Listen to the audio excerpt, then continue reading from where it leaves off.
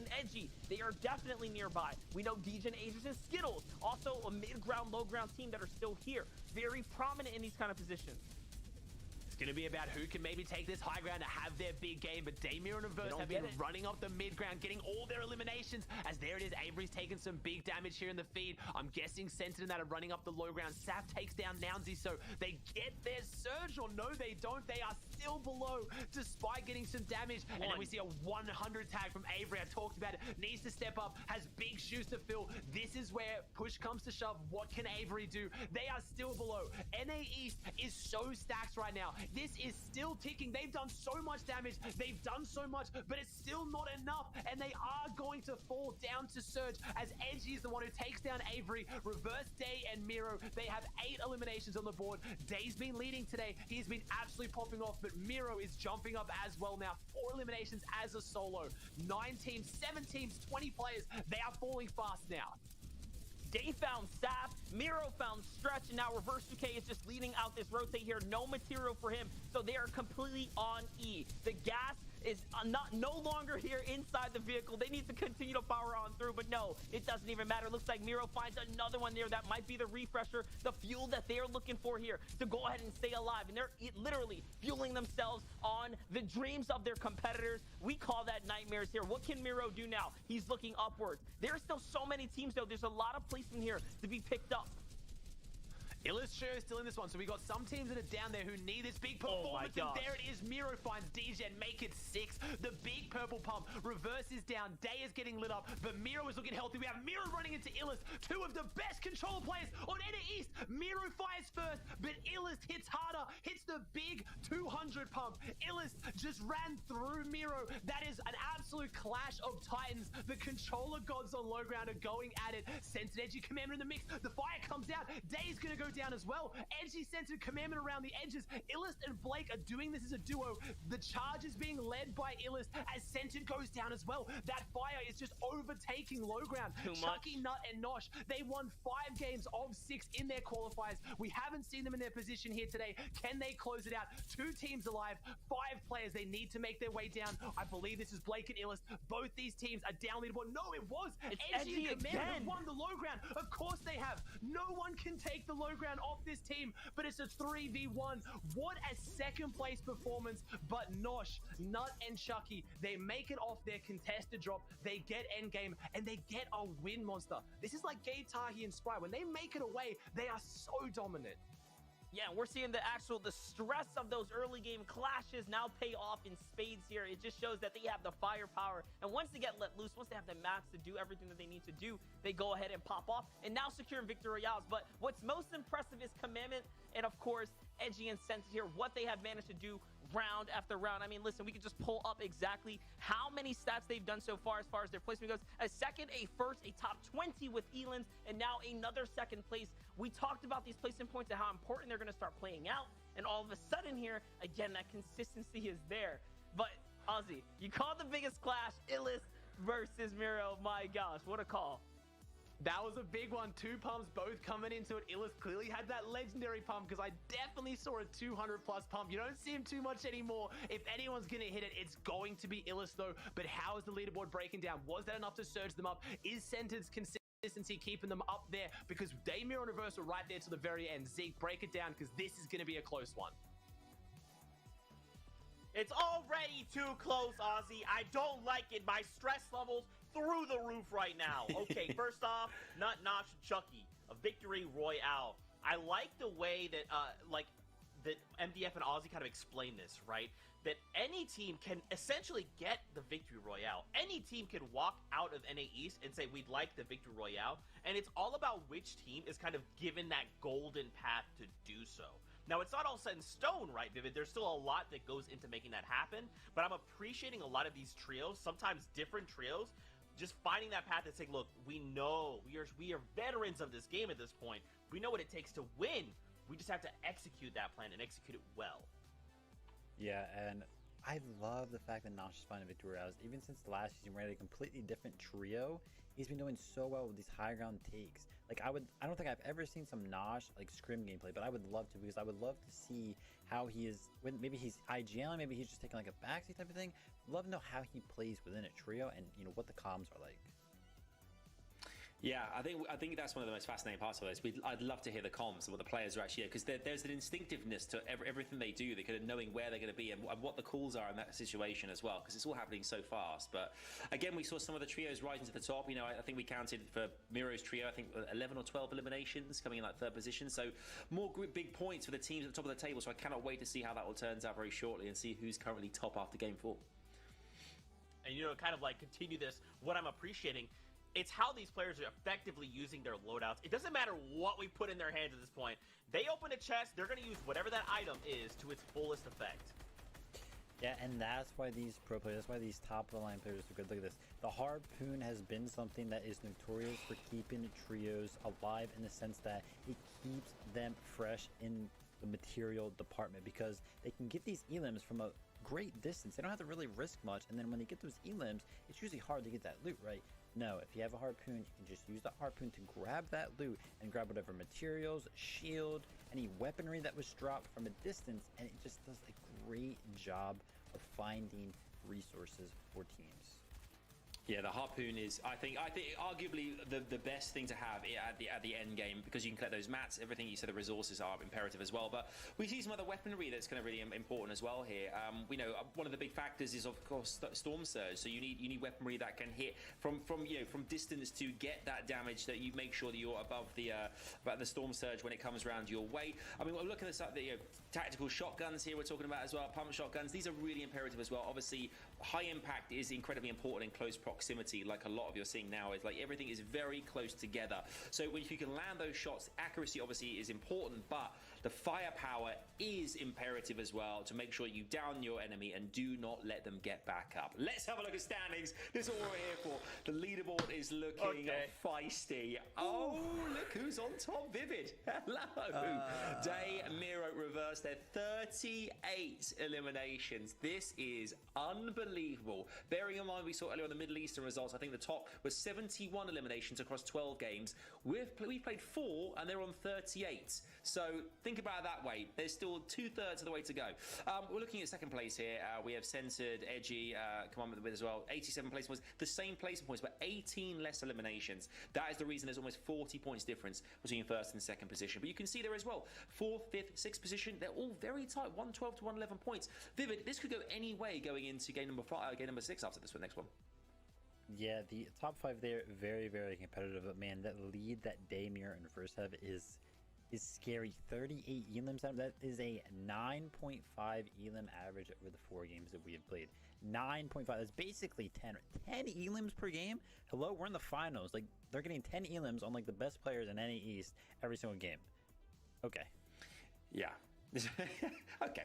I mean, we can see here as well that that we've got like big players, big teams. We haven't actually been celebrating as much as others, simply because the end game has been dominated by a certain 3 or 4. We can see here we got Teo, Chimp, and Tapton. We talked about Aspects, Trio, and Whofish. We don't really talked about at all, because they haven't managed to really get into that final few teams to kind of see if they can give themselves a chance to actually take the victory royale. So hopefully we're going to start to see that happen going into game 5 and onwards as well, that these teams can get back up, because there's only 12 games. It's finite here. They really need to make an impact going into day 2 tomorrow. Absolutely. Just ensuring that, like, whatever happens, if you could just slow another trio down and just kind of cut them off from accruing more points, that's just going to, like, slow down their progress trying to attack leaderboards, right? Like, for all we know in this game, and I'm not saying this is going to happen, Caster Curse, it's not going to happen, okay? But if something did happen, like Miro's trio falling early, like, that's another way that everyone else can try to catch up, right? There's so many, like, little things that are going into making all of this happen, all of these Titans going head to head. So keep a lookout for it, fam. Watch that elimination feed and follow along with Monster Deface and Aussie Antics, because you know what time it is. It's time for game number 5 of the Fortnite Champions Series from NA East. Let's get back into all the action.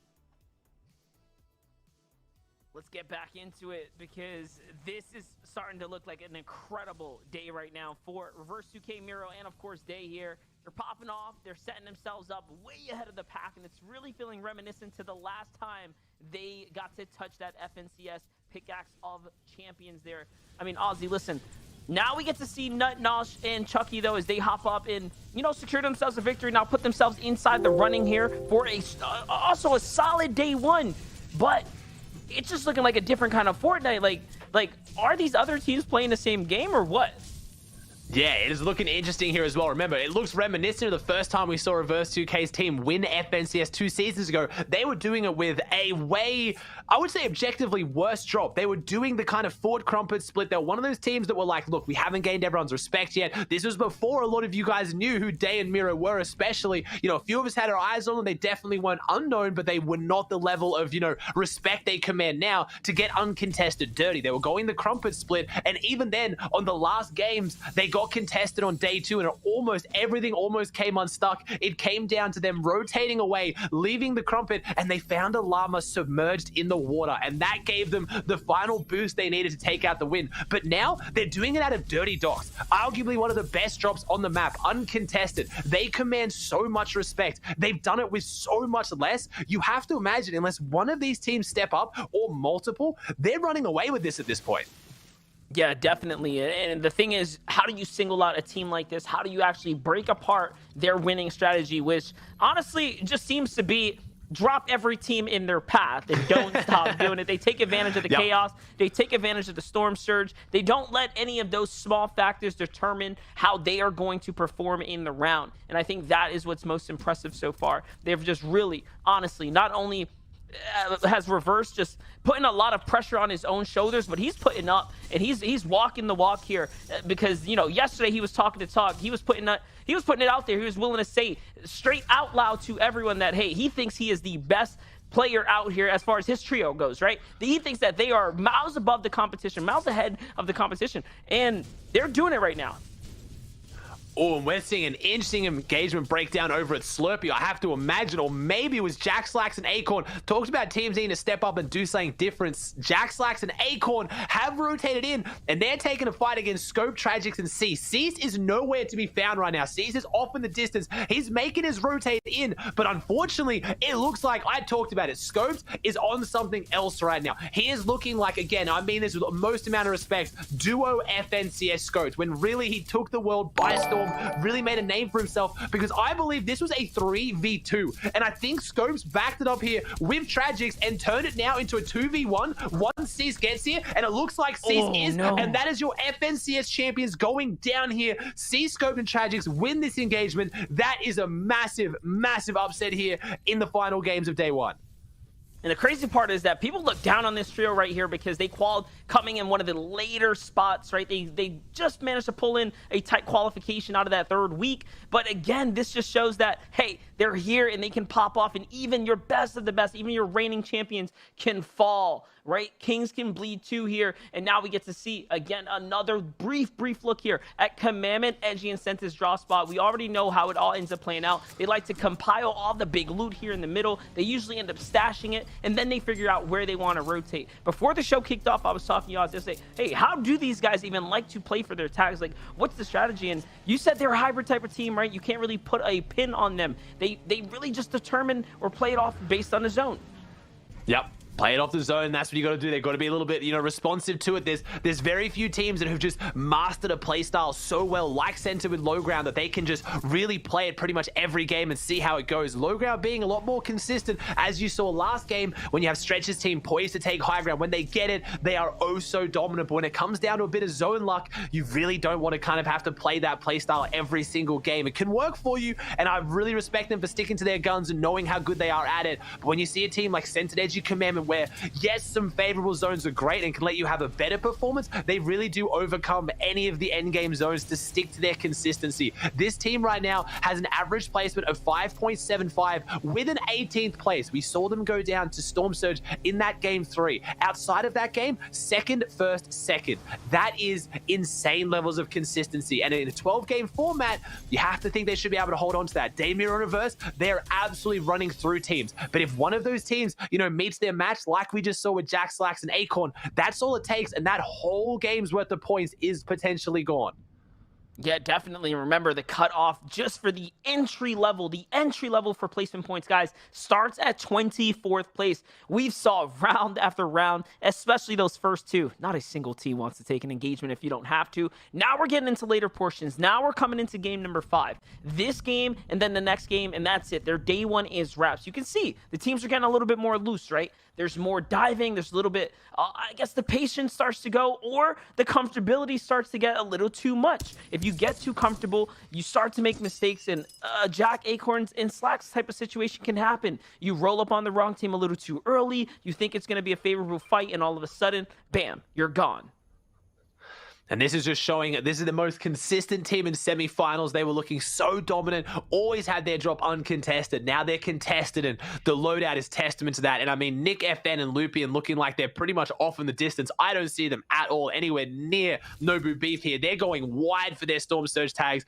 My man's running 5 bandages and 1 mini. This is just not the spot you want to be in, but they want to stay their drop. They want to prove to teams for future FNCSs that they're not leaving. And again, remember, this is multiple FNCSs back to back with the change from Fortnite, from competitive Fortnite, going to one game mode for pretty much entire years. We still have multiple trio FNCSs to go. You need to mark your statement on this. There is at least one more to go later in this year, and that could be their chance. And I respect them playing the game out to the best of their ability with what loot they have, because it is not a lot.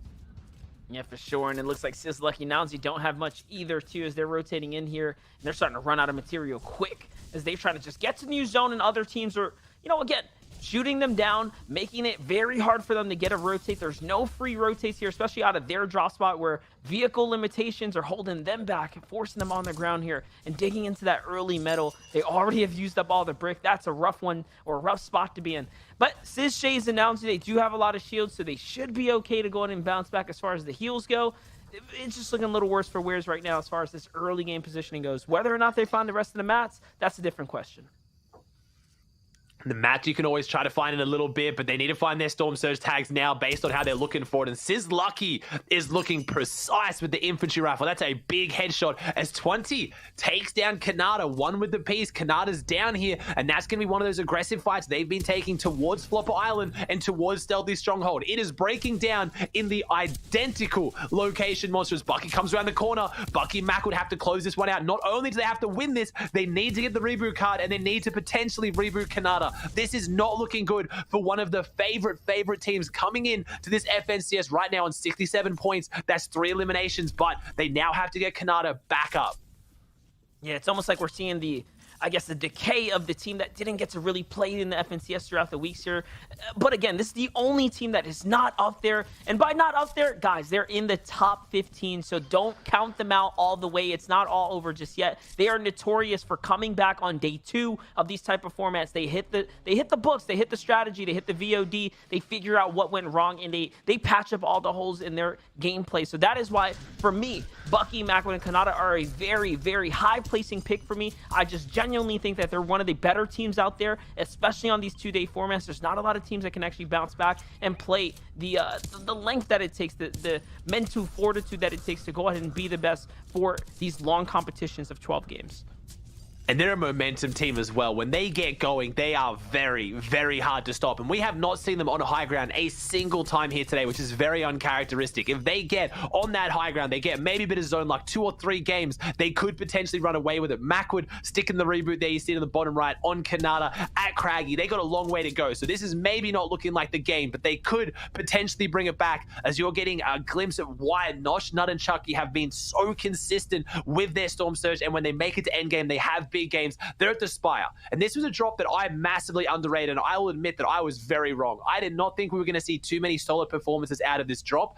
To kind of, you know, touch on that as well, they are getting a lot of the loot around the Spire, but I just underestimated how strong the Spire was. This spot of just absolute high ground for your Storm Surge tags is, hold up, first place is in a fight. I said this already. This is a playstyle that's working for them, but all it takes is for a team to meet their match, and this is currently Felix and Sparebow and Pose trying to take a fight against first place. All it's going to take is a reverse day and mirror to potentially lose this fight, and the leaderboard is back up for grabs. Yeah, definitely. And Felix, Pose, and Sparebow are a patient team. This is a team that is very smart, not one to make big mistakes here. We talk about these up-and-coming types of players that have just again drilled this type of practice over and over. This is absolutely one of them. You can see for Miro, Reverse 2K, and Day, they figure that out. They read the situation well. They realize, okay, these guys switch over to hard mats. They're turtled down. They're not panicking under the pressure right now.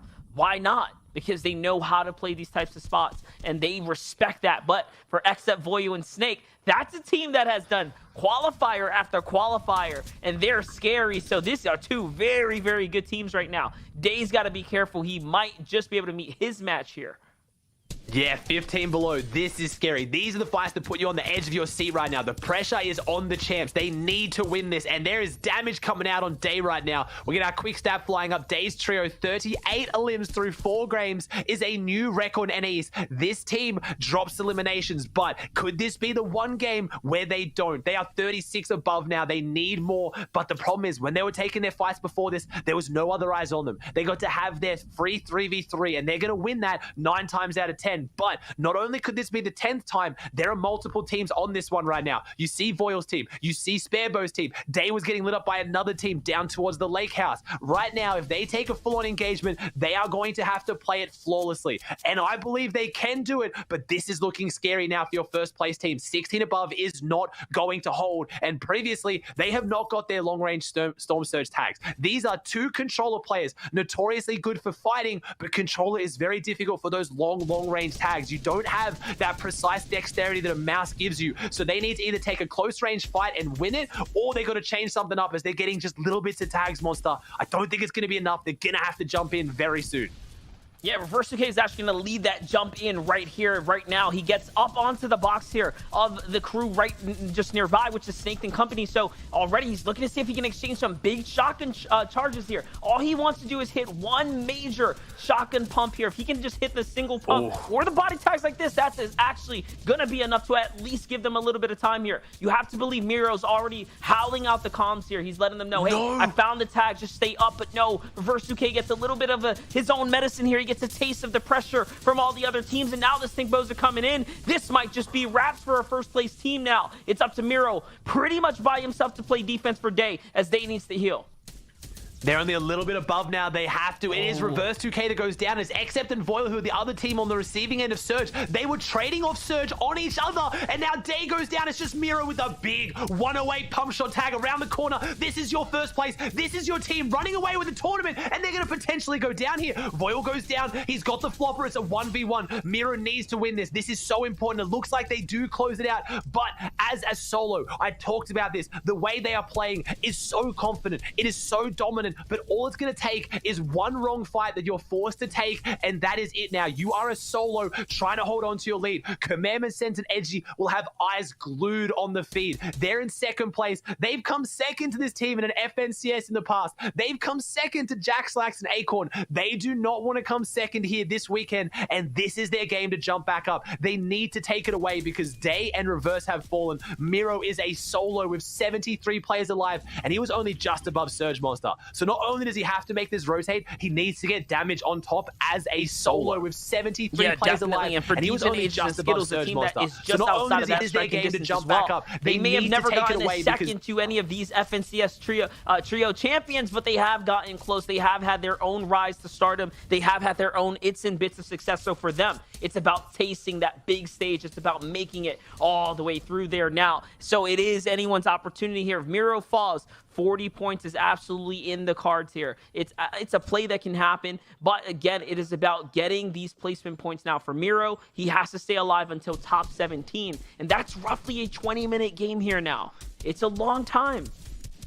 It's a long slog here, and Scented has that legendary assault rifle. The big beams downwind, only has the green pump, but right now with that assault rifle in the hands of Scented, that is big, big damage. This is one of our triple mouse and keyboard teams. We kind of compare that to our double controller and Reverse 2K on the mouse and keyboard at first right now, and they do have different play styles. Right now, it is in a very, very fantastically balanced state, but the long-range tags definitely go to the way of mouse and keyboard, and that's what this team has. That's why uncontested, they have only struggled for Surge one game so far today, as Cease Tragics are making a pretty uncharacteristic rotate. They've ended up really far away from their original drop of Flush and Hydro Dam after taking down Jaxlax and Acorn. So we're potentially going to see both our ex-FNCS champions, Miro's team and Jack's team, fall here unless Miro can do something miraculous. If anyone can, it genuinely is Miro. He is one of the best solo clutches I think I've ever seen, not just now, but ever. The way his team plays is quite often the end game. They have to do it as a solo when one of them falls, but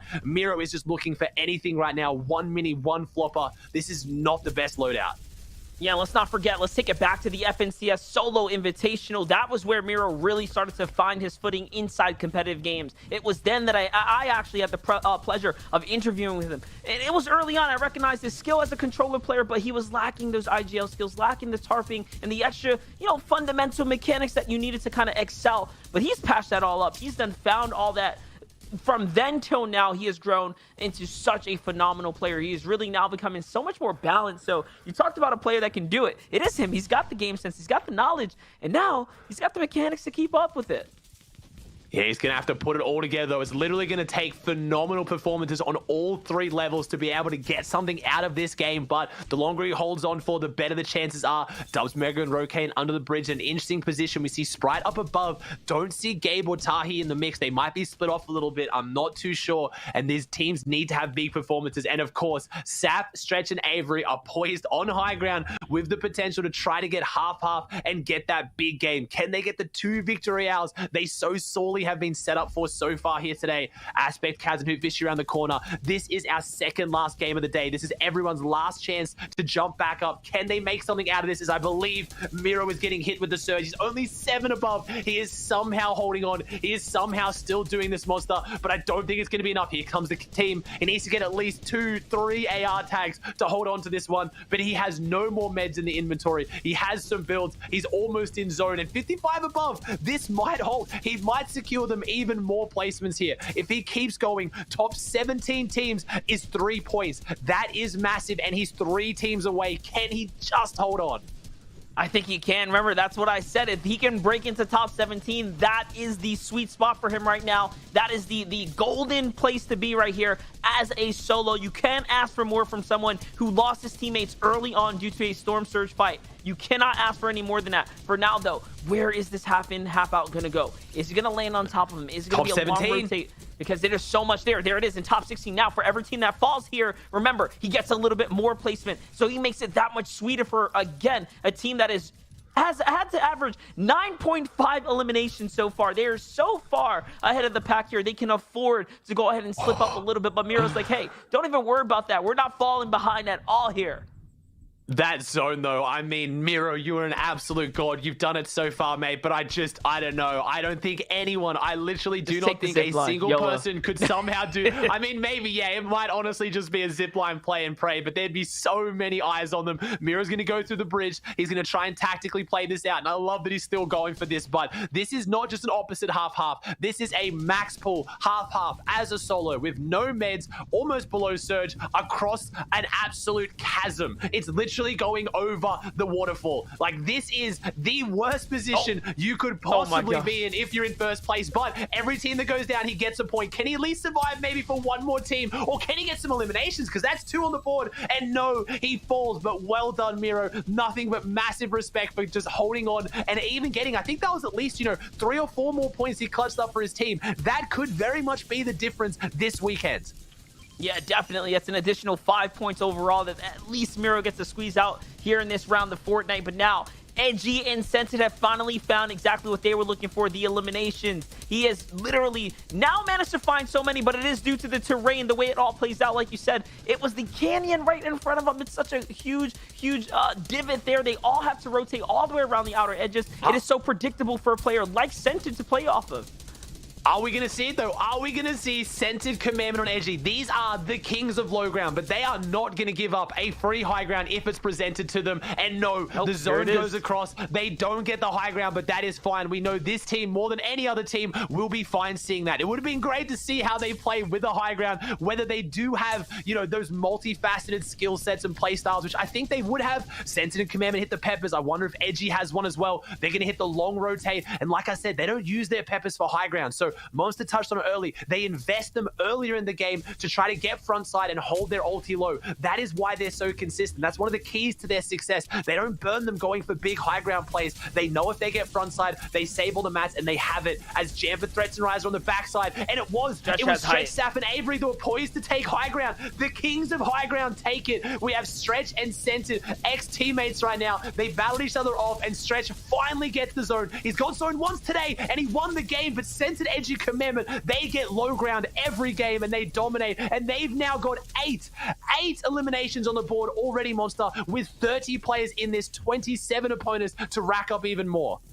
This is such a contest between Scented, Commandment, and Edgy, and of course, Stretch, Sap, and Avery, and what they can do. Two teams that have just such stark difference in play styles, right? A high ground team, a low ground team, all of a sudden both equally handed exactly what they are looking for. The fact that Scented, Commandment, and Edgy had to give up high ground, it didn't matter because they had so much material up until that point anyways. And now look, they have the firepower to back it up. So for now, the spotlight is on Scented and company, who are having the biggest game of their day so far. These 8 eliminations are massive. It's more points than arguably probably their first game victory royale, because they're still racking up even more now. So it's equal to that round there too. What can they do now as they are starting to approach the final instances of this game? We might just see a clean 3-on-3.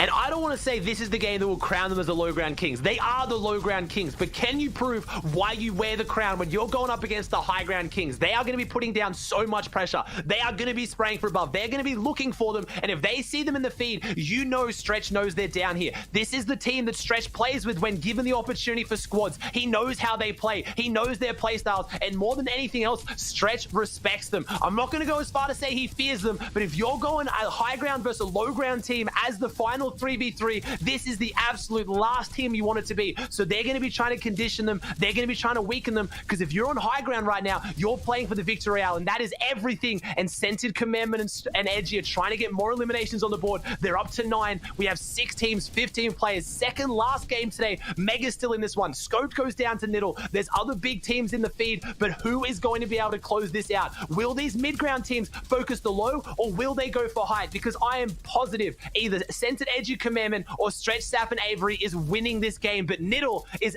absolutely lighting up the feed. Yeah, and you know what? Those mid-ground teams are the ones that are going to be the deciding factor. It's here and now. Where they decide to go will determine how much loot high ground has, and they're actually pressuring high ground. With the support of Niddle for a little bit there, Stretch gets tagged up a few times, and now Niddle looks again to high ground. Just these little tags, these little interactions are going to be the difference. This is a free 50 pot. If they don't take any damage here, can they get it? And no. Instead, Edgy gets punished here. That might be the deciding difference. Scented goes down 2, and now it's a 2v3 situation. We don't get to see the Cinderella 3-on-3 that we were looking for, but at least they get another second place now, minimal here, coming into this last round. Aussie, it is all but said and done, right? 3-on-2. Can Commandment pull off one of those ridiculous clutch plays? We've seen them hit so many shots in the past like this. Look at this. They're setting up for the heals. They're not risking anything right now.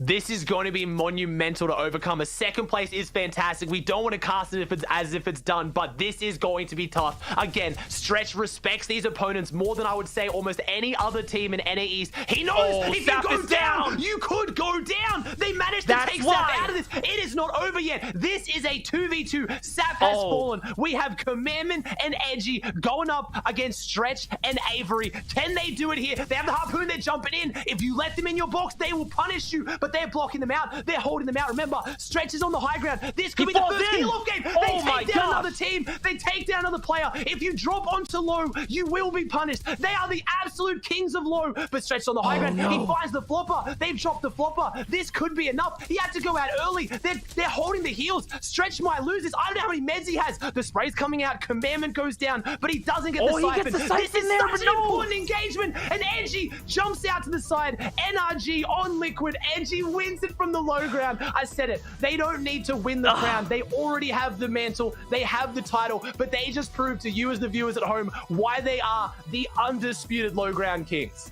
With 13 eliminations too, so in big fashion, better than any other game they've had so far. They just best that performance and put a cherry on top of it. And again, don't forget, first place went down. Reverse who came here on day out of the competition. They lose out. They only earned 5 points that game. So that now equals out a monster jump up. They might actually be in first place now off of the backs of Edgy's final clutch there too. So that was a big game. That was the clutch that we're looking for, and this is why NA East never fails to disappoint. We're going to toss it over to the desk, though. We got to share this excitement with Zeke, Vivid, and Adam here. Tell me what you got, guys.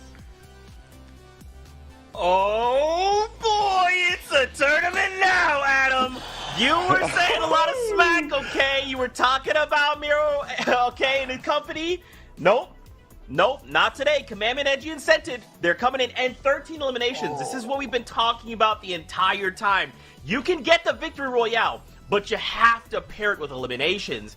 This is so huge going into the last game. Now, don't forget, we've got another 6 tomorrow, but this will absolutely set the stage and set the tone going into tomorrow's games. And really quickly, might I add, Mega Dubs, Rocane, there it is, I got it, Smack, Middle, and Casker. Both of these trios did place top 5. So once again, it doesn't always have to equate to victory royales and eliminations. It's all about that consistency factor, Vivid. Oh man, consistency indeed. The low ground of victory royale, the clutch, the 2v3 situation, Saf dropping down, maybe a little bit premature there, and Edgy and Commandment absolutely run with that window that he ended up giving them. Ended up in a 2v2 situation, and he just played with the Harpoon so well, kept forcing that guy down, and eventually found the Elam in here. And then it was a 2v1 where luckily Commandment and Edgy found a flopper to go ahead and win that heal off, and then Edgy jumping around with a nice low ground shot onto stretch to end it off there. Beautiful, beautiful clutch.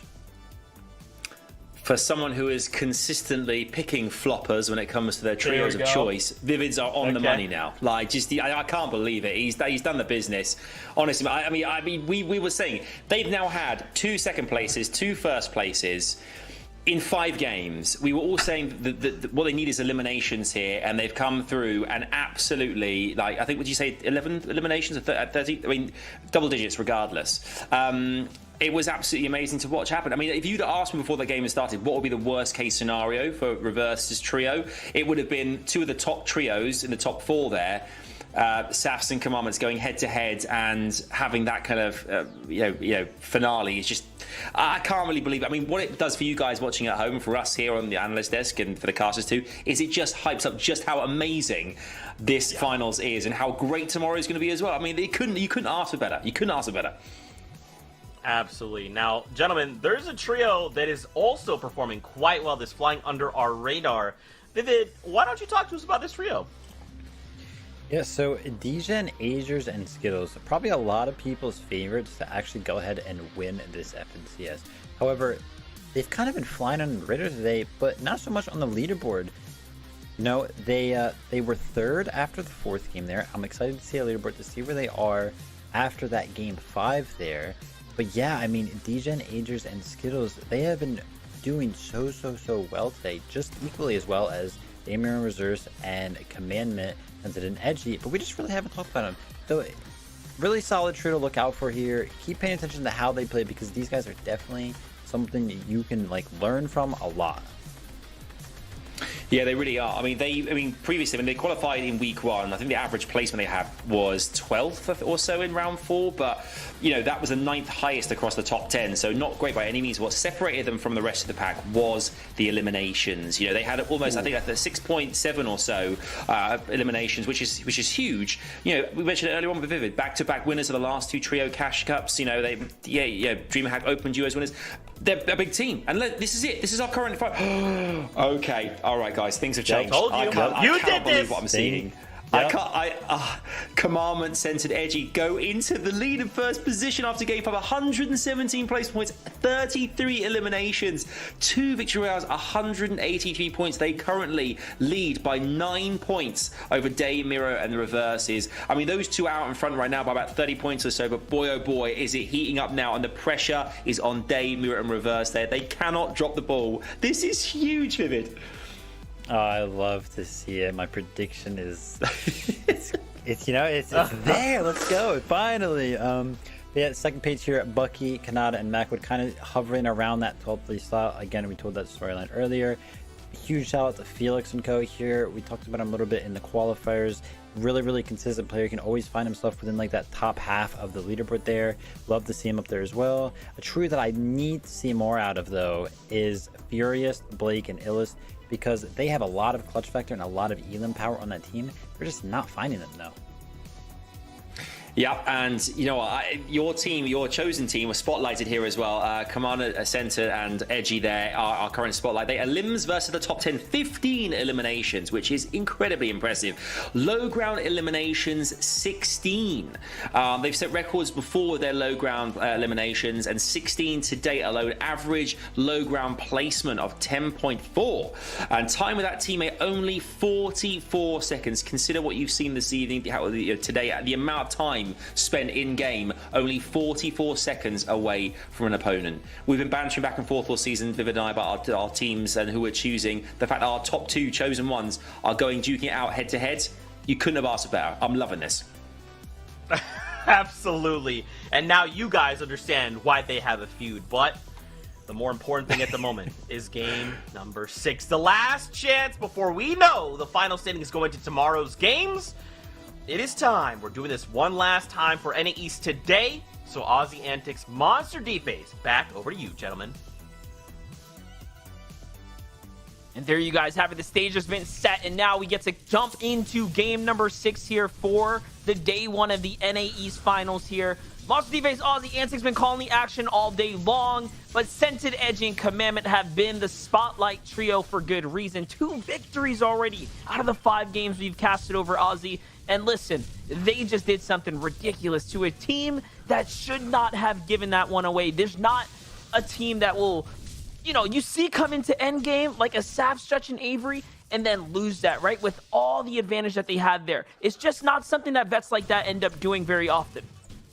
And I've got to say it as well, it is down to Centered, Edgy, Command. We like to focus on the positives here on the highlight. We like to focus on the wins, and I don't want to take that away. Stretch, Sap, and Avery, they had everything right. They played it well right to the very end. Stretch went back for the heal off, and it came down to just how good Centered, Edgy, Commandment are. We use this term a lot. I throw it around a lot. They are just different. They are on another level. Their consistency right now is ridiculous. They went down to Surge a single game in 18th place. Other than that, they have a second, first.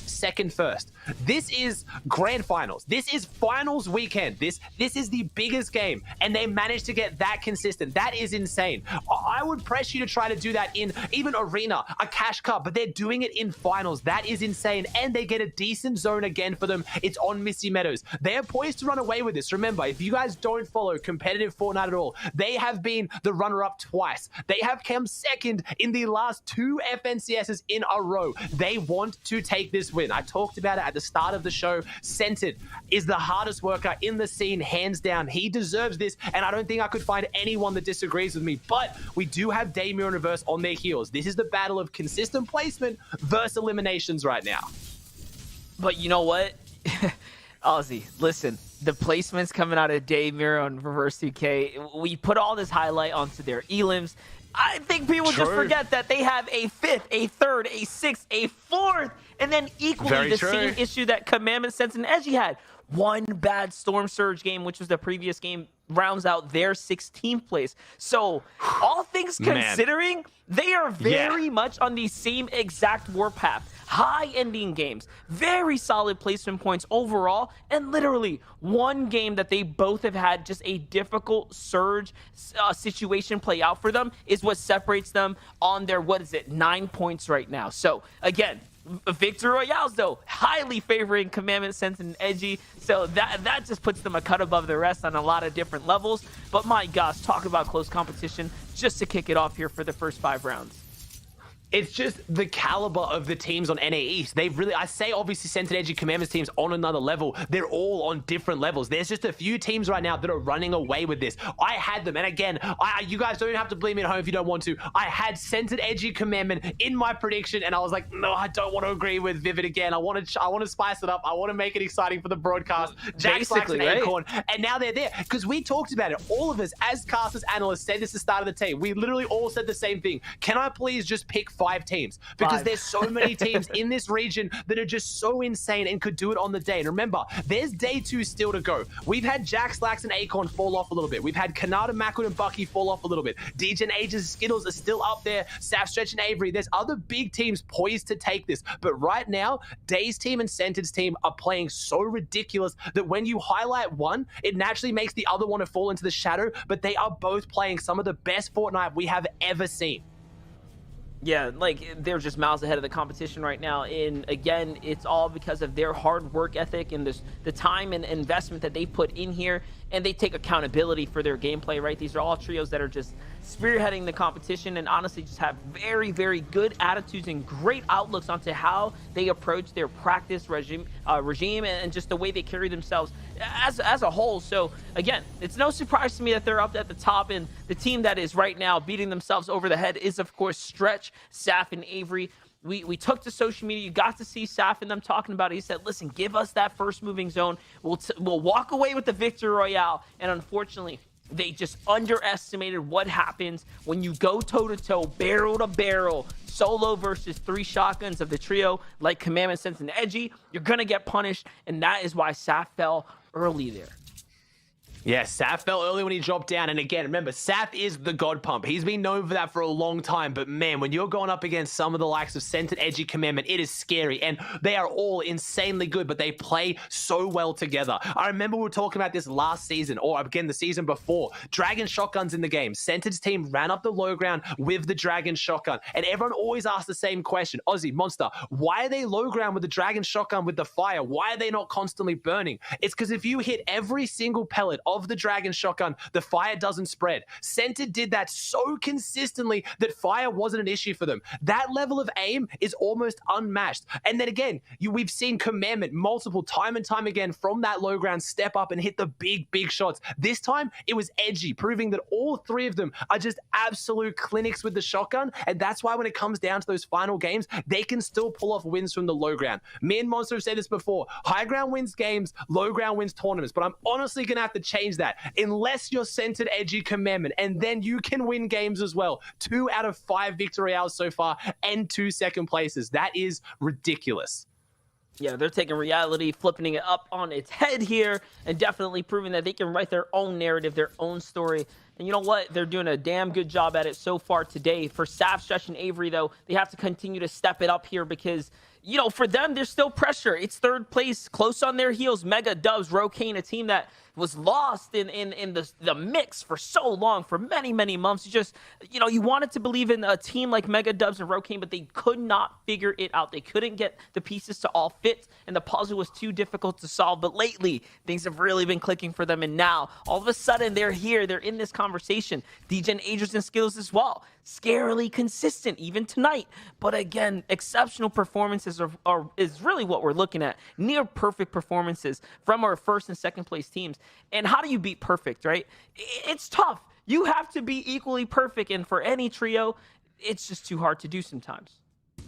And we also got to kind of spark up that conversation. A lot of people in the community, you know, questioning the new format changes where top 3 from last finals go straight through into this finals. Oh, I want to practice, I want to play the weeks. Centered, Edgy, Commandment have not played a single game of FNCS until now, and they have come out with, as Monster said perfectly, pure perfection. Daymir and Reverse, they qualified in week 2. So they got to play week 1, and then they won it in week 2, and that's why they're here as well. They came top 3. So both those teams losing out on almost all FNCS this season, or at least half of it, and still showing up with huge performances. The preparation is done, the work is there, and that's why this new format is so exciting. You're rewarded for previous season's performances. It doesn't mean you can't show up big next season. Same thing as well. Look over at EU right now. We have Hen, Janice, and Chapix in 2nd place by 1 point. They came 1st in last finals. They made it straight through as well. These teams are on another level, and they're being rewarded for that, and they're showing why.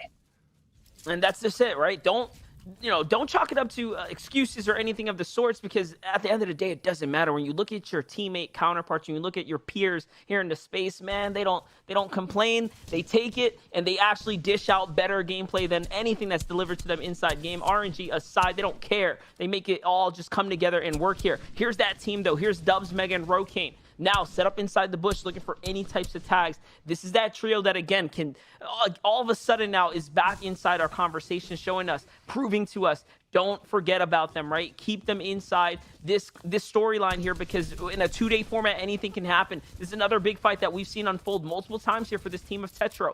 They have been clashed on this mountain by different trios round after round. At one point, it was Reverse 2K and company. Now it's Dubs and Mega. There's no easy picks here. We have lost one player. Sorry, now two. Whoa, calm down. NAE, slow it down. You're getting way too aggressive here. We now have 97 players alive. Like, whoa, guys, come on. This is FNCS. It's not Arena. You guys need to, like, what is this region? It's game 6. Like, I know there's 12 games. I know you've got time to bring it back, but NA East, you've got to start putting your foot on the gas a little bit. Some of these players need to start taking engagements. They need to get active. They need to start fighting, because we've lost 3 players and second zone is coming in. There's the surge warning. We're going to have to lose 24 players within the next minute 45. Otherwise, it's going to start ticking, and there's no way that happens. NA East is playing as, like you said, Monster, old NA East did best. Real safe, real placement warriors, but they need to start getting active if they want to jump up. There's a reason why Reverse 2K Damir are up there. They're taking those mid-game fights, and they're winning them. And it's really ironic to me, because the practice scene is truly slowing down this season with Zate's departure. But all of a sudden, it's like less practice equals more. Whoa, what's the strat here? I got to take my time, because you don't get to get those repetitions, those repeat performances, and all of a sudden the comfort. And I think we're seeing the result of the lack of practice in some degree, right? So in some form, it's all coming full circle here. We're actually, if anything, seeing a different type of playstyle, because I think players are a little bit more hesitant. You don't really know what the other crew has got up inside their sleeves, what kind of plays they're going to pull out, what kind of pit stops are going to hit here on the road now as they're starting to clash. And now for Miro and company, it seems like they're getting into another fight that's not looking too hot for them. Have we seen everything start to unfold for them? I think it's also just a kind of addition of the unknown. They don't really know who the teams are around them. They don't know how they rotate. They don't know how they fight or where they move. Where, yeah, when we obviously go back before previous seasons, it has been day after day, hours after hours, grinded in the scrims. They know who's near them. They know where they're going. They know how they move, how they fight. They just don't have that. So you kind of got to be a little bit, more careful as well. I wouldn't say they're playing scared. They're just trying to play safer to feel it out. But when you have the confidence of Day, Miro, and Reverse, and I mean, if you've ever watched Day stream or play a tournament, even Miro as well, and now Reverse with that recent kind of, calling out of other players, they don't care who it is. They know they're better, and they will back it up when it comes down to it. But they are 115 below, and we're potentially seeing the same thing that happened last game. They're running into multiple teams. This is not a 3v3. There's multiple teams here, and they could potentially be going down to Surge again. Censored Edgy Commandment could potentially be running away with this unless Miro and Reverse can bring this back. Well, that first game, they were also down a member 2 coming into the same side of the game here, and they did manage to pick it up and pull it off. So don't count them out just yet. Anything can still happen here, as there are still so many trios looking to collapse on top of one another. Reverse 2K peeking out the side here. He doesn't even want to get into the box fight if he doesn't have to, but Miro decides, hey, brother, we got to do this here, and down he goes inside of the box. He's already looking for the shots here. It's the elite trio on the other side of the wall, and still, any big exchange here, one huge opening, and all of a sudden their game is all over. But the surge is already active. One player has to go down, and it seems like he's done just enough here, just enough to go ahead and sneak by. And now Miro's hoping that he can pick up this reboot card, bounce back in this game, and maybe, just maybe, make another end game. And we actually saw this last FNCS from EU. We had Rezon, Vidil, and Noah Riley, 3 of the scariest players in the world. And they've built up such a reputation for how aggressive they are and how they push teams around their drop at the time of Sweaty that no one was landing near them. No one landed on them, and they couldn't find their Storm Surge. We're seeing a similar story here. Damir and Reverse have been running through this lobby today. They have so many eliminations. We saw the stat come in. They set a record for most amount of eliminations in the first 4 games. The other teams are aware of that. They're avoiding that, and now they're struggling to find their surge. Their playstyle is going against them. Censored Edgy Commandment changing things up a little bit here. They're going a little bit more center. They've rotated towards the east side. We haven't really seen many east zones here today, so I want to see how this plays out for Commandment, Censored, and Edgy. Probably the weakest loadout so far we've seen if we're looking at just Commandment here, but they're set up for success, and with Reverse 2K's team wounded, they could run away with this.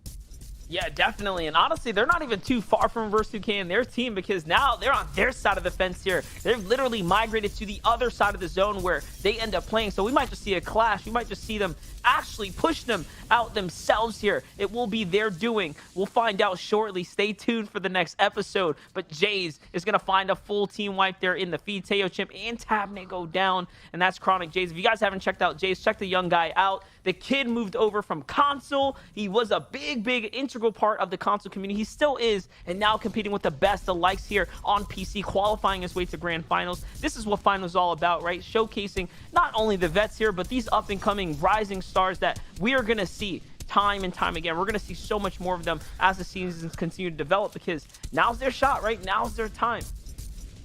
And the irony of you saying that as Aspect, one of the ultimate vets, takes on Sprite, one of the big new names on the block. That's what it's all about here in finals. Knifer takes down Scoped, smacked on a Tragics. The big names are going down. This is the final game. This is the mental battle. Who has the mental fortitude to keep pushing through? You've played 5 games before today. It's the 6th of 12. You need a big statement going into tomorrow. You need to build up the confidence. But if your confidence is shot, if you've had a rough day, you need to put that behind you and focus up for one final game. This one will be all wrapped up in about 10 minutes, and this is arguably one of the most important. You need to come into tomorrow hot. You need to make a statement, as Dubs, Mega, and Rokane have been playing good. 151 points. They are playing very well. They need a little bit more. They need a final massive game 6 as this zone pulls towards them, and that Saf that goes down. So that's our 3rd place team dropping off the pace just a little bit here, and Dubs, Mega, Rokane are looking to jump on them. I mean, that is 2 absolute veterans running into each other there.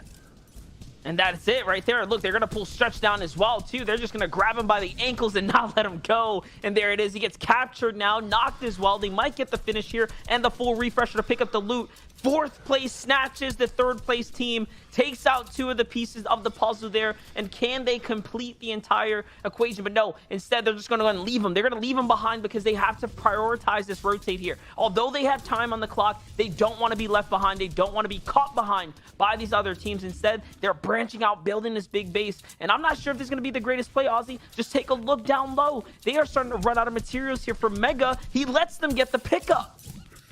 Yeah, the material scares me a little bit here, and getting the pickup there was a bit of an interesting one. They do have, I was going to say they have the harpoon, but Dubs takes it. He gets the bow headshot taken off there. Jack takes a big shot back. This is Jack, Slacks, and Acorn. They're a team. They smell blood in the water. They are pushing forward. Dubs gets the pickup. They are making them pay. You do not let someone like this into your box after they get the knock, and this is not going to go well. Monster, you called it there, showing the experience there on the cast. That was an interesting play. It could have worked out well for them, but it definitely does not. And this is a big game here for Jack, Slacks, and Acorn, our ex-FNCS champs. They dropped off the pace. They're down in 9th. They need one big game. If they're inside the top 5 going into tomorrow, there is a very good chance they can bring it back. They need to have that huge game 6 statement, because Commandment Centered Edgy, they're up. They're looking healthy. Last time we tuned in, Miro and Reverse were trying to clutch it up for Day, who went down. The teams are still here to play, and you need to have that much bigger of a game to catch up, and this is how you do it. Get in. These are the fights I've been asking to see from this team. They made a name for themselves on early aggressive fights. They've fallen off that a little bit here today, and with the 1200 Storm Surge above on the board, it looks like they found their footing again. Yeah, most impressively is the 2 Elims, because they need these points here to catch up now. Jack, Slacks, and Acorn, your reigning FNCS champions, coming into this as one of the hottest teams. You know, Cash Cup after Cash Cup 2, let's not forget, they have been on a tear. This is honestly, if anything, uncharacteristic for them to be so low. And by low, I mean top 10, ladies and gentlemen. They are still playing out of their minds, quite literally. And now jumping into Dubs and Mega, they're not going to find anything, but it's enough to push them back. And they're just trying to fight for the refresher here. They might just find another one there, and there it is. It is Dubs. Dubs ends up swinging back around. The full finish, this shakedown 2. Jack says, get him out of here. We don't even need that. We know he's going to come on through, and he was right. The call was correct. Jack's instincts was enough. He realized, hey, the zone's coming. We got to go, guys. Oh, and Miro goes down here. It's just Reverse trying to solo clutch now. This is your 2nd place team. Remember, 3rd is out. 4th is out. We have seen Saf and Mega's team 4th. If Reverse goes down here, that is 2nd, 3rd, and 4th out of this game. Centered Edgy Commandment could run away with it, but Reverse, he put a target on his back, and now everyone in the lobby is looking for him. He is a solo on 64 health with no shield. If he can somehow make this rotate, he's in it with a chance. There's the vehicle. He chooses not to use it, but this would be a big big change of Game 6 right now. Scented Edgy Commandment are by far in the healthiest position, and this is huge for other teams like DGen, Ages, Skittles, like Jack, Slacks, and Acorn that are looking to jump up on the teams around them as Scented gets an elimination onto Nut. Reverse is making this rotate. He has made it in, but he's down to only Wood Monster. He has 13 wood builds left. That's the soft mats. Oh, and Scented is down. Scented is down here. Commandment and Edgy are over the top of him, trying to hold this off. This is massive. Jamper, Threats, and Rise, they're opening this one up. It's just Commandment. Second is a solo. First is a solo. Third is down. Fourth is down. Game 6, NA East. Everything is changing here. And now for every team that falls here, these solo players are literally stealing away points here. They're playing with house money now. There's nothing but risky bets here on the table for all these players involved. For Commandment, though, it's a little bit better than Reverse's situation. He has the heals here. He has the shield. And Commandment is one of the most clutch shotgun shots. He has one of the most clutch shotgun shots this scene has ever seen. Let's watch him play it out now as he is deciding where exactly it is that he wants to go. Reverse 2K is going to find Sizz Lucky in the feed, though. He's not done, and that pushes him up to another placement point there, too. Who's this on the other side of the wall? Commandment doesn't care. He's got to get the move on here. Ozzy, we're watching two teams go head-to-head right now for who's going to walk away with this first-place spot, who's going to be able to hold it on. My bets are on Commandment right now for easy pickings and easy reasons right now because he has the advantage. But is it going to be enough here? But depending on how this goes, if 3 players don't go down in the next 21 seconds, he is below the surge. 2 players go down. I think it might happen. Smacks in the feed, Ages in the feed. The big teams that need to have big jump ups are still going, but Commandment and Reverse 2K are still surging forward. I believe Reverse is somehow still alive in this one. Can Commandment show you what Monster just perfectly coined? He has some of the most clinical shotgun aim. Can he put it to use, or is he going to go down to all the different pressure he has on him? He's going to play the medkit. This is a very smart play. He'll stay in Storm, play the medkit, and then let players rotate in ahead of him. I believe he's gotten this off. Commandment does not miss these. Reverse goes down, so Commandment has outplaced Reverse. That means I believe they're holding on to their first place. There are only 1 elimination difference. Commandment goes down. That is going to leave the leaderboard so close. We have 9 teams alive, but first, second, third, and fourth are out, and 5th is on high ground. Can Ages, Skittles, and DGen have a huge surge forward going into day 2, as well as Jack, Acorn, and Slacks down below? And I also saw Macwood there too, or Bucky still in the feed as well. So finally, they make an endgame as well. All of a sudden, the other veterans, the other people that we were painting into this storyline as teams to walk away with this are starting to show up. And it's not too late because this is only the last game of day 1, and there is more ahead of us tomorrow. So continue to watch these teams pop off here. As again, for DGen, Ages, and Skittles, they were in 5th place. They're the last other highest placing team that can actually do something big with this position they've been granted. Macwood coming in behind Kanata, though. They're still working together here. Illis is pinched between the two. Can Macwood hit the shots? We'll find out here. As no, Macwood loses the exchange, and of course, Illis is just that good, but Kanata follows up with an even bigger one. And now Kanata secures them to a top 3 here. Goku a solo, Kanata a solo, and then your high ground team, Agers, DGens, and Skittles in the running right now for the Victory Royale. Can Kanata survive this? Can he try to get around the outside? Kanata's looking like he might find Goku. There it is. He gets the 2nd place. It would be monumental effort to take out the Victory Royale here. And no, Ages, DGen, Skittles, they descend onto Kanata. They get the 9 elimination Victory Royale. They were your 5th place team, and 1st through the 4th fell very, very early. That is a huge surge up for them, showing that no matter how far anyone is ahead in NA East, we were just talking about at the start of that round, it is so close. There are so many big teams. Any of them, if they make it to endgame, can get the Victory Royale, and this leaderboard is definitely not over. But what a day 1 Monster. I mean, it literally had everything we've talked about in the weeks coming up to this. Yeah, and every single team that we expected to make it there has done just that as well, and a little bit more. Honestly, records being broken here for FNCS final stage. You couldn't ask for anything better. NA East, you guys have not failed to disappoint. You know, y'all just make the job so easy with how good you all have been. And honestly, even for DGen, Ages, and Skittles there, congrats on taking the last victory of the day. That's going to conclude just day 1 here. For Monster D-Face and Aussie Antics, we thank you guys for tuning in. But there's more action in front of us. There's more content here to be held. So let's toss it over to the desk now. My goodness. A fantastic close to NAE. 6 games complete right then and there. I mean, look, Vivid, it's crazy. You were like, hey, you know, after game 5, you know who we should talk about? I don't know. Sounds like the trio that just won this last game. Degen, Agers, Skittles. I don't know. And I was like, I trust you, Vivid. You're a smart kid. I trust you. Boom. They said, Vivid, you've given us the moment. We must win now, here in the last game. Yeah, a bit of a caster gift from myself there. You guys are welcome. Agers, Degen, Skittles.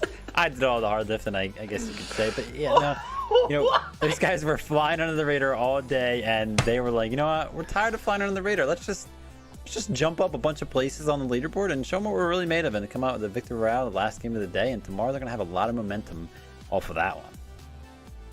Oh yeah. I mean the top 5 teams we saw there as well. We saw it was so close between Commandment going solo. I think it was Miro solo as well.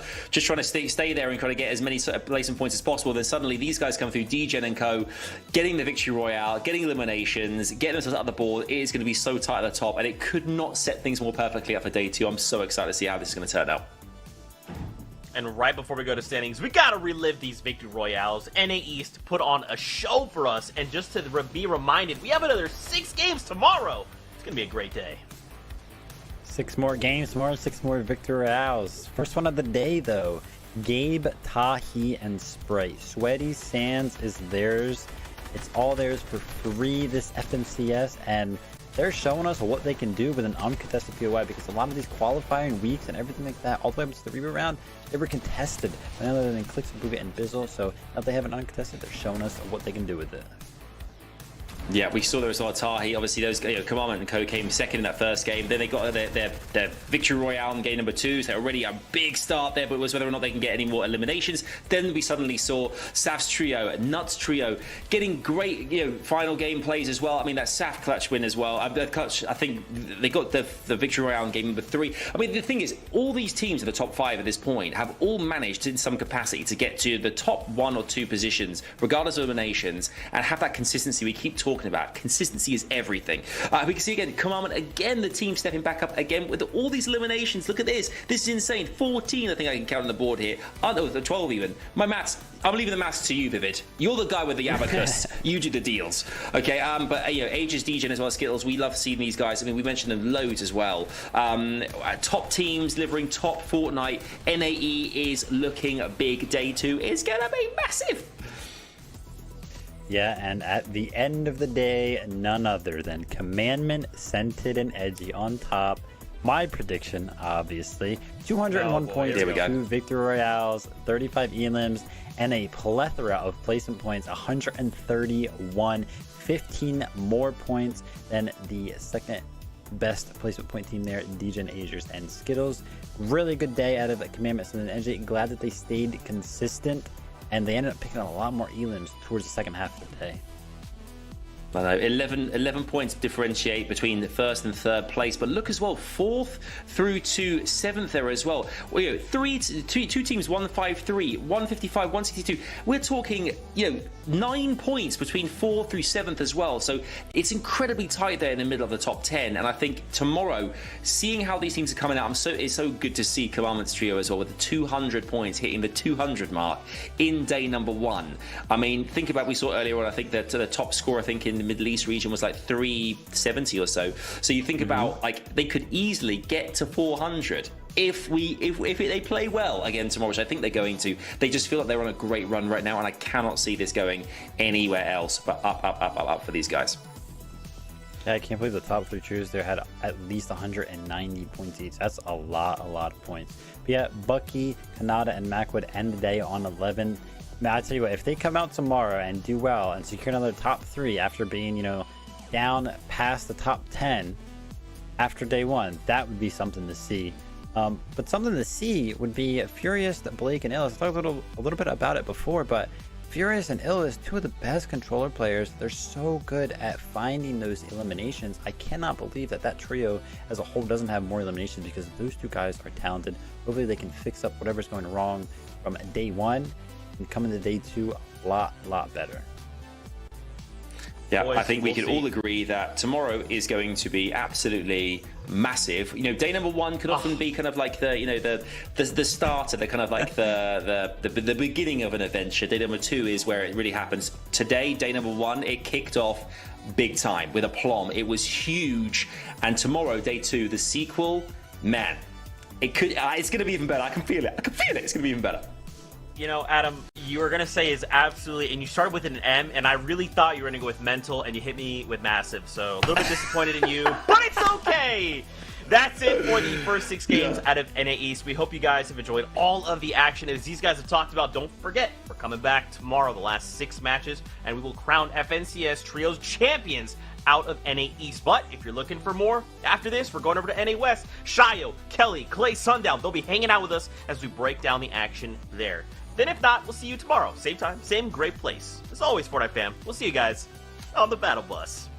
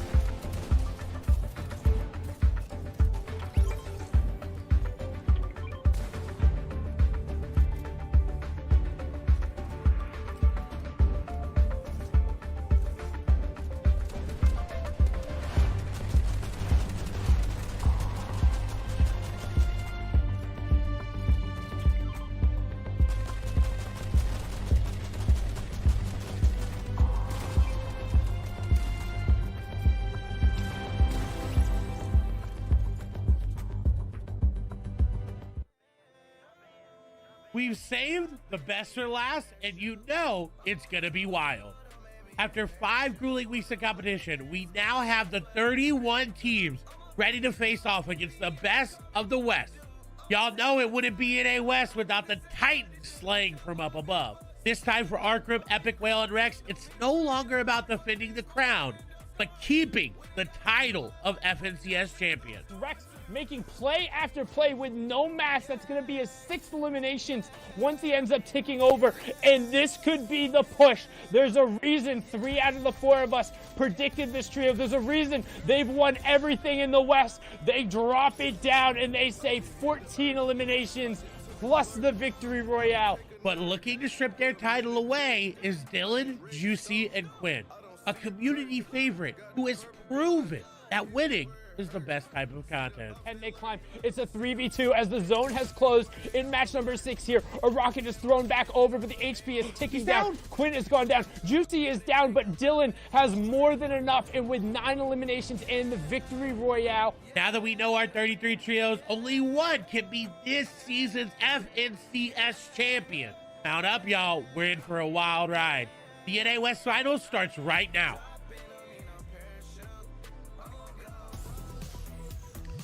Howdy, Fortnite fam. Welcome to the NA West FNCS Finals. It's your boy, Zekimus Prime. We just got done with Europe, NA East, and now we're going to end the day here in NA West. We've got 6 matches ahead of us, and who better to bring along the journey than Shy Wager and Kelly Link? It's your favorite duo ever. That's right, my friends. This is it. We've made it. The finals are here. How are you guys feeling? I've been waiting for this all year, honestly. I'm not even overreacting. All year. Zeke, this is not the even last region, FNCS. the weekend. Not even. I was seeing into the future for this one in the summer. I feel like it's going to be a big one. Big teams coming back, teams splitting up. There's so much to just get into. I can't wait. I completely agree with Shio, just looking over all the teams that we have competing today and how they've kind of Frankenstein themselves from the teams from Season 5. Albeit, though, of course, not one team, Arcrum, Rex, and Epic Whale. We haven't seen them compete on the FNCS stage for a month and a half, 2 months now. I am so excited to see their reign of just terror go through once again in North American West because they have now won 2 seasons in a row. Are they going to make it 3? It's quite possible. These are the questions that we are here to answer. Moments that we are here to live through. Now, we'll get to that in just a second. First, we got to do the housekeeping things we like to do at the top of the show. We're going to talk about how the day started for us. It was Europe, it was NA East, now NA West. So if you like the action here, don't forget you can come back tomorrow. 6 games across all 3 of these regions. We'll have updates from other regions and crown trios champions in those respective regions. So make sure you come back tomorrow. It's going to be absolutely incredible. Let's take a look at our overall tournament format. That's right, you know what, you've already seen it in your mind's eye. You already know what it is. Look at this, not even scared anymore. Send your screen. Shy Wager, Kelly, we're in finals. What has made up the 33 trios that has brought us to this very moment in time? I mean, we had qualifiers, Zeke. We had the semifinals. We had top 3s rolling in from the qual. Semis were top 6. A reboot round giving us a slew of teams as well. But as we focus in on the finals, now it is the top 33 teams rolling through no matter where they came from. They're all playing for the top. It's a little bit different though on West, Kelly, in terms of how people rolled in. That's right. Our second place team from Season 5 broke up. That's Kinchi, Snacky, and Chris, although Kinchi and Snacky are together. And all 3 of those players did make it into the finals this season. That's why you see only 2 trios moving from Season 5 and 4 of those trios going in the reboot round. The last one being 40R and his team barely scraping by on that last reboot round, possible because that second place didn't go through. So you'll love to see it here. It's not an NA West Finals without 40R. Absolutely not. And we'll have 6 games played over 2 days, 12 games in total for NA West. To play games, need the points though. They've been the same for those qual weeks in round 4, for the semis, heats, reboots, and now the finals. Kelly, you have so much placement and elims to offer up. You have to stay consistent inside this format. Without a doubt. I mean, you're going to be trying just to make it to 24th place. That's where the points do start there for placement. But making it all the way to the end game is obviously great. But once you get to that 3rd place, that's where the point differentials start to expand a little bit. You can see it's usually just 1 point all the way from 18th up to 4th. But once you get to 3rd, it's 2 points. 2nd, that's another 2 points. And then 1st place, you're going to be walking away with 30 points just from placements. And of course, eliminations being 2 points each. Absolutely. For the point format, you know, the quals of the weeks, everyone's playing for that big prize too. In NA West, it's $300,000. It's not only that, though, Zeke, it's not the cash prize. There's something very special these guys are also fighting for. You know it's my favorite thing in the world to talk about. It's the Axe of Champions, an in-game pickaxe made of solid gold that we digitized, not really, and put into Fortnite, created the Axe of Champions, and now the trio that walks away FNCS Trio Champions will hold on to the pickaxe for an FNCS season and look to defend that title going into the next FNCS. That's right. Now, of course, you know there's a few other things we got to talk about. It's another region, in fact. It's Brazil. A region has already got their 6 games done. Now, earlier on in NA East, we did crown our first set of trios champions, but Brazil, not quite there. Not quite yet, but we'll have them going into tomorrow's game. So let's take a look at Brazil. Let's see how things ended up for them, because some of these points could look kind of similar coming into NA West today. Washington, NDP, and Origins, 177 points. Shy Kelly, I'm feeling, if this is me, I'm like, all right, day 2, I'm feeling good. I mean, they should, but it was a struggle to get to that top spot. It was game 6, a big high ground retake from Villa Mix, Origins, and NDP as a duo to end up clenching 2nd and then getting to 177. You'll notice that Sion King and Kadu are there with 2 victory royales. They started the day with a back-to-back and then kind of fizzled out. Nyx was desperate 24/7 for high retakes. He's in 2nd place. Polga was being the most consistent with Switch time the whole day as well. It was so amazing to watch. Chico and History roll by with Bagu as well in 4th place. Everyone here, when I was watching, it was all smiles all throughout, trying their hardest, and it came down to the 9th zone every single time with a big retake. Absolutely insane. Yeah, and you can see just how contentious this region is. I mean, between 2nd and 6th place there's only 5 points that separate them. So although 1st place is a little bit farther ahead, there is just a lot of competition going on in the Brazilian region. But there's also competition happening right here, right now. Now, if this is your first time, hello, it's great to have you. Hope you've had an incredible day. We got to talk about trios to keep an eye on as we watch the competition today. Kelly, Shy Wager, talk us through these trios. Why are they so important? Tell me why.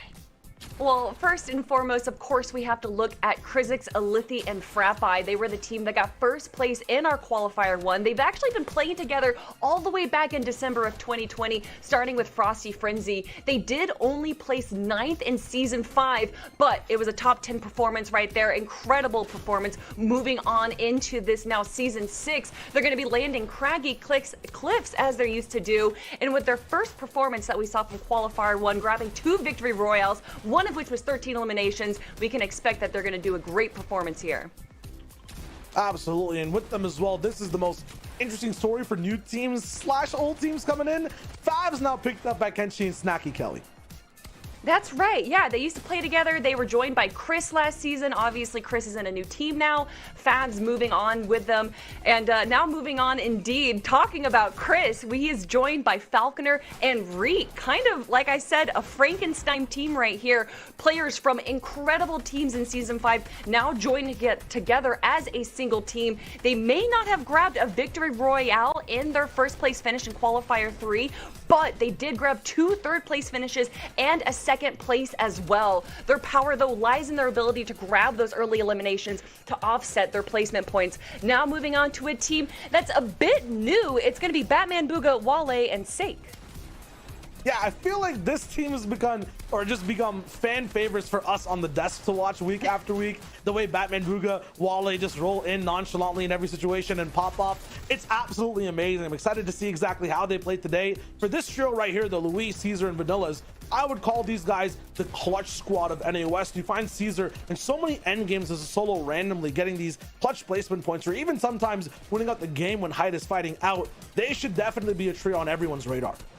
Yeah, they got 3 victory royales in heat number 2, and for me, they're kind of the hit or miss team. When they didn't get a victory royale, they were getting like 24th place, but even when they got 24th place, they walked away with 6 eliminations. That's 12 points right there. They don't need placement points when they're getting those eliminations. And now moving on to Jaden, Heaven, and Nico there, landing on Kami split. Speaking of hit or miss, the performance in heat 3, they had a 1st, 2nd, and 3rd place finish, but then they also had a 17th, 20th, and 29th finish. So I'm excited to see how that's really going to translate here in the finals. I don't know if that's going to do so well with these great teams that they haven't been able to face, but the last team, Shio, of the day.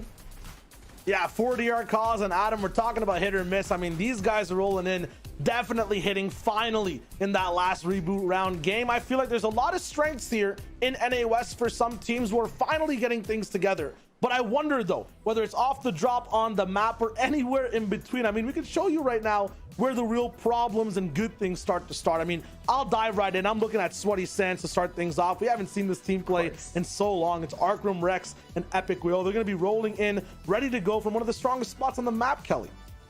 Yeah, but then you also have to look at the teams that they're going to be facing. Over in Boney Burbs, you have Trashy, you have Favs' team that's going to be at the Spire. So whatever rotation, whatever zone they have, if it's not a hard West zone, they're going to have to be going up against some pretty big teams. Yeah, the relationship between Boney and Sweaty, it's always basically a fight to see which team can push into Pleasant all the way up top, or which team can push into the downside of Holly to see exactly where they can get Surge. Past that as well, though, one big team I want to highlight, it's kind of the other side of the map, is Caddy Corner, Godku's team, one of my favorites coming in inside the season. Although a little bit late in terms of getting their stuff and structure together, they have peppers, they have speed, they have absolute aggression coming into these finals, and I'm excited to see exactly who they can upset on the way to the top. I mean, there are just so many important POIs to talk about. We could probably spend the entire intro going over this. But for me, I'm looking at Quinn's team, and that's going to be over here in Steamy Stacks. Wow, I'm really bad at drawing circles, Shio. I'm quite impressed with how you're able to do it. I got you. Steamy Stacks. Oh, there we go. Way better circle right there. Quinn's trio right here. They're going to have Bluzrose and Jotter's trio that's going to be near them just a little bit to the west, as well as a Lithy's trio that's going to be in Craggy Cliffs, potentially contested by Venor. So there's going to be a lot of action going on in the north side of the map here. Honestly, though, it kind of just looks like there's going to be action everywhere, Shio. Everywhere from the outside in, people are just going to be pushing towards the center of the island. It's going to get really crazy, especially for NA West. The big last focus too is who controls the Spire. It's been one of the spots where you get a lot of, a storm surge damage, which is very important in the finals. I'm not sure exactly which trios rise to it. It's not always the ones that drop there, but lots of stuff to think about for NA West in general. I'm excited personally, whether it's off the drop, mid game, or end game, where the real beef starts to start. But I feel like Sweaty, Caddy Corner, and then as you mentioned, Kelly, Boney Burbs and Steamy Stacks to be those 4 POIs we really zoom in with, because they have the top contenders that we think will come first, second, third, and fourth. Now the question becomes, though, which one you think will be number 1? The trio's champions. Should I wager? Okay. Well, guess what? It's time for predictions. That's right. We got to talk through which trios we think will walk away the new champions, perhaps defending champions. Now, okay. All right. Oh. Okay. So Clay, Kelly, and Shio. All right. They all have the same point. Okay. So I'll tell you what, Kelly. You tell me why you think Arcrum, Rex, and Epic Whale will walk away the 3-time defending champions. Shio, you tell me why you think Sundown went with Quinn, Juicy, and Dylan. Well, you said it right there, Zeke. You said it right there. Is that going to be I'm so sorry. Kelly, go for it. I'm excited. It's all you. No. Zeke, you said it right there. They're the 2-time champ, potentially 3-time champ right now. Clearly, they are the team to beat. They are the beasts of NA West. From Season 4, they won by 100 points. Season 5, they won by 50 points. So maybe that means in Season 6, they'll win only by 25 points, by having an uncontested Sweaty Sands, being this undefeatable team. I think that's why you're seeing their name 3 times on the screen. Yeah, they definitely feel like they don't belong inside the region. They play such a different type of game, but I like the fact that you bring up history, Kelly, because in Season 5, Quinn, Juicy, and Dylan on day one of the competition rolled in with phenomenal results. They actually ended up outpointing Arkham Rex and Epic Whale. They had better average placement, it looks like, throughout the entire day. They were almost even 10 points ahead. I believe it was 5 in total for Quinn Juicy and Dylan on that first day. If they can repeat that performance, I feel like they have, alongside Sundown as well. I feel like, it's kind of a toss-up between the two teams. I lean on the Arkham side, but I see where Sundown's coming from. They have a very good chance to upset, be better than last season. They are better from what we've seen inside, the typical Gamer Cup, a lot of other cash cups rolling in as well. Have the confidence, and they had that day one of experience. Zeke, it's a 2-day game though, so they have to be able to play that way over 2 days, or it might be a repeat of last season. I think for them, especially forming last season and then making it in that top 3 spot, they have the experience, but I think kind of not being able to play and then having to kind of hold and meet us here in finals, I'm curious to see if they have like that adaptability factor, right? Because for like Arkham, Epic Whale, and Rex, like they have the 2 times back-to-back. There's no doubt in my mind they're going to do really well. Now, can they go for the 3-time back-to-back? I mean, first time ever in FNCS history. Like, I'm down. That's a sick storyline. But Shy Wager, I think you had something to add to this. Yeah, I mean, when you're rolling in, they definitely have a lot of expectations. We saw, though, the top 3 teams from all other regions across the world performed, regardless if they got there new or old. I mean, Kelly, I'm not sure if you're rocking on the same vibe, but I'm confident in Quinn Juicy and Dylan. Wait, in Quinn Juicy and Dylan? You're confident in them over Arkham Rex and Epic Whale? I'm just confident in the take. I'm confident. I don't know what's going on. My heart's changing. I'm not sure. So, looking at the tournaments that's recently happened, obviously it's a little difficult to see the teams that placed in season 5 for the top 3 because we haven't been able to see them on the FNCS stage. We haven't seen them in set lobbies. Yes, there's cash cups and everything, but we don't really get to see them in the same performance. So I don't know. I really don't know. It's going to be exciting to see. Obviously, like within the first 2 games, we're going to understand if Quinn and Dylan are going to have a good performance. But Arkham Rex and Epic Whale, in conjunction with them, just won a tournament yesterday. They won the typical gamer tournament or gamer cup. So like, I was just saying that these tournaments aren't the same, but Arkham Rex and Epic Whale, even when they're not on the FNCS stage, are still grabbing those first place wins. I mean, when you're a trio that has that much stopping power, it's very hard to deal with. But we'll have to see how our 33 or 32 other trios deal with this one trio. And maybe they will walk away the 3-time FNCS Trios champions. We'll have to see. But for now, it is time to kick off the competition. We've got Clay and Sundown. They are standing by. They'll be our eyes in the sky. So, gentlemen, say hello. Thank you so much, Zeke, Shio, and Kelly. And what's good, Fortnite family? Thank you so much for being here. My name's Sundown, joined by the fantastic, as always, Clay Stelling, to close out the day. We have seen all of the other regions wrap up at least one day, with also crowning over our champions in the Middle East. We got a sneak peek of that gameplay during the break. And I mean, Clay, how you doing today? The action's been phenomenal. It has. I tried to just get some prep done here for NA West, but I found myself just constantly engaged with the action every single region of every single match. I just wanted to watch it and break it down there. So I did end up getting that study, and of course, because NA West is where I think we saved the best for last. Obviously, shout out myself with the promo video, but I'm excited. But we gotta break it down for a little bit. You picked somebody different, Cam, than the rest of us. So why? I mean, I was waffling a little bit back and forth because it's a toss-up. For one thing I want to note right away, both of these 2 trios that we're talking about between Epic Whale, Arkham, and Rex, and then Rich Homie, Quinn, Juicy, and Dylan, they're both the automatic qualified teams. They were 2 of the top 3 teams, the only ones that didn't disband, who are coming through, so they didn't have to play in any of the qualifiers. We've seen in every other one of the regions, those teams have done consistently well. My reason for picking them is honestly, I wanted to talk about them. I think they're fantastic. I think they've been playing really well in a lot of the cash cups, being able to watch their streams. I think Quinn in particular has stepped up his gameplay, which is saying a lot because he's already known as kind of one of the most mentally sound IGLs, but also going through and coaching other teams and kind of getting insight into how to move about the map. And one thing we've seen historically in finals is that Rex, Arkham, Epic Whale are so good, they demand so much respect that there's nowhere anywhere near them. like nowhere close. So if they don't get those early Storm Surge tags, it forces them to be a little bit more aggressive.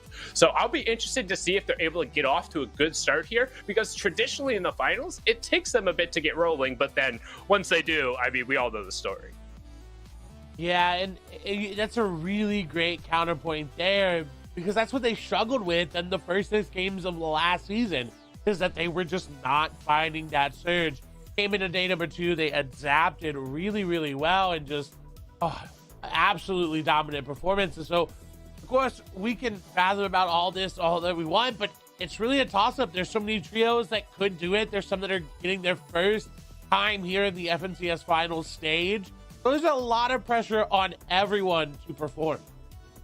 Yeah, and on top of that, we saw the 3rd automatically qualified team disband going through, but the 2 teams that they formed into, we talked about kind of those Frankenstein teams, they've looked really good as well. So if they're able to get rolling, get the eliminations on the board, particularly in day 1 in the NA West, it's going to be interesting to see how it sets the stage going into tomorrow, because don't forget, we have 6 matches today, 6 matches tomorrow, and then we will crown the winner. But enough from us. Into match 1, we got Llama hanging out there. Thanks, observers, letting us know where Larry is. So we're going to get an idea of where the drop spots are at, who's landing where, who's contested. And one thing we've noted in particular for NA West is they're generally very good about finding their own spaces. And as I say that, Craggy Cliffs, Slurpy Swamp seems to be the only 2 spots with direct contention, and 2 llamas directly on top of each other for that fishing island just north of Stealthy Stronghold. One has already been consumed just before that Northern Guardian Spire there. So 4 pretty much on that median line, Clay. There's not as much contestant as I thought would be happening around the map, though. Craggy really the only spot, Slurpy as well. So honestly, all we're kind of expecting, we knew Craggy was going to be expected going into today. But Steamy, such a good POI to get uncontested. Yeah, tons of space over there. We also saw 2 teams over at Dirty Docks, so very curious to see kind of the fights going on at Craggy and Dirty, because as we know in West, if you're not fighting off of the start, you're really not fighting at all for the first 10 or so minutes of the match. That is what has stayed true, and we'll see if it stays true today. But look at that zone. It's not going to the southeast. It's going all the way to the southwest, as we do see a Liffy going to take down an opponent there in the feed, going their way. Telling them, talked about how they qualified in that first qualifier. That's really early to get your qualification spot in, but it kind of sends a message.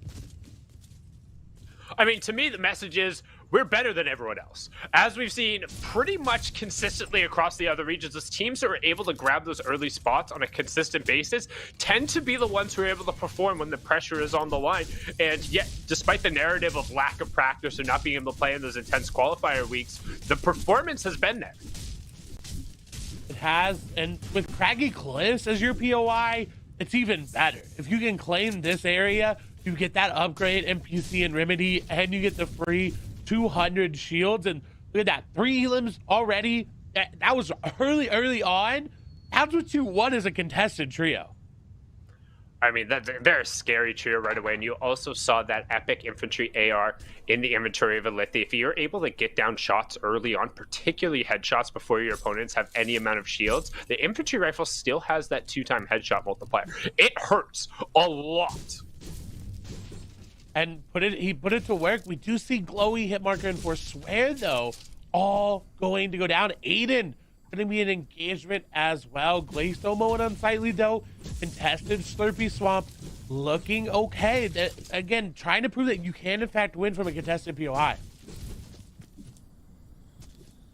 I mean, at some point, you're going to have to fight, right? If you want to win the entirety of the tournament, at some point, you have to be confident enough to take the fights. One of the biggest things is for a lot of trios, they don't like taking fights early on because you're not able to control a lot of the circumstances. You're not able to guarantee you have the right weapons on the right people. You have full shields. As right now, you can see Temple, Little, and Zinx. They're over at this Dirty Docks fight, and they're doing really well. Shifu immediately getting knocked away. Temple, fish in a barrel right there over on the side of Dirty Docks. Yatsurman just taken down right away. Adios, amigo, as they're going to Pincer in here in the 1v3, and I don't think he's going to be long here for match number 1. Quick edit down from Temple. 1-2 back to back. They're going to pick that one up, and a nice little wipe over at Dirty, but we have a trio who's already stalking over pretty quickly, and I think they might be biting off more than they can chew here, because that was a fast resolution to a Dirty fight. Which is not something we've seen from Temple, Little, and Zinx before, is they've kind of drawn this fight out, and they've gone down many times because of it. I love to see the adaptation from week to week moving over.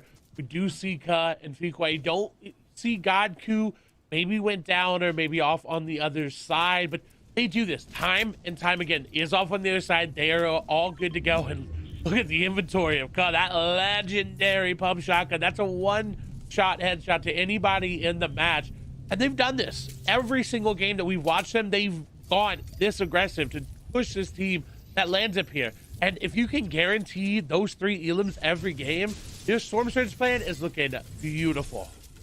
And it's so incredibly frustrating because it doesn't matter how skilled of a player you are if you get taken advantage right off of that initial drop. That's why these trios place so much emphasis on creating space around them off of the start. We saw, I believe it was in qualifier number 2, when Reet and his trio literally went 0-6, sped run to the airport, straight out of it, just getting obliterated in this exact same spot. And the reasoning for that is if the trio down at Caddy decides not to take their time to really loot up and they just full send up towards the top, there's not really enough resources out here. It takes a long time to farm up all of the mats that are over here. You're only hitting walls or kind of like hitting the floors and the interior surfaces, and you're relying on 2 to 5 chests worth of loot. It's just not a good situation to put your trio in. And on top of that, you're fighting the aggressive NPC as well, so there's just a lot of unnecessary damage being taken all around.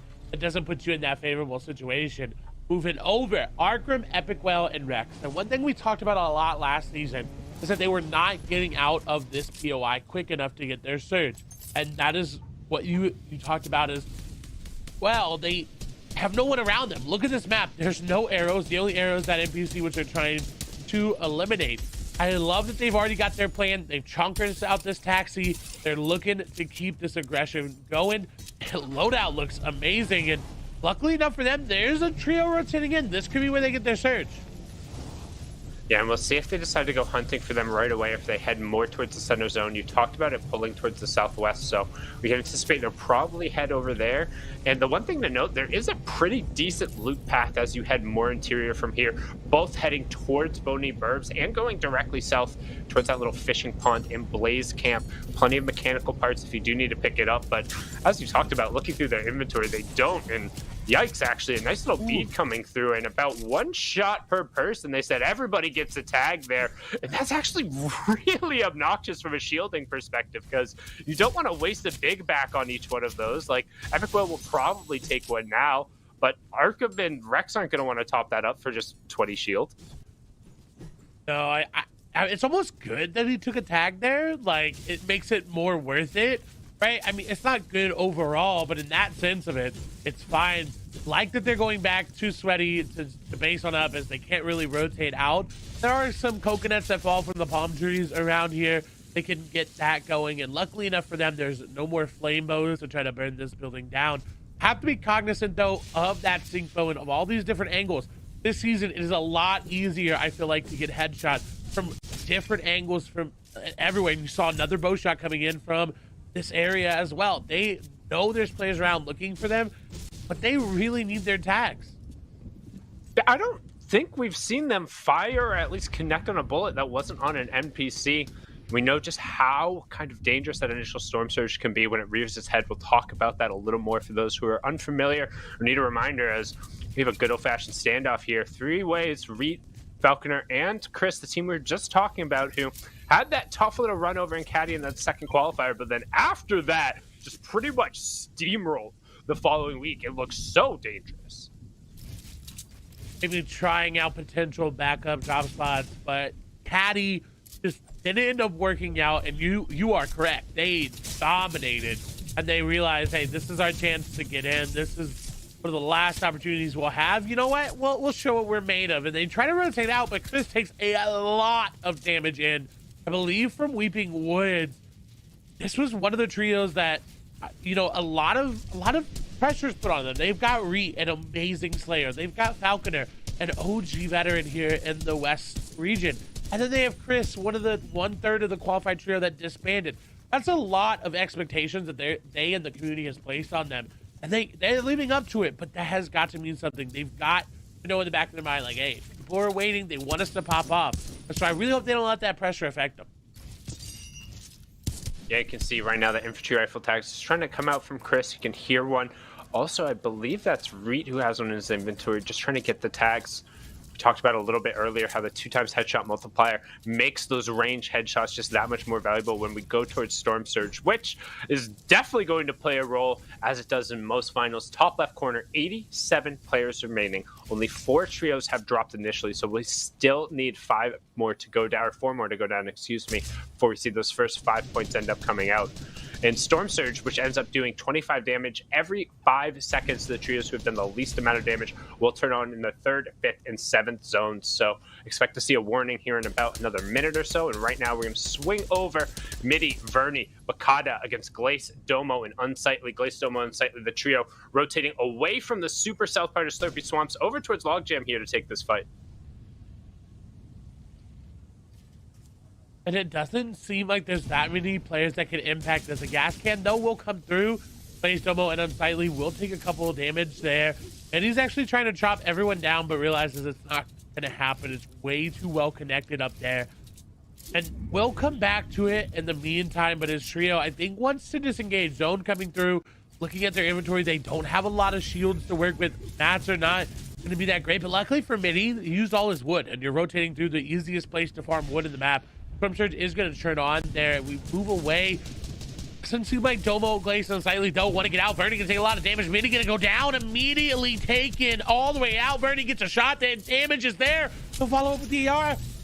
1-for-1 trade going to come out. Baka in the backside will get some eliminations. I think actually going to pick up both of them there. A little 2v1, and they may have lost Midi, but they're more than likely going to be able to pick them up. Yeah, Bakada just absolutely waxed right there, taking the 1v2 and put down Domo and Unsightly so quickly. And Vernie had a really nice play, close quarters to hit that pump shot and then immediately get the swap over to AR. Whereas we talking about it, Demon Roses, aka J Roses, the Season X FNCS winner. I think ate a mechanical bow shot there. Sidla gonna be able to find that one, but Storm, Adam Bay, and Cause, the winners of that final reboot round who we saw over there, able to keep Storm streak alive of qualifying for every FNCS final. They're on board just trying to get some pressure here in Boney Burbs. You can see the quick stat fly on the left-hand side. Collectively, the players today have 214 FNCS finals appearances. And I mean, that's so incredibly impressive coming out. And I mean, Wes has a lot of notable names who have been here for a really long time. And still staying at the top as well. That is what is scary when you go into these situations and you know, hey, it's low ground, late game. We know it's going to be this trio. Is Blazro going to get tagged up really, really low? Is Udio going to take down another knock there? 23 below for Nico, Jaden, and Javon here. They're taking a lot of damage as well. Javon just going to sit in that stink bow there. Thought he was fine, and now continuing to fall below as well, down to 54. They've got to make a play. Why he's looking for the angle, but there's a trio right below. They're just going to have to drop. Major, Notch, and Hotch will all fall as well. The damage is going to continue to come through, and now going to be applicable. 24-25. Math does not favor them right now, as they're still 19 below, and here it comes. The purple lightning hitting them hard. Yeah, and keep an eye top left corner. It says 79, so 3 trios are going to be affected going through there because it will turn off at 70 players, and you can hear that. The players cannot see that purple lightning, but they can hear it going through. So generally, you'll know when that plus the shield break sound ends up coming through. So good aggression from the other two to end up picking the elimination here. And G-Vent just looking to potentially create a little bit of space. However, if he takes any amount of damage, he's going to go down. And Nigel, Blezro, and Balanzani just going to hang out. They don't have to go anywhere. They can chill. G-Vent's going to eat his fish and prolong what is not likely to be a large amount of time in this match. And I kind of like that he's denying anyone this point, because he's not getting tagged up. He does go aggressive there at the end, but no one got the point. They got eliminated to Storm Surge. No one tagged them. within the last 60 seconds of them going down. And so even though you might have been sitting there like, why isn't he going in? He could get the damage. It just wasn't worth it for him to give that point over at that particular time. Because as a solo, diving into an entire trio's box, that is going to be really, really hard to clutch up with, especially if you don't have that epic or legendary pump shotgun or the epic attack as well. Like, you just don't really have the option. Moving over, though, 40R Storm, peppering into zone. Physics is going to fall in the meantime on that rotation. This is an interesting zone, almost on Boney, almost on Weeping as well, kind of in the middle. I'm intrigued to see how this one ended up playing out. Yeah, what is up with NA West in fighting directly on top of bridges? It seems like every single week we end up with just like, well, we're right over this bridge again for this final zone, so everyone's going to end up coming in here. One thing to note, because of just how dense the amount of wood here, any amount of fire is going to be very, very, very frustrating. Thank you, observers. You can check bottom right-hand corner, kind of see what's in the land. The only thing that the players have to really worry about in terms of fourth zone pulls is if it comes towards that southeastern corner. That gray area that you see on the map is a very distinct change in verticality, and you can already tell that about 4 or 5 different trios have parked themselves right up on top of it. If this pulls towards Weeping, it's going to be a lot more challenging for so many players. And with 71 coming on through, this will be interesting. A lot more aggressive than I think we're used to here in NA West. But again, I think it's going to play even more passive as we go through these 12 games, as Quinn is going to take down Ja there. Nice elimination. We know they needed Storm Surge coming out of Steamy. But you can see Juicy was also ended up being knocked on the side there, so it did take some trade of resources. And one thing want to note, after the Storm Surge coming through, notable teams who ended up dropping before that placement threshold. Trashy, J Roses, Vert, gone. Glowy, Hitmarker, Foursquare, gone. Major, Notch, Hop, one of the qualifying winners, gone. Just dropped, not going to be picking up any of those first 5 points as we get a good lay of the land, kind of get an idea of where some of these key teams are positioned at.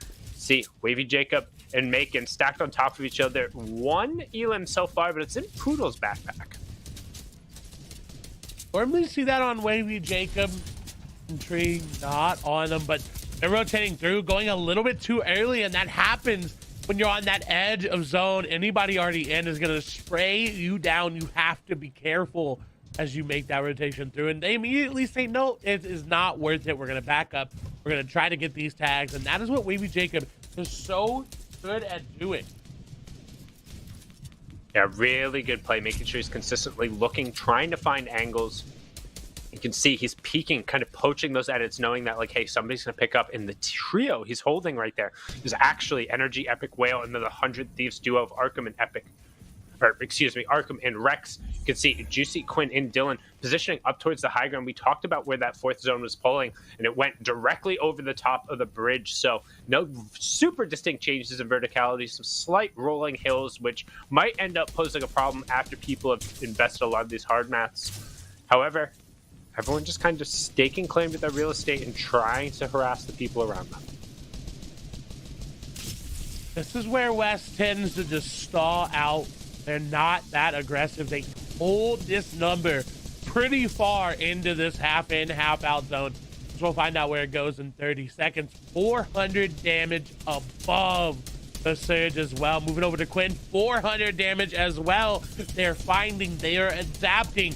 And this is a season to a season adaptation. And they haven't had as much practice as the other teams.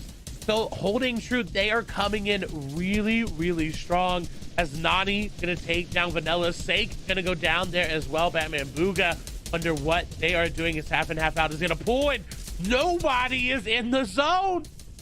Max pull away from where Quinn, Juicy, and Dylan had invested so many hard mats in there. It's like, all right, well, how they rotate? They do have a river they can end up dropping down to. You can see Kenshi pick up an Elam onto Riversound. That's a full conversion. Sidla is also going to get Celeste, Luis. MSE goes down. Siberian goes down. You can see rotation starting to come out from Blizzard. Nani and Nigel over on the side. doing a good job of tarping out and ahead. Looks like Quinn, Dylan, and Juicy are going to opt for a late rotate. Falconer, Chris, and Reet wall to wall. Say goodbye to that trio. Not somebody you want to end up box fighting. And Skadoosh gets Skadooshed straight out of the lobby. Good night, goodbye. As we're closing in on that next round of placement points, top 17 will be +3, and then it's +1 all the way up into the top 3 placements. So as we talked about, nobody yet kind of getting on that rotational path. You can see Kenchi's, Snacky, and Faves getting a nice little high ground priority, but a very large investment. Temple, Zinc, and Little both rotating underneath them, and so many hard mats being used here. Luckily for Little and them, they just recycled that old tarp, so they didn't really have to use as much. But you're right, Fabs, Kenchi, and Snacky used a lot of hard materials. But for a trio like Falconer, Chris, and Reed, who just eliminated someone and can just sit on these mats, it's looking so good. They have 5 eliminations right now. This is the trio we expected to see in the qualifiers. Dominating performance, still alive in this endgame. This is scary. If they continue this up, they're gonna shoot to the top of the leaderboard. Yeah, and they're going to have a bunch of extra resources from that trio they're able to hold. You can see up on the high ground, 2/3 of one of the previous auto-qualified trios who disbanded, plus Fabs. It's Snacky and Kenchi, the extra duo, with a priority positioning as it is going up those change in verticality that we talked about, the mountains, the gray that is currently out of the zone. It's going to go straight up and is past Snacky, Kenchi, and everyone. So it's going to be a tough rotation, particularly for everyone who's currently on the northwest side of the zone. Look at all those trios stacked on top of each other who already had to make a max distance rotation. They have to make pretty much another one. This time, though, up 2 mountains with Fabs, Kenchi, and Snacky just looking straight down over the top of you. Again, Falconer, Chris, and Reed, though, immediately up there trying to hold that front position on zone as much as they can, while Little is trying to hold out the FNCS champions from last season. Look at how low they are. They're not going to be able to get up. Arkram more than likely going to go down to zone. Epic Whale trying to get on in. Arkram kicks on over. They are out of this game. Rex and Epic Whale have to try to carry it for them. Unfortunately, getting stuck, being held out by Little. That's not what you want to be. Rex and Epic Whale, though, can clutch this up, can get a lot of points. As Vikoi Nani going to go down in the meantime. Poppers are being dropped on over. Shots are going to try to connect there for Rex and Epic Whale, but they're not going to. They're continuing to get denied here. Shots just keep getting put onto them. Zone is almost done moving, and then they're gonna have to make a play. Shots come through. They're not gonna be able to get that player. And Rex is down to 14 HP. Epic Whale down to 81 is trying to harpoon his way through. Says Rex, I'm sorry, I gotta leave you there. 51 HP. Floppers have to be played, but he takes down Rich Homie Quinn. He's going to take down Quinn. Dylan also going to end up getting converted on. So the individual plays, the zone being pulled back and forth, and Epic Whale gets a little bit of a room. Can he turn the couple of eliminations and what looked like a horrible situation pinned against the zone into now not a horrible train of points? You see Quinn does get the conversion onto Rex, but not sure if he's been taken all the way down. But as we talked about, Fabs, Kenchi, Snacky up on the high ground, barely even being threatened. Zones pulling back and forth. They should be able to box up this first W here. However, Little, Temple, Zink's bottom left-hand corner. Epic Whale still trying to do his best in the bottom right-hand corner. Has plenty of mats. He's making a great run of it, almost in the top 10. And as I say that, eats multiple AR shots from the high ground and gets forced to drop down. Yeah, that harpoon pulled up almost max material, so Epic Whale is making the most of it. Medkit more than likely going to be able to be popped. No, high ground says no thank you. Player change is going to come through. The pressure still coming up from Faz and company. Caleb and Zink's now going to fall. Temple going to go down, but not before Little gets an elimination. Healthy, unfortunately, will fall. Hob going to take down Little, wants to stay alive for that conversion. But once again, look at the zone it's pulling back towards high ground. This is looking so good. They can recycle a lot of these old builds. Hop dropping on down, trying to make something happen. Epic Whale still on the bottom right-hand corner of your screen, live and operating. Once those placements, Fast is dropping on down. They want those eliminations. They want it all. Epic Whale just absolutely beams that player. He's beaming him, drops down. He drops down immediately into a cone, phases through it. It's out of build, so he's trying to min-max, trying to find something on the backside of the zone. Harpoon's in the back of the tarp, finds it, but those are the lifeguards. Regulator gets picked down, but no builds. The stair flip will end his run, but it's a top 6 from what was just a horrendous position. Absolutely awful. And he rescues it in such a great way. It's the reason why they're the reigning champs. But right now, the ones who look like they're going to take match number 1, Bav, Snacky, and Kenshi, have just dominated from the high ground position. Zone pulling back and forth to give them a little bit extra control. And honestly, I don't think they've been shot at, really. I don't think so at all, as Moni, Vernie, and Bakata going down. Shots from Favs trying to connect, but nobody down there. Everyone falling at top 3 will come for them, and luckily for them, they have essentially ran out of materials, but look at how many it's going over. But look on the low ground, it's a 3v3 with Falconer, Reed, and Chris, and while it may be a high ground setup for them, I think Reed, Chris, and Falconer may be able to clutch this out. They have the HP, they have the builds, they're trying to make a play. Someone going out into zone there, you see it for a little bit. The shots continuing to come on through. Fast, Snacky, Kenshi. I don't know what they have for heal off, but Reed, Falconer, and Chris are shooting their way through. They have prepped this low ground out so well, they could do it. This could be their punch that they throw right in game number 1.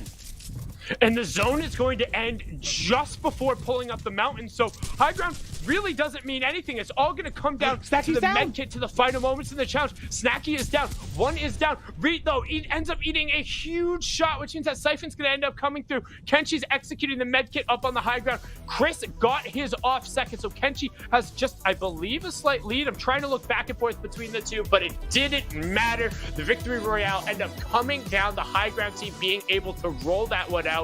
I mean, just such an incredibly close finish there. Incredibly close indeed. That was a great low ground execution, though, from Reed and company. They're a team you've got to be scared of on low ground.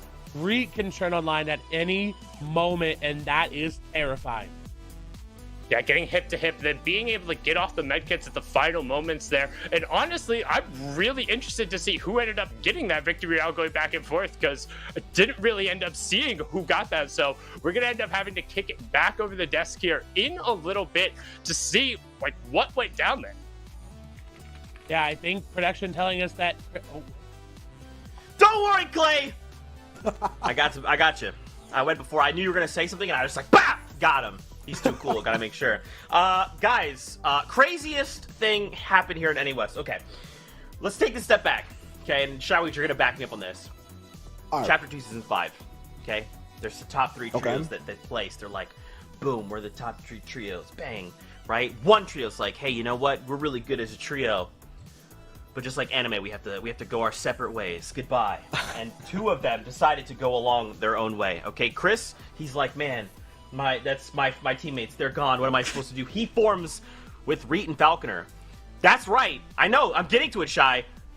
The team that split and both teams requalled just went head-to-head in game number 1 of NA West. You can't write this. You can't write this. We did, didn't we? Before, no, we can't talk about writing a true, the script and whatnot. But in that game, the big thing too, other than the VR we'll get to in just one moment, a lot of the top teams were expecting to do well, ended up going down. I think in that last moment, it was Chris who should have ended up winning that game because he got the mech cut off a second after the person all the way up on height. So we'll confirm that with the leaderboards in just a sec. But man, Kelly, so many big teams going down early. I mean, there was a lot of teams going down early, but talking about a little bit earlier in the game, we have to look at drop spots before we can even really look at our leaderboards right now. So let's take a quick look at some of the drop spots. Of course, the team that we got to see get 6th place as a solo, Epic Whale, going all the way from Sweaty Sands here, showcasing why, even as a solo player, this is the team to beat. Yeah, and they had position 2 coming into that game. Playing low ground was a little bit rough with the terrain. Definitely right, though, Kelly. Epic clutched up so well with all the loot that's available there. The Harpoon just giving him a full map refresh. Up to 555. You got to play out so many more zones. Meanwhile, Boney Burbs, we were waiting for big contention there, but no one actually landing through all the way early in the game. It's a big spot for contention. Godku, though, they're rolling in with their company over at Caddy Corner. They got the Peppers, Kelly, but didn't actually land too hard in that first game. Yeah, I actually thought that they're going to have a bit more contention here in Caddy Corner, although Aiden's team is quite close to them. They were able to drop into that spot uncontested. And speaking of uncontested drop spots, of course, we have to look at Steamy Stacks, our 3rd place team coming out of Season 5. It's going to be Juicy, Quinn, and Dylan. Yeah, absolutely. When it comes to this team, you saw how dominant they were once they have height. I don't know what it is in those Stacks and Steamy, but a definite sticky trio. It's hard to get them off the top spot when they're there. Alithia, Frap, and Krizux, though, we tuned in with them having 3 elims. Here was why. They were fighting Venor off spawn, and they did it almost flawlessly. Yeah, I mean, this team right here, they're showcasing why out of the first qualifier that they were able to get first place right here. Craggy Cliffs, actually one of the only contested drop spots that we got to see. I think Slurpy Swamp and Dirty Docks were also contested, but they were able to handle this. Look at Alithia right there, grabbing those 3 eliminations, and now the question is answered, and it was in fact Falconer, Ree, and Chris on the low ground, able to grab that victory royale versus Snacky, Kinchi, and Favs. What an incredible performance right there. But of course, you have to look at Bakata, Vernie, and Middy's 9 elimination run. Yeah, they just performed so well from that spot coming through inside that top 5. 39 total points right behind them. Chris, though, a game of seconds in first place. Are up against Snacky, Kenshi, and Favs. That med kit came in slightly after, as we mentioned before. Gave them the extra time to play defense, and they run through with the victory royale. Past that, though, look at the names. We got Blues Row, who had that early rotation. Tata Wheels and Kayla playing together the whole way through. The clutch from Epic Will got them to 9th at this point as well, which is huge. I mean, they only got 3 eliminations there, so being able to grab those placement points that Arkham was able to do, I believe, in 6th place is why they're in our top 10 right now. Moving on, though, through 11th through 20th place, I mean, look at the names that we have right here. These are big names. Quinn, Juicy, and Dylan, that 2nd place, or the 3rd place team from Season 5, in 13th right now. That is indeed an unlucky number. Yeah, honestly, and now they're going to be rolling in, though, and trying to reverse that luck completely. Mateo, Monk, and Sidla, I mean, a lot of these teams really end up ramping up later in the day as well. They only get stronger, so I'm not too worried about them having a rough spot in game number 1. If I'm in the top 10, I'm scared for game number 2, because there's a lot of people looking to take those spots. Yeah, and a lot of the teams that we got to see without a doubt. I completely agree, Zeke. No, I'm just saying that, I mean, we saw Arkham Rex and Epic Will actually not perform very well, I believe, in game number 1 of last season. So this is kind of par for the course right now. Don't count them out just yet. We saw what he could do as a solo. Let's imagine that the trio makes it all the way to the end game. It's kind of like a feeler, right, Kelly? Like, it's just the first game, right? We have like 12 total matches. So the first one to drop and just kind of like test the water, I don't feel as bad about it. I'm sure they'll come back stronger in game number 2. Speaking of which, it's game time. We're jumping back into the action. We've got Clay, we've got Sundown. They're standing by. Let's board the battle bus for game number 2. Beep, beep, and here we are on board with Falconer, Reet, and Pure Chris, who was able to get off that medkit in the final moments. We just missed kind of the closing bits of the action, but there's a little bit of a chicken contest there, staring each other down. When we get to those late game medkit executions, it's, hey, how long can you wait to kind of pop it at the end? And Chris luckily didn't blink first, as you can see. But they have a decent amount of space right here, and they've opted to alter their drop spot. We saw this, we talked about it before, where they were at Caddy Corner the entire time. They're trying to make that area in the weather station rotates work, and it just wasn't. So they've alphaed up at Misty. And that caused 40R and company to move as well.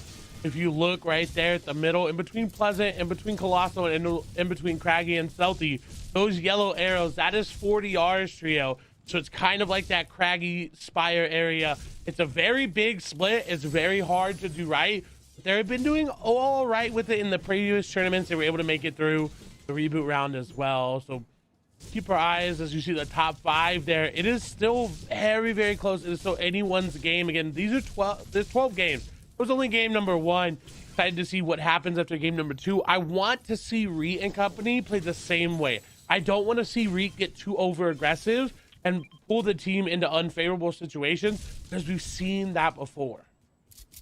I mean, it'd be fun to see. It'd be really enjoyable to watch. He's one of the most exciting, aggressive players when he opts to play that way. However, there is a time and place for everything, and I think going absolutely full send in the FNCS finals isn't necessarily always the best gameplay. NA East might disagree with you a little bit. I just saw elimination heavy leading the way there, but we're going to swing over to yet another early fight going on between a Little Temple and Zinc. This is the one over in the Dirty Docks fight that we saw Little Temple and Zincu just absolutely wax Yasserman and his trio the first time. Deathback's going to be the first one, knock Yasserman, trying to offer a little bit of help, and while he backs off, Zinx is now going to be a 2v1. Shifu going to get a little bit of redemption there by getting the full convert onto Temple, but now he's in a 1v2. Oh, huge 135. If he can create a little bit of space, he might be able to turn this into a 1v1, but he's down to absolutely 0 mats. You can tell that they're just backing off, trying to get the reset here. Little not wanting to give him any amount of space to really be able to take this away. They should be able to get... Oh my god, that was so good from Zifu. Finds it, gets the reset, game over! No way! That was so disgustingly good, and he's doing it all with just a blue pump, no builds, close quarter, and he's not going to be long for it. As I say that, excuse me, I'm just going to stop talking. What? Are you kidding me? Shifu turning online. They're getting every shotgun shot for a max damage that you could think about. I honestly thought there in the end it was going to be a 1v3 by Shifu. We almost just did it back to... I mean, the first one was just so incredibly mechanically well played. The wall replaces the immediate shots coming through, the pre-fires on the player who is then trying to push back into him and hit pretty much a max damage shot every single time. But then the Axolotls ended up coming through, trying to get the push in, saying, hey, we can style over a bit. And Shifu almost styled right back to back headshots to put a huge dent in him before going down. And he says, hey, if I'm going down, I'm taking 3 of you guys and a whole bunch of shields with me. And that might have been one of the most mechanically impressive plays I've seen in the early game in a while here. We're going to swing back up Boyd, Alethi, Frappe, and Krizix as we catch our breaths over at Craggy Cliffs. They're going to catch their breaths to picking up 2 eliminations and a reboot. This is probably one of the better spots to be able to get a reboot in, because you can just swim away from it like they're doing now. And with the way the zone's pulling, there's a lot of fishing opportunities over here. We do know, of course, this is the split that 40R and company kind of just draw a straight circle over that little entire island and down. It's kind of where they're landing, and it's going to be taken out. And so, look, there's 40R and company. Their loadout, I'm a little bit worrisome for 40R Storm, but luckily he was able to pick up that epic SMG there. But that aggression from them, it did warrant them an elimination, but going to cause them to be late on their rotation. Yeah, and the Elim was coming through, third-partying that Craggy Cliffs fight from the rotation that we ended up seeing there. You can see a Lithium Frappe also trying to clear out 40R Storm. Getting a bead, hitting a nice little 32 tag, but nothing additional. Should be all set for the Storm Surge that will potentially rear its head. You can see 82 players, still remaining 28 trios, so a little bit more aggressive than match number 1. Potentially it's going to taper off here as Jotter and Mute posted up on top of that Zate Hill, the hill right above the triple chest or the Stonehenge area. You can see Epic Whale, Arkham, Rex getting the rotation, heading south away from Sweaty Sands, past the Blaze NPC, past Holly Hedges. And this is the problem that I kind of talked about. If nobody's fighting you on this side, everyone who does a scavenger route, you just know it's just like, okay, we don't go anywhere near Sweaty. And you just kind of give up that extra fishing pond, and you don't really have to worry about anybody else. But these guys driving around just trying to look and play for contact. The old FPS term where it's just like, all right, going through, everybody's silent until we see somebody and start shooting. And they're just going to continue the rotation, looking for tags and head into center zone.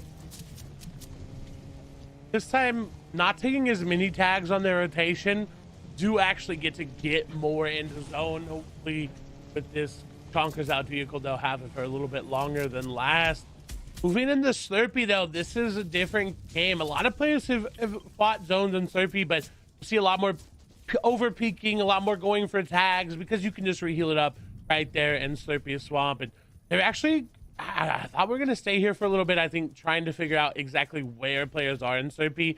You're going to have people on that top building all the way up, but there's someone in that side building. If they can get there and catch them off guard, it'd be such a huge amount of surge, as well as just those Elim points coming through. And don't forget, eliminations worth 2 points, just as we saw throughout the entirety of the round 4 for the qualifiers. See Mojo, which means Jaguar & Co. also nearby. Swing on over. Smoky Clips got a little bit of space here. This Baka Puffy has been taken out, but they have a decent amount of rotation. And also, I'm a fan of this loadout, seeing the Spicy Fish going out there and the Floppers. And quick stat, left-hand side, Smoke's entire trio, 10th, are making their first appearance in the FNCS finals. So getting that experience, trying to continue to rise to the occasion. And right now, sitting on 24 points, not too bad, but are missing Puffy this go around. I think they ended up actually leaving that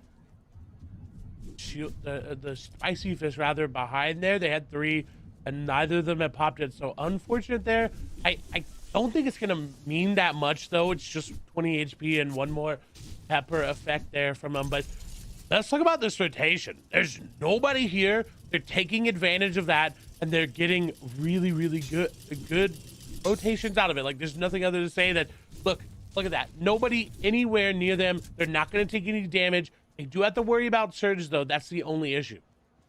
Yeah, I was about to say, Surge is going to be the only issue, but I love this rotation. This is one of my favorite solo rotations, particularly when it just comes to scavenger loot around the outside. Shipwreck Cove down there has a deceptive amount of possible chest spawns, and if you end up rolling a higher percentage there, between that and the fishing spots available, you're almost consistently going to end up with a solid amount of loot. You can also kind of go through, check out some of these NPCs, some of these unlooted areas, or some of the pre-looted areas, and take the leftovers. That's part of the reason why it's called the scavenger route. There's always some minis that somebody doesn't want. And they're able to find some there. There's a team doing the same kind of rotation, but on a boat down below. And look at that white line all the way in. It is clear sailing. This, as a duo, is perfect. This is what you want. Eclipse has that bow out, though, looking for any sign of a tag. Is going to throw that Spicy Fish back, and they're going to use it pretty early on. I think just concerned about being held up by anybody here on this side of the zone, but I don't know. I think maybe holding on to a little bit longer for that half in, half out, if you're not able to pull it, may have been the play.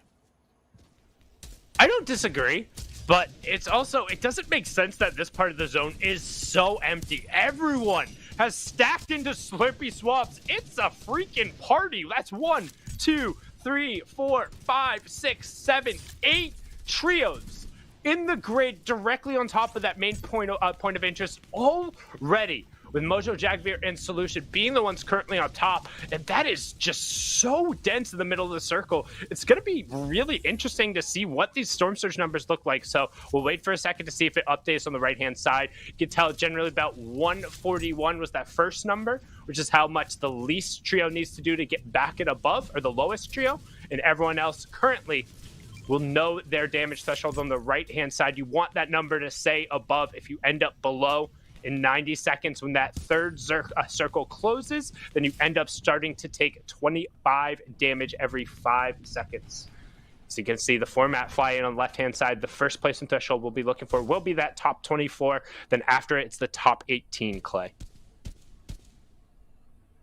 Oh, everyone is packed in. Our Epic Whale were able to make it there with Rex into the zone, but look at Hav, look at Bakata. They are getting in an engagement. They're trying to fight each other there. Look at how big the base is of Arcrum, Epic Whale, and Rex is.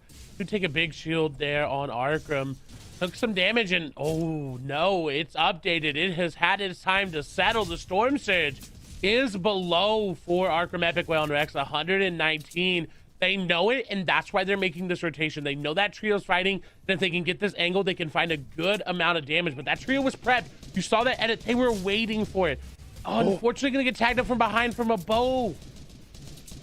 That's the problem when you're trying to get a little bit of sneaky snake going on. You don't want to be building ahead of time, and they say, well, no more time for tags. Straight into the box we go, and Arcum. 1, 2, 3, 4, 5 shots right there. Not quite going to get the knock, but gets everything. But no, actually, I lied. There's it ends up popping through. Notch going down. They can end up playing aggressive here, but they're right now only 31 above. They still have 10 seconds before it ends up turning on, and they want to try and get aggressive. They want to get more damage on this trio, knowing they have a man-up situation right now, and they are so good. Box to box, wall to wall.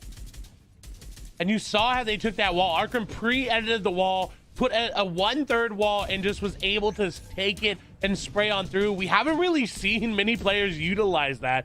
But look at this disengage. Everyone is here. Everyone is fighting away from Arkham, Epic Whale, and Rex. They realize who it was. They say, no, thank you. Shots come through. More damage above is going to their total. They want these eliminations. They've invested a lot. And look at their mats. They need these refresh. They have to get into these boxes very quickly. Nigel and Bluzro in the feed. Quinn going down to Snacky. Medkit will go over to Arkham. They do have a minute to pause and wait. 190 above. They are good for now. They can wait. And that was the chaos that Storm Surge ended up causing. And it's still active right now. We haven't dipped below that 70 number. You can see it in the top left-hand corner. So somebody is still taking 25 damage every 5 seconds. And that was the chaos we talked about. The 9 trios who were stacked on top of each other in Slurpee, they had no reason to be looking for tags. Nobody had to peek out. So what happens when Storm Surge comes through? Well, everyone just dives into each other's boxes because you don't really have any other choice. And in almost every single circumstance, I'm going to take Epic Whale, Arkham, and Rex in a box-to-box fight. There's not very many trios who are able to stand up to that amount of pressure they're able to put down. And with Zone pulling directly on top of Slurpee, they're going to have a ton of priority positioning if they can find the refresh on mats. A reminder, they did get that knock onto Nosh, but weren't able to actually convert it over through, so didn't get any of that loot. The team was able to take them back, but look at how low Major and Nosh are. Hav is full HP, but they are weak. They are hurting, and unfortunately for them, there's no barrels anywhere here. It's all been farmed out. It has all been taken, and so they're just gonna have to maybe get lucky, and there's maybe a fishing spot in that river right there. But look at Mady, look at Baka. They're sitting in that river. They're soaking it up. They're getting heals. They're getting shields as well. On the other side, rather, Babs, Kenshi, and Snacky. This is honestly kind of shambles for them. Yeah, not a lot of excess utility in the loadout from Favs. Tough on builds, and there's not going to be a ton to be able to refarm through here. Definitely some wood that could potentially still be in play, but you can see the Mats already trying to split it out. They're trying to see if they can get wall-to-wall and potentially dive in here, looking for a pre-edit, but the opponent on the other side also holding his builds out.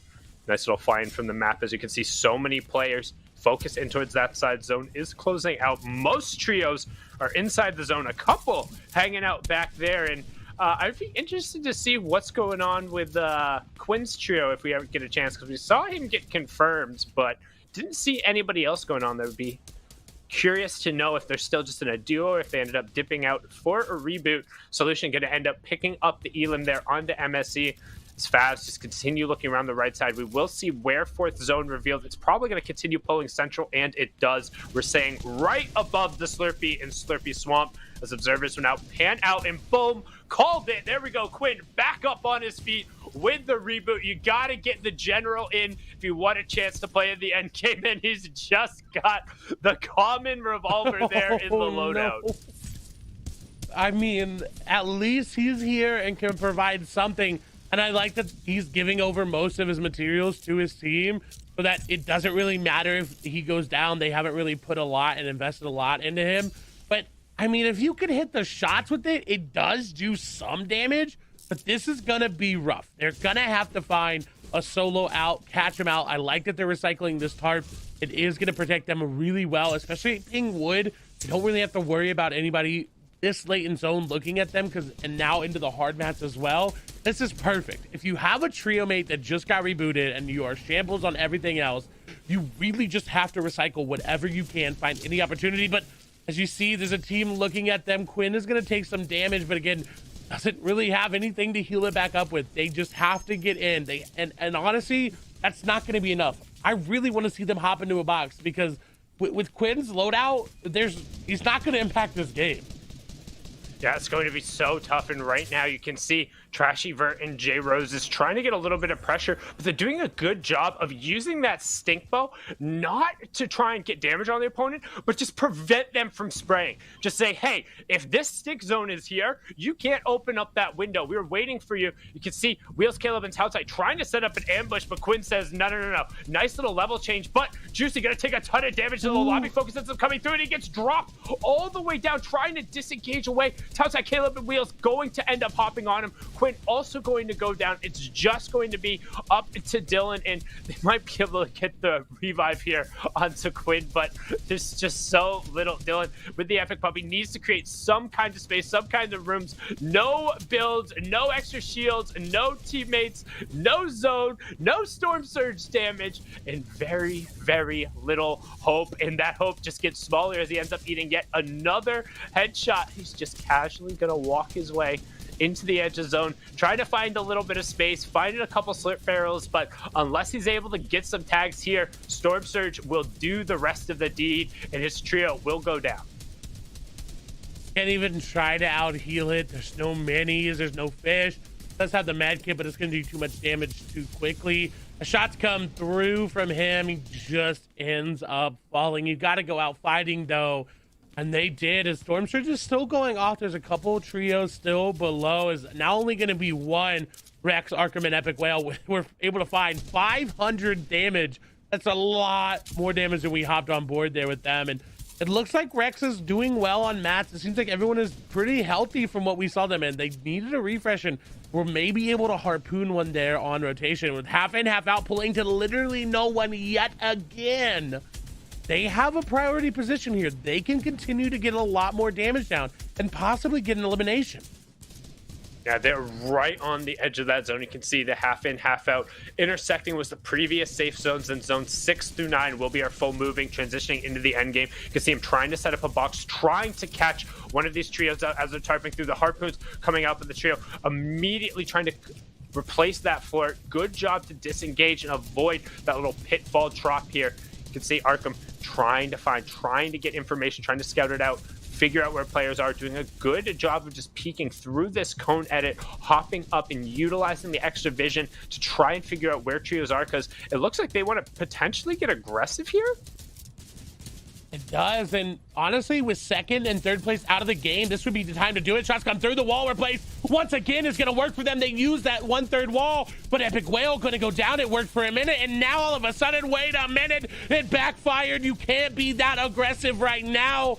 They should know that that is not always going to work out in their favor, and they got punished so hard. Yeah, Rex ends up picking up 2, but not sure if that's worth Epic Whale going down. You can see they will reclaim a reboot. Looks like we're not going to move back over one of the vans unless they get a very fortunate pull. So doubt that's going to end up coming to play, but we've seen weirder things, and right now it's going to be up to the 100 Thieves duo, Rex and Arkham, to try and run out the game. Epic Whale did his best in match number 1 to get him however many points. These guys are going to have to do their best in match number 2. We are into the cascading placement points, as top 17 will be a +1. We will see Storm Surge also tick on here, as up on the high ground, Glace, Unsightly, and Domo. A huge shift from match number 1, where they were one of the first 2 teams dropping down. And as I say that, Domo does drop down, tries to get the connect, realizes they don't have to be up that high. It looks like he might try and catch the supply drop as well. Nope. As I say that, he is just going all the way out to the front and getting a connection for his trio. Kenshi, in the meantime, is going to go down. Fab's getting some shots back, and we'll get an elimination. But in all honesty, as long as Rex is alive, this entire lobby is going to play a little bit different. Rex has so much prowess as a solo. We've seen clutches time and time and again, but look at Reed, Chris, and Falconer. They're in first place right now. The lead was only 3 points, but this is going to grow with second and third out. Fab's trying to make something happen, but not going to do it. Snacky will try to go for the revive there, but realizes, no, I cannot do it unless it pulls back, and I don't believe it's going to. No, shots will come through. He gets a lot of damage there. Reed, Chris, and Falconer, look at that, just nothing. His shots continuing to hit for Snacky, but it's not going to be an elimination. No, not quite yet. It will. Will they get the finish in time? They do. Siphon converts. They got to get into zone. That's on Batman Booga. Shotgun not reloaded. Has to keep going. There's so many opportunities, but they fall. And you can see Reet on the backside, bottom right-hand corner, ends up not closing off his tarp. Domo picks up an elim there, going to harpoon the mast. That's on the top. Reet bottom right. That is our match 1 winner in current first place. Tautai, Caleb, and Wheels are in the bottom left. We're going to swing back over. Low ground control was what got them the dub in match number 1. Can they back it up with back-to-back victory royales here to kick off NA West? Doing a great job, just destroying that player as they round the corner. Rex ends up getting a knock, but both him and Arkham go down. That's going to be a 5th place finish for him there. A conversion as well from the high ground will have us in, and it's a good old-fashioned 3v3 to end here match number 2. Might as well call it a zone wars here, but Chris end up going down, so the high ground team going to be at the advantage here as the low ground is just firing shots back and forth. Blizzy going to pick up a veil there. And you can see Reed trying to find it, going to end up getting the knock on the low ground. Falconer going to find the conversion there. It's a 3v2 now to close out match number 2. Could we get a back-to-back? It's Domo, Glace, and Unsightly trying to close it out as they've had high ground the entire time. But Reed says not today, sir. Tries to go up, coned off 87, but he eats back a huge shot. And as I say that, though, Falconer on the low ground is going to get cleaned up. High ground, too much as 12 eliminations end up coming through for Domo and Co. 56 points. And what a way to bounce back after a tough match number 1. And they've got 10 more to go as well, so they've really got to keep that going through. But we talk about consistency.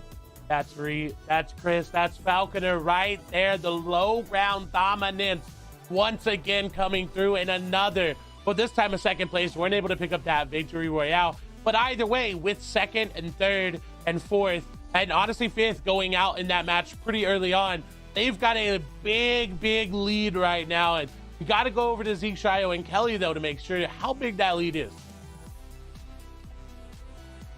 Man, 12 eliminations, victory royale, Domo, Glace, Unsightly, game number 2. Okay, I see it. I'm picking it up. I'm here with it. I'm vibing with it.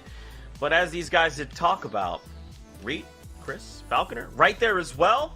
That's not where you want to be. You want to make sure you eliminate them way earlier on, because this consistency factor, placing a 1st and then a 2nd, that's not looking good for everyone else in the lobby, Shy. I don't like that. Yeah, they can't. No one can really stop them for the moment. It's kind of crazy. Past that, though, before we really get into game number 2, I want to go back to game number 1, talk about a few things, especially the VR that we got to miss. I want to see exactly what happened in those final moments, Kelly.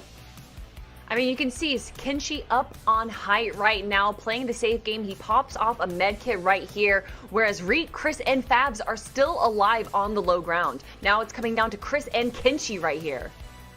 Yeah, Chris got that med kit once again a few seconds right before. These are things from his POV. He didn't even know, but he was looking right at the enemy right above him beforehand too. Past that, we're looking at Epic Will. One of the coolest things I saw was this clutch, and I'll tell you why in just a sec. A lot of his teammates go down. Arkham Rex, nothing to be had. Kind of trouble in the zone. Look at his loadout too. He has the floppers to be able to just survive these few extra seconds. Then basically almost out of mats, has to find a layer where he can actually end up operating really well. So right now it's still kind of Trouble City Central. He sees this little angle right here. I'm not sure. I think it's his trio calling out that that's exactly where they went down. They pinged right before they got fully eliminated, and he's able to look back. That's 3 teams worth of loot. He pulls again. And again, it's not over. Re-edit that wall, Epic. That's what I'm talking about. Again, get that brick max, get that hood max. We gotta go. And this was the coolest thing. So I was kind of screaming in the backs, behind the scenes, backstage stuff. There's big claps here, but all Epic was doing was just kind of going right underneath height, pushing left and shadowing so no one could see him. Because of that clutch and their consistency, they're rolling in the 7th. But we talked about Chris and his clutch with the med kit, their consistency last game with the 2nd. 80 points now, Kelly. They're almost looking at a 20-point lead coming in with 1st place. Ooh, what a great performance back-to-back now from them. 1st and 2nd place grabbing 6 eliminations each in their performances. But I'm quite surprised to see Caleb, Tautai, and Wheels up here now with 11 eliminations and making sure that they make it to the end game each time. But they've only gotten 7th and 4th place, so consistency again being very important, able to grab those eliminations even if they're not able to make it into the final 3 teams. But of course, Fabs, Kenshi, and Snacky are up here in 3rd place, and the team that just won that victory royale, jumping all the way up into 4th place. That's going to be Glace, Domo, and Unsightly. Yeah, 3rd and 4th are kind of the duality of man situation. We're basically having one really good game, and then after that, there's a little bit of a bad game to match. I hope, the consistency rolls through, because you got to keep up with Falconer, Reed, and Chris now. They're doing too good. On the next page, though, everyone's kind of moving up. Bluzro getting kind of closer as well. 40R Storm looking real good, 13th place beforehand. I think it was Quinn that was there. Batman Booga's also kind of rising up. Kelly, these guys are ready to go to get to that 1st page. I mean, there's still 10 more games to go. We just saw a victory royale right there, getting them, what was it, 50 points? Yeah, close to over 50 points right there. That was the 54-point victory royale, jumping them all the way up. So any of these teams that we saw in our 11th to 20th place spot right there could easily grab one of those victory royales. And I say easily, genuinely, all of the teams that we have right now in the finals for NA West are a top performing team. And obviously you keep thinking, well, Arkham Rex and Epic Whale, this is the gods of NA West. They're not performing super great right now. So a lot of these teams have an opportunity to kind of steal that throne. Saving the energy. They're saving the energy. As you mentioned, Kelly, lots of games to go.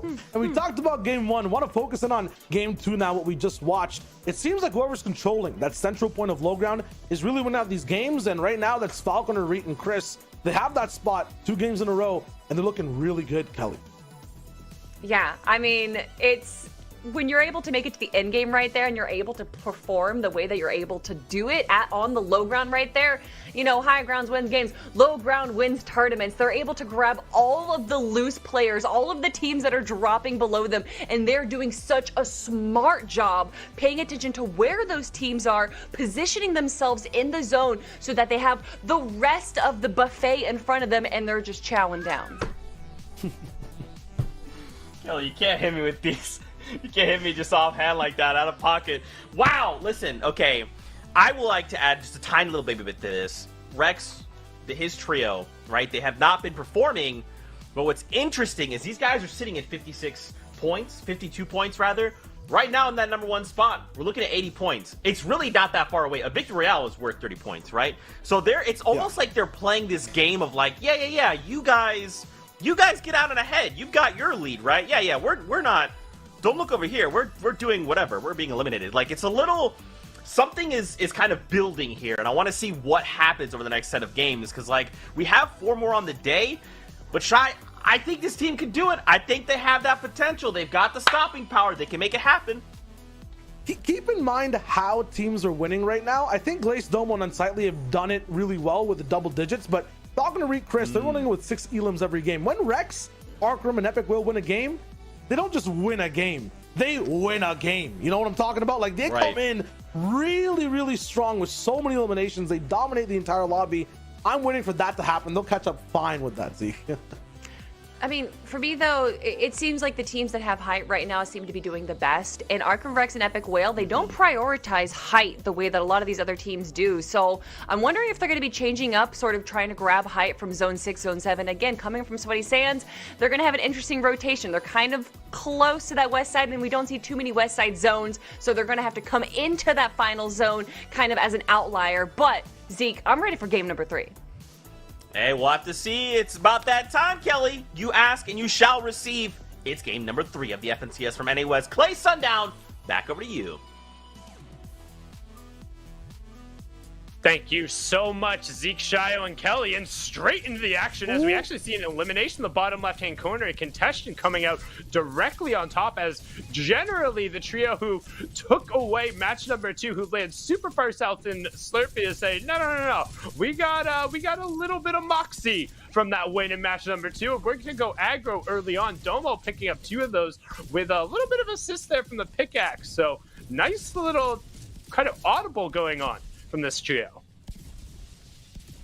Frappe gonna fall up and Craggy as well. The 2 seems like contested POIs outside Dirty continuing to fight. Spidey gonna go down though, and Lifty getting some shots back. Domo and Glaze trying to find this one last player out, and it doesn't look like it's gonna be a Shifu-like performance. As I say that, Domo goes down pretty low, but they are able to get that elimination. I believe Domo actually able to steal that one away. All 3 going to him. Yeah, and I'm pretty sure that tire there might have prevented him from being knocked. Not sure if that was intentional, but hitting the tire bounced him back out of the box and was able to toss a nice little ramp. So if it was intentional, great microplay. If it wasn't, well, sometimes you just need a tire. That zone, though, going to be difficult for a lot of these southwest and northwest teams to rotate through. We finally get to see a northeast zone here, and for trios like Quinn, Dylan, and Juicy, this is both a blessing and a curse. You getting zone up here It's really, really hard to find Surge, especially if you're in Simi. So I love to just keep our eyes on them and how they deal with this Surge issue that's going to come through. And one thing to note, something that typically doesn't happen in our West matches, take a peek at the top left-hand corner. 90 players remaining, 30 trios left. 3 trios cleanly wiped off of the start, which means all of those contestants that we saw are pretty much resolved. With the exception of what's going over at Dirty Docks right now, there's probably not going to be a ton of fighting here, as those drawn-out fights that usually happen off spawn this time we're very efficient, got taken out. So we're going to hop over to what should be one of the last few early contestants since that Dirty Docks fight where Shifu went absolutely heroic last time to really shut down Little Zinx and Temple, who got a little overambitious. They've got to respect this fight a little bit more because of that. Now, there's got to be some level given over to Shifu. The blue pump clutch from them was just phenomenal. I mean, I would too if I ended up getting clipped, right? Like, that ended up, like, effing competitive tweeted that out. Shifu was all over it. Like, that's going to be one of the highlights. That was disgusting. One of the best early game mechanical plays we saw. And after that happens, you got to be like, all right, maybe we can't just dive in if this guy's capable of hitting what was 5 headshots in a row. Yeah, but the headshots are going back on a little via the AR. Finally able to get together that team down below. They were a little bit split up. The damage is going down. It seems like it's being dealt, but not being taken by Little Zinx and Temple there. Look at that. They're full. They're healthy. This is what you want to see. You can tell they've given a little bit more respect. They're not hopping in the boxes right away. They're not pushing too aggressively. They're trying to find these angles out perfectly. Ooh, and the third-party team is coming in. This has happened every single game, except for that first one. That first one was so quick and so decisive that they didn't really have the opportunity to engage upon this. But look at Shifu, look at Depp, look at Yasir. They are just huddled down. They are backing up. Little is trying to put some damage down. Depp did take a ridiculous amount of damage, though. Has to be careful. Shifu backing up. Doesn't have a pump this time around, though. Does have a tactical, which is going to be even harder on them to clutch with. Yeah, it's tough in these box-to-box fights to really make those decisive plays. The attack just its only advantage really being that high rate of fire. Yes, if you are able to get box-to-box, but as we talked about and how it was very atypical of match number 1, Dirty Docks fights can drag out for absolutely ever. There's so many places where you can just like quickly disengage and find a pallets and farm back up, or like find a little nook and cranny. It's just like all of a sudden this guy who really should have been pressured out just has 5 more brick or 5 more metal, and there's always seems to be more resources, and that's why we're seeing 3 trios directly on top of each other, as Monk is going to get the finish there on to Cause in the Elam feed. So there's definitely one other fight going on, but right now these Dirty Docks trios just all kind of flaring out their tails, a little bit of peacocking going on, saying, hey, look at me, I'm super pretty, but you don't want to come anywhere near me, I'm threatening. And with the zone being over the top of them as well, that even gives them more of an opportunity to continue to draw this fight out, as Nico, Jaden, and Javon going up yet again, trying to put the damage down. Look at Temple separated from Zinx, who's separated from Little. They're all going different directions. Look at that. They've got to be careful. Temple is trying to set up an ambush play, but in all honesty, if I'm Temple, I just try to run away as much as I can, but Javon is going to find him there, has to disengage back into the building, but that's where you see it. That's where Depp, that's where Shifu are. They do get away for the time being, but this is not looking good for Little and company. I was just about to say, cue the Benny Hill music, because we got a 4th trio riding over the hills there. The yellow triangle's in the bottom right-hand corner. Temple has just been left by himself in the main building. He's going to end up actually getting knocked there. So this is just a really, I don't want to say interesting decisions, because you don't have a ton of choices with the zone pulling over on the side and the fact that you end up getting bogged down this fight. But it's just, this is such an awkward situation for so many of these trios to be in. And talk about awkward situation, just running right there, wide open the rooftop, back to back to back. Body shots coming through the AR, and he's really lucky none of those were a headshot from the upper angle. We're going to switch back on over. It's the Axolotls. Pulsar, Nico, 5G, Jaden X, and ZH22, Gvon. They were the ones who were able to come through, isolate out Temple there, and send him back. But we have another trio. We have a 5th trio coming into Dirty Docks, and I'm not sure if they know exactly what's happening with the fight as Little tries to go back in. I think maybe able to grab that reboot card with Zinx. This may be a clutch pickup from them, but look at Javon separated from Jaden and Nico there as Caesar, Vanellas, and Luis are coming in. They are trying to find angles. The Axolotl was just hiding out, not wanting to build, not wanting to take any damage there. And I think every party has kind of agreed upon this is not where we want to be. We do not need to take these fights. Yes, we got these tags off, but this is just not worth it in the end. There's tags trying to come through from Vanellas and company, but I'm glad they're disengaging. Yeah, but where are you going? You can't leave at this point, because one of the benefits around Dirty Docks or landing in here is that once you rotate out, you pretty much have high ground priority for the rest of your rotation because of the initial mountains that are on that eastern side of the map. However, there's already trios who have staked claims to the exit corridors. So you don't have a clear exit path unless you dip completely out to the north. And I'm not sure these players are really aware of that. But right now, you can see two trios getting ready, set box to box. I believe this is Luis, Vanillas, and Cesar on the other side of it, trying to get an advantage here, trying to potentially cut off this escape route, because we talked about it. Hey, north is the only way out, but these guys just kind of gave up the pass control over there to then cut off this exit, knowing that this team's unable to get away. Plus, it gives them access to additional brick and metal materials down on the side, but this is not a fight that really any of these trios want. However, you kind of have to take it, as Storm Surge is going to rear its head here in about a minute and a half, a little bit more, and only 10 players have dropped?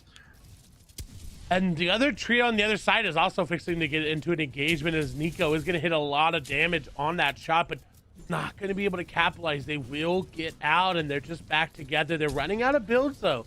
Nico down to 34, needs to find an opportunity here.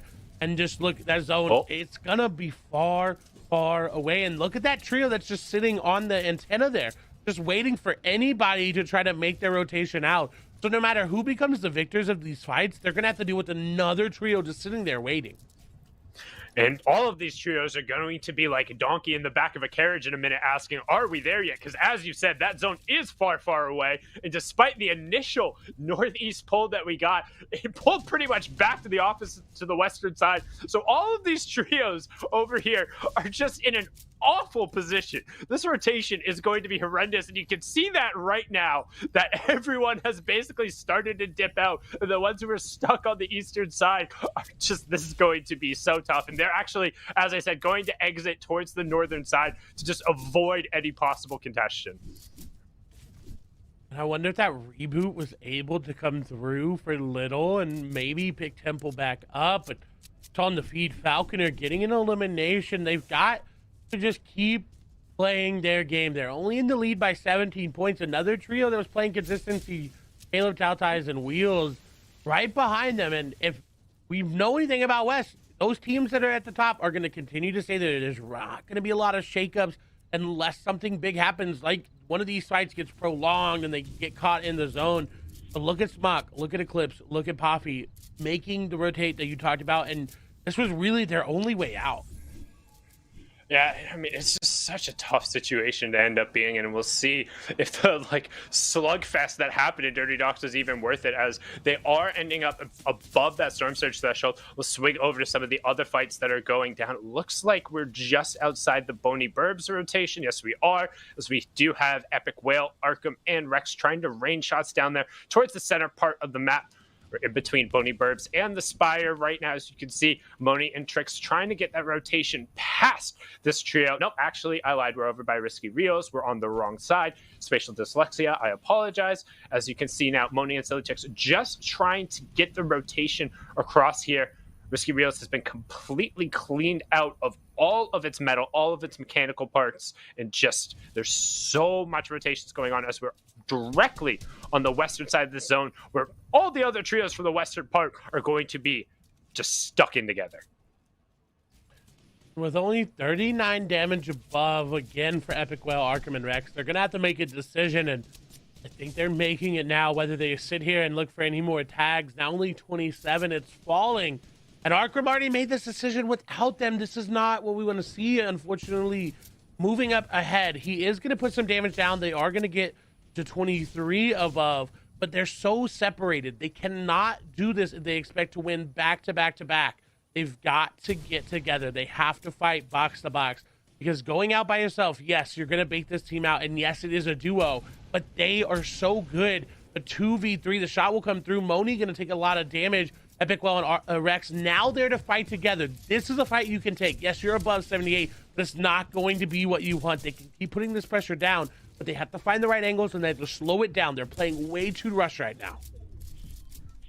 Yeah, and when you're up against it, when you're in this final moments, you don't want to end up being rushed, particularly when you have the advantages, because what ends up happening is you forget to capitalize on them. You forget to kind of make the most of what you're able to do. And in a 3v2, they should be able to close this out, particularly because it looks like their opponents are being hit by Storm Surge. They should have heard that damage ended up coming through. Silly Tricks and Moni are trying to get in. They are ended up taking damage. There's another trio over on the side. Gaskin will come out as well to try and create a little bit of space, but the shield's going to be cracked on Moni, and they should hear that. As I say that, Epic Whale actually gets backed off a little bit, tries to get the edit down, not quite able to find it, but really good box-to-box control. He's almost an entire box away, and he's able to control both of those panels, being able to get that. Rex will get the conversion there. Solution's going to get the other one onto Moni, so one Elim. However, as I note, Solution, Mojo, and Jagbeer, they have no problem taking these early fights. They are closing the gap. They're wall-to-wall, and I don't think they necessarily know that this is that trio.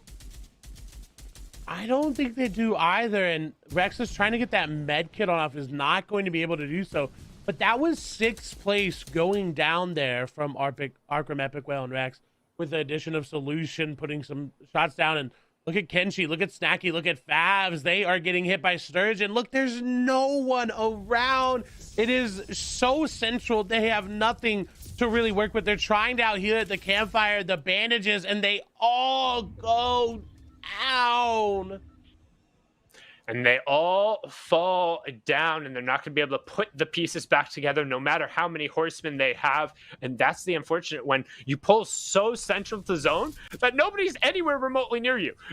We talked about this on the side. You have to be able to go find your fights. The Storm Surge will finally turn off as we just hit below 70 players remaining, 69 left on their feet. And yet we still don't have those first 5 placement points coming through yet, with still 26 trios remaining. You need to make it through that first 8, basically saying, hey, congratulations, you survived the early game, you made it off of your drop, here's 5 points.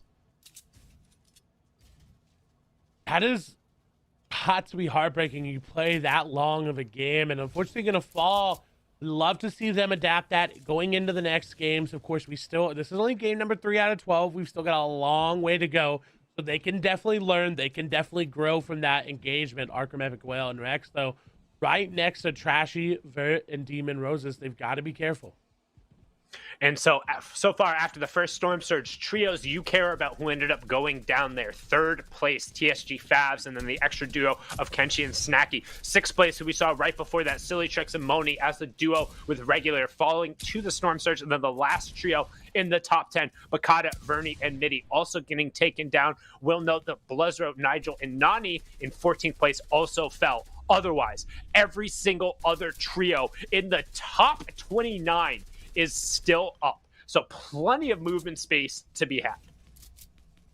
It has been stacked in every single region that we've watched, and West is holding true. The rotate from Epic Whale, Rex, and Arkham going to come through, and it seems pretty free as the observers are going to show us this rotation.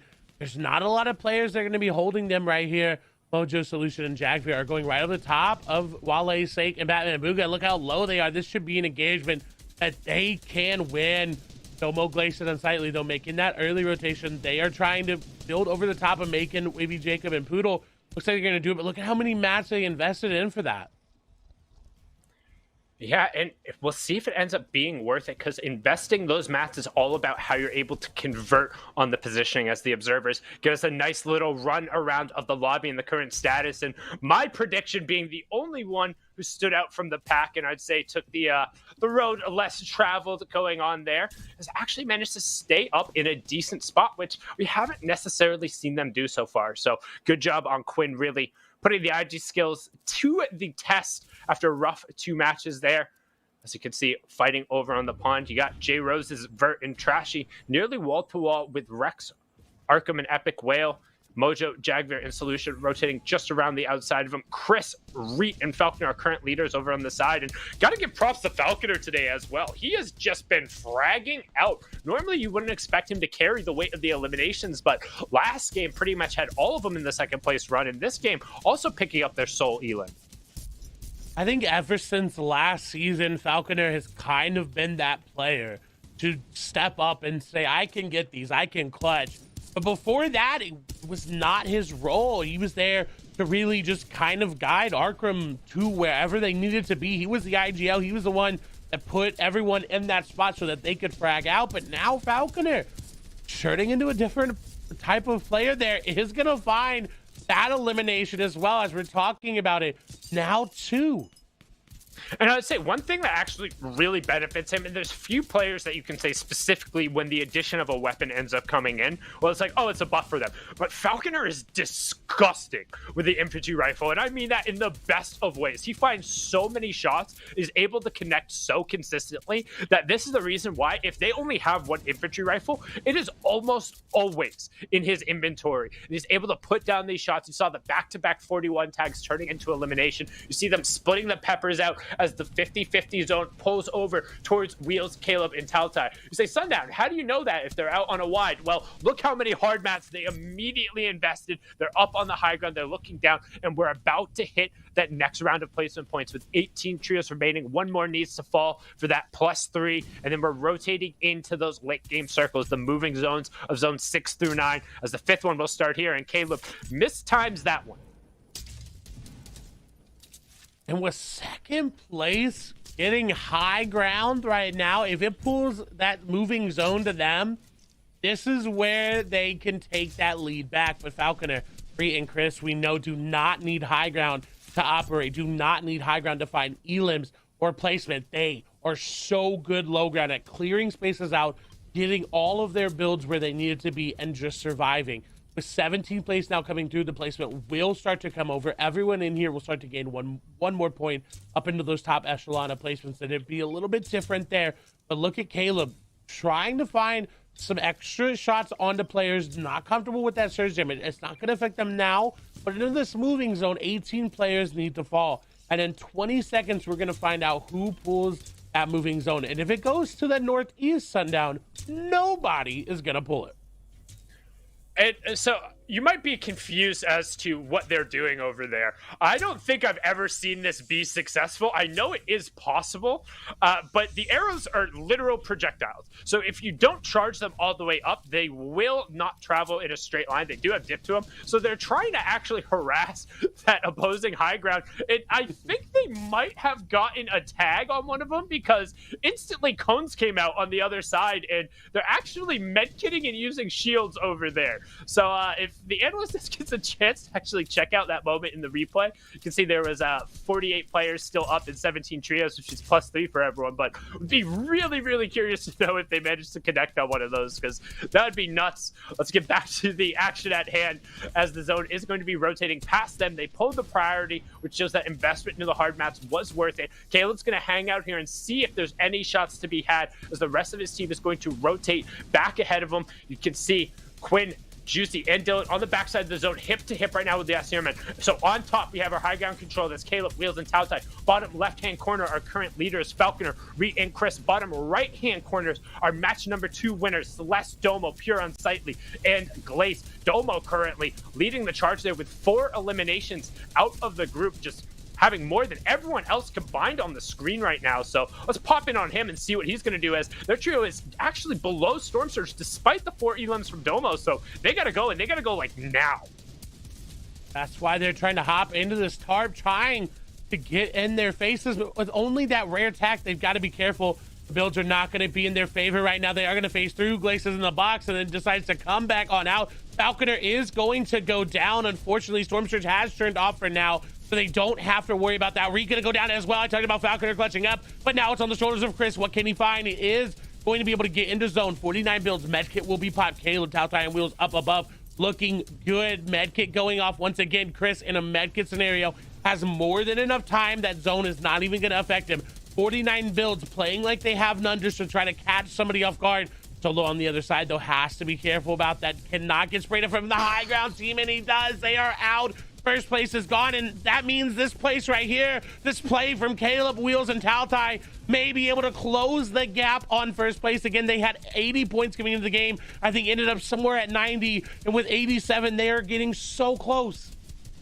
Close the gap. No, they pulled the reverse card. They're saying, we're going to create the gap now. You're playing catch up to us as the uncontested high ground control. They don't have the eliminations, but they are just racking up the placement points. However, keeping an eye on the top left, Epic Whale still up on his feet as he's able to pick up back-to-back eliminations. We have our top 5 trios, but there's only 10 people left. So there is tons of duos and solos running around on the low ground. You can almost guarantee that our second place trio is going to push up and take the victory royale here, because there's only one other full trio. That's 40R Storm, Cause, and Adam Bay. The ones who are able to win the 4th and extra reboot round to even get here are going to try and steal away this final victory out as Wheels, Taltai, and Caleb continue to just rain shots down on the low ground as we have our top 3 with Zello and Mojo being the duo on the low ground. The mid ground tarp is Cause, 40R Storm, and his group, and actually I lied. There's one solo who's still running around. Apologies for the change of the colors there, as we have a top 4, a complete trio, and then 2 solos on the low ground who are just hip to hip trying to avoid each other. I think they know they've got to fight their way upward. That's what Adam and 40R are doing right now. Cause up there as well. Shots come through. Adam going to go down pretty low. The crank from 40R is coming through, but the 90 is not good enough. Has to get in his own, has 10 apples, but how many can they eat? Start munching now on them. Is it going to impact them? Taltai dropping on down, low HP. Adam Bay going all the way down, going to take a lot. 40R trying to make something happen with Cause, but they're sprayed out. Taltai getting in their faces, getting in their box, is going to drop 1. How many more can they find? Cause is going to trade out Taltai, though. Now a 2v2, v1, I believe so many players still fighting on that low ground. Zelho will fall. 40R who desperately need to get that elimination. Mojo going to take down Adam, though. Now only 40R remaining. Wheels and Caleb versus 40R and the last solo down below. They have the heal up potential. Wheels will be able to pop this med kit. Caleb has been sent down to find anybody, but high ground is going to be challenged. Will says no thank you, Mojo, and now it's only 40R on the low ground who has to try to clutch it up. This has to be timed perfectly. He is 2 ticks already in the zone, has to play it perfectly. 40R though, low HP, doesn't really have an option. Caleb is going to start to drop down, may be able to get the siphon and the elimination for those points, but it doesn't look like anything else is going to come. It will get that knock, not able to convert on the elimination. No, a great play from Caleb, Taltais, and Wheels. And Sundown, you said it right. They said reverse, baby. We are making that gap for ourselves. Reverse, trap card activated going there. The high ground control coming through, and they didn't have a ton of eliminations at first, but then they're able to pick up 3 more on top of the initial 3, turn it into 6 plus the victory royale. And the fact that every other top team went down before the end game means they're going to be able to open up a decent amount of gap there. But we're now halfway through the first day of the FNCS finals here in NA West. So we're going to kick it back over to the desk. Zeke, Shio, Kelly, take it away. It's so weird to just think that this is halfway through the first day. I feel like EU just started, and now it's like about to conclude day number 1. It's super weird. It's crazy. Anyway, fantastic Victory Royale. Taltai coming in clutch when you absolutely need to make it happen alongside Wheels and Caleb. 7 eliminations. That's what you like to see, shall we? That's what you like to see. Absolutely. The drop down was so sick, too. I mean, Kelly, this team's really rising in the ranks. Yeah, we talked about them a little bit earlier and how they were performing really well, but they weren't grabbing those victory royales, and we kind of seemed to just miss them in the action, but we definitely did not miss them here, holding height all the way from Zone 5, which was a very favorable zone for them, and converting that into an incredible end game right there. That's right. There's a ton of teams that are pulling out all the stops if they're looking to win, but wait, what's this? There's a bunch of clues of a trio that's working in the shadows? Shall wager? They kind of rose to the light this game. There's definitely some evidence here. Enhance! We shall. Let's look at Caleb, Taltai, and Wheels and their 3-game performance. Last time that win, we got to watch it. It was sick. Zeke's talking about the shadows and these clues because we were kind of hinting at it, or got hinted at it in the first 2 games. Kelly, they were very consistent, and they were riding the coattails of height, mid-ground, and low ground to stay consistent over all these games. Yeah, game number 1 ended off with 7th place with 6 eliminations. Game number 2, 4th place with 5 eliminations. And then, of course, you guys just witnessed it in our 3rd game right there, that beautiful victory royale with 7 eliminations. Yeah, open and shut type case right now for these guys. Definitely are ramping up. If I do deduce it myself, it looks like they're really on top right now. Finally have everything under control from having a position in the half in, half out. There's still a little bit of a mystery though, Kelly, even off of this performance. Definitely working as a team and looking good while doing it. You know, it seems like it's not the most type of clean performance. You know, I would say that we still have an unclean crime scene to witness right now, and I think it's going to be over in Dirty Dogs. In fact, in game number 3, we saw quite an interesting game number 3 right there.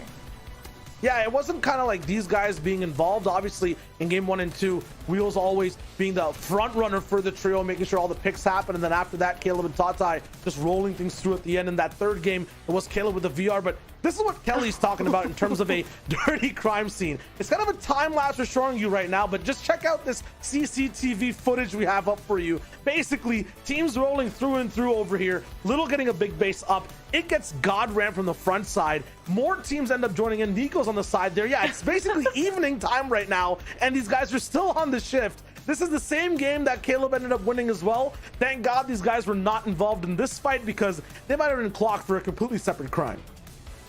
Yeah, I mean, I think we saw 4 different teams at Dirty Dogs during that engagement right there. So it was definitely a crime scene that needed to have a little bit more of an investigation over. But what we don't have to investigate is who is going to be in our 1st place spot. Caleb, Tautai, and Wheels, after that victory royale, not placing below 10th in the 3 games that we've witnessed so far, is now taking a pretty decent lead, 8 points ahead of our 2nd place team, Falconer, Reet, and Chris. And of course, Godku, Ka, and Fekoy now jumping up into 3rd place.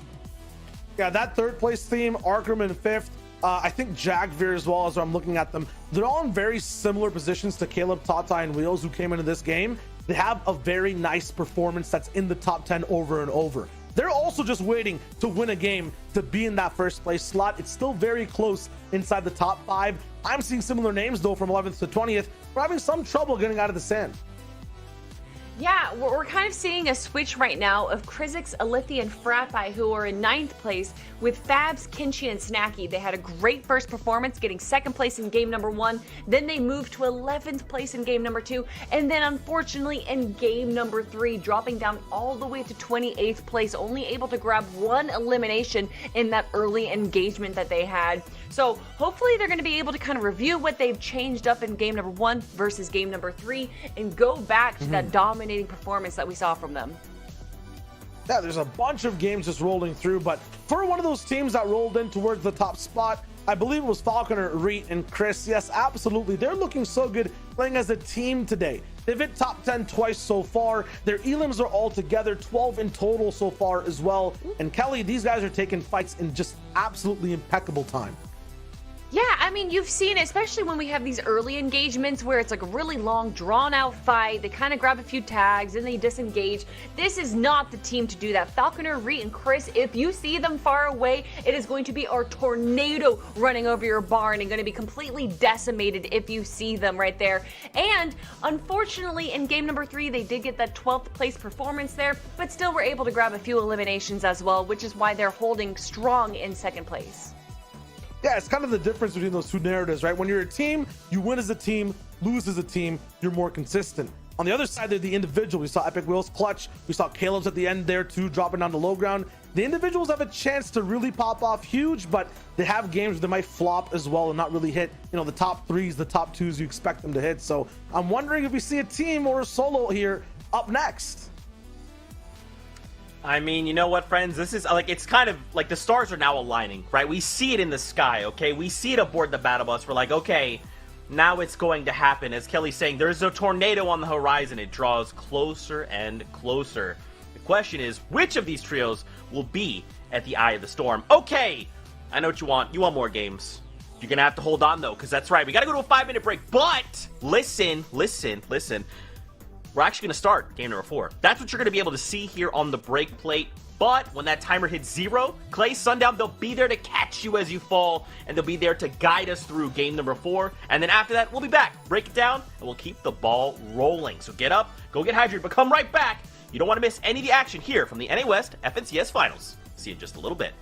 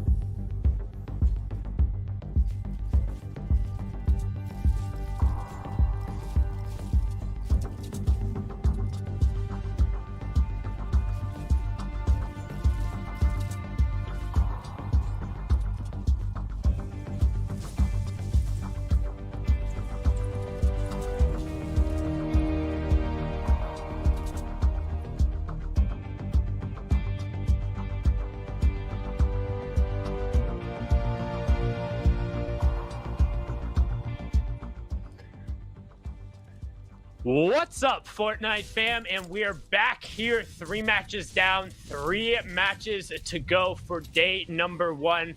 We're over in NA West, the FNCS Finals, and we're hopping on board with our current number 1 trio, Extra Tao Tai, Extra Caleb, and TRNL Wheels, who took match number 3. My name's Sundown, joined by Clay Stelling, calling all the action. Clay, how you doing? I am so hyped for these last 3 games. It has been such a pleasure to get to pass West once again with you this season, and it's all coming to a close here in these 2 days, and the first 3 have been nothing but spectacular. I'm excited to see what happens in the last 3. If you were away, if you were getting your water, you were stretching, and you're wondering what trios did end up going down, it was actually our 4th place trio of Glace, Domo, and Unsightly that did end up falling early in this game, as well as our 17th trio of Batman, Bugo, Walleye, and Sake, and 31st of Hyper, Pearl, and Cloxic. So big names all going down all around. Of course, that's all going to affect the standings, especially with 4th place going out so early. Yeah, and we've seen the duality that's happened with Glace, Domo, and Unsightly, where the first match they kind of dropped super far south and Slurpee didn't really work out. Second match dropped directly on top of the heads of somebody and Slurpee, yeah, it worked fine. Third match, the same thing. They had another solid performance, but 4th match, that's what happens. Hey, when you're contested, it's not going to always work out for you. So now we're going to swing back on over. This is our 2nd place trio sitting on 99 points. Pure Chris, Falconer, and Reet currently posted up on top of one of the mountains trying to find the shots, as we do see second zone, and we're going way south here for match number 4. And it's only a matter of time to see this zone. Everyone that has watched competitive Fortnite has seen this zone at least one time in their history on this map. This Mount K zone is so treacherous. There's so many different, as you would say, changes in verticality that you really, really, really have to prioritize either being mid ground or high ground. Low ground here is going to be very, very hard and even more volatile to play. I'm very intrigued to see what Falconer, Reet, and Chris do with this change in zone. Yeah, and they need to be really careful. They're taking a ton of damage on this rotation, and they didn't have to. Like, they could have covered themselves a lot more efficiently. They could have doubled with wood going along that rotation rather than just trying to do the single line, which allowed for the players who are on kind of that western hold there on that little mountain, that orange triangle, as you can see in the bottom right-hand corner of your screen, just ramp up one more layer to get a better beat on them. Now, they have a team in front of them. They have a team behind them. Like, it's so incredibly tough to really deal with this over the course of the time. And right now you can see Epic Whale, Rex, and Arkham just trying to post up and get some shots out here, as they do have priority of this Guardian spot. And that was the trio I was just talking about. Those were the orange triangles with great position to get rotation off of this and catch everyone else who's going to try and take this exact same path. And with the team above them eliminated, this is better and even great for them, as they're on a roll. They've jumped up 2 spots. But a quick stat for everyone: 4 players have placed top 10 in each of the FNCS trio finals. Who are they? That is the question posed today. So that's a tough question going on there. I'm not going to answer it because I'm 99.9% sure I know the answer, which is also, like, I don't want to say half cheating, but when it comes to having a partially photographic memory and spending, I don't want to say more time than I should because I think it's an appropriate amount of time, but I'm sure plenty of people would debate me on that given the amount of mod watching going through. But I'll be interested to see kind of what the chat ends up saying, what the people on Twitter end up saying, whether you're watching on watchfortnite.com, Twitch, Twitter, YouTube, wherever you're tuning in. Tomorrow we'll be in Party Royale, so if you're hanging out in the game, you can check us out and watch there. But right now, we're all hanging out over here into the meadows, just trying to stake claim to positioning, trade some shots out as the initial contestants have worn out. Everyone is just going to be looking to trade some tags. And honestly, I'm hoping for a bit more from Quinn, Juicy, and Dylan. Hyped them up a lot, like kind of tried to buck the trend there to really say, no, I believe in these guys. They're able to get through. And it's been a tough day, but you can see quick stat left-hand side, making Quinn, Rex, and Epic Whale. Was that going to be your guess, Clay? I had Rex, I had Epic Whale, and I did not have Macon and Quinn. So I got 2 right. I got 2 right there, but gotta be honest, Macon and Quinn surprising me there, but knowing West, not as surprising seeing their names. Well, so the key part of that question, because we asked a very similar question last week for those of you who are also watching, which is which 4 players have made every single FNCS final. But the difference in the qualifier on that question was trios FNCS. So you kind of in your mind just thinking, hey, which trios have been particularly dominant and who has kind of kept those consistent trios?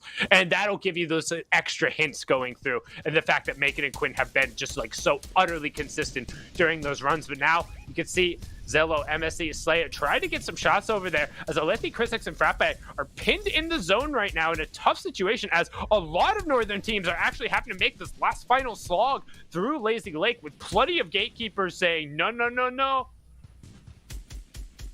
That's something you really have to be careful about. You gotten zoned pretty much almost every single time except for that one where it was around Sweeping and the Spire and Boney. This is a hard rotation to make, especially coming all the way from Craggy, from Steamy. But we saw what Quinn did. They rotated early. They got on top of the mountain. And look at the observers showing us that zone. If Quinn just holds on up there and zone continues to pull, they should be good. Look at how many players, though, are in this game. 80. 10 more need to fall before the Storm Surge turns off. Slaya, MSC, and Zelho are below, 6 below. They've got to find tags.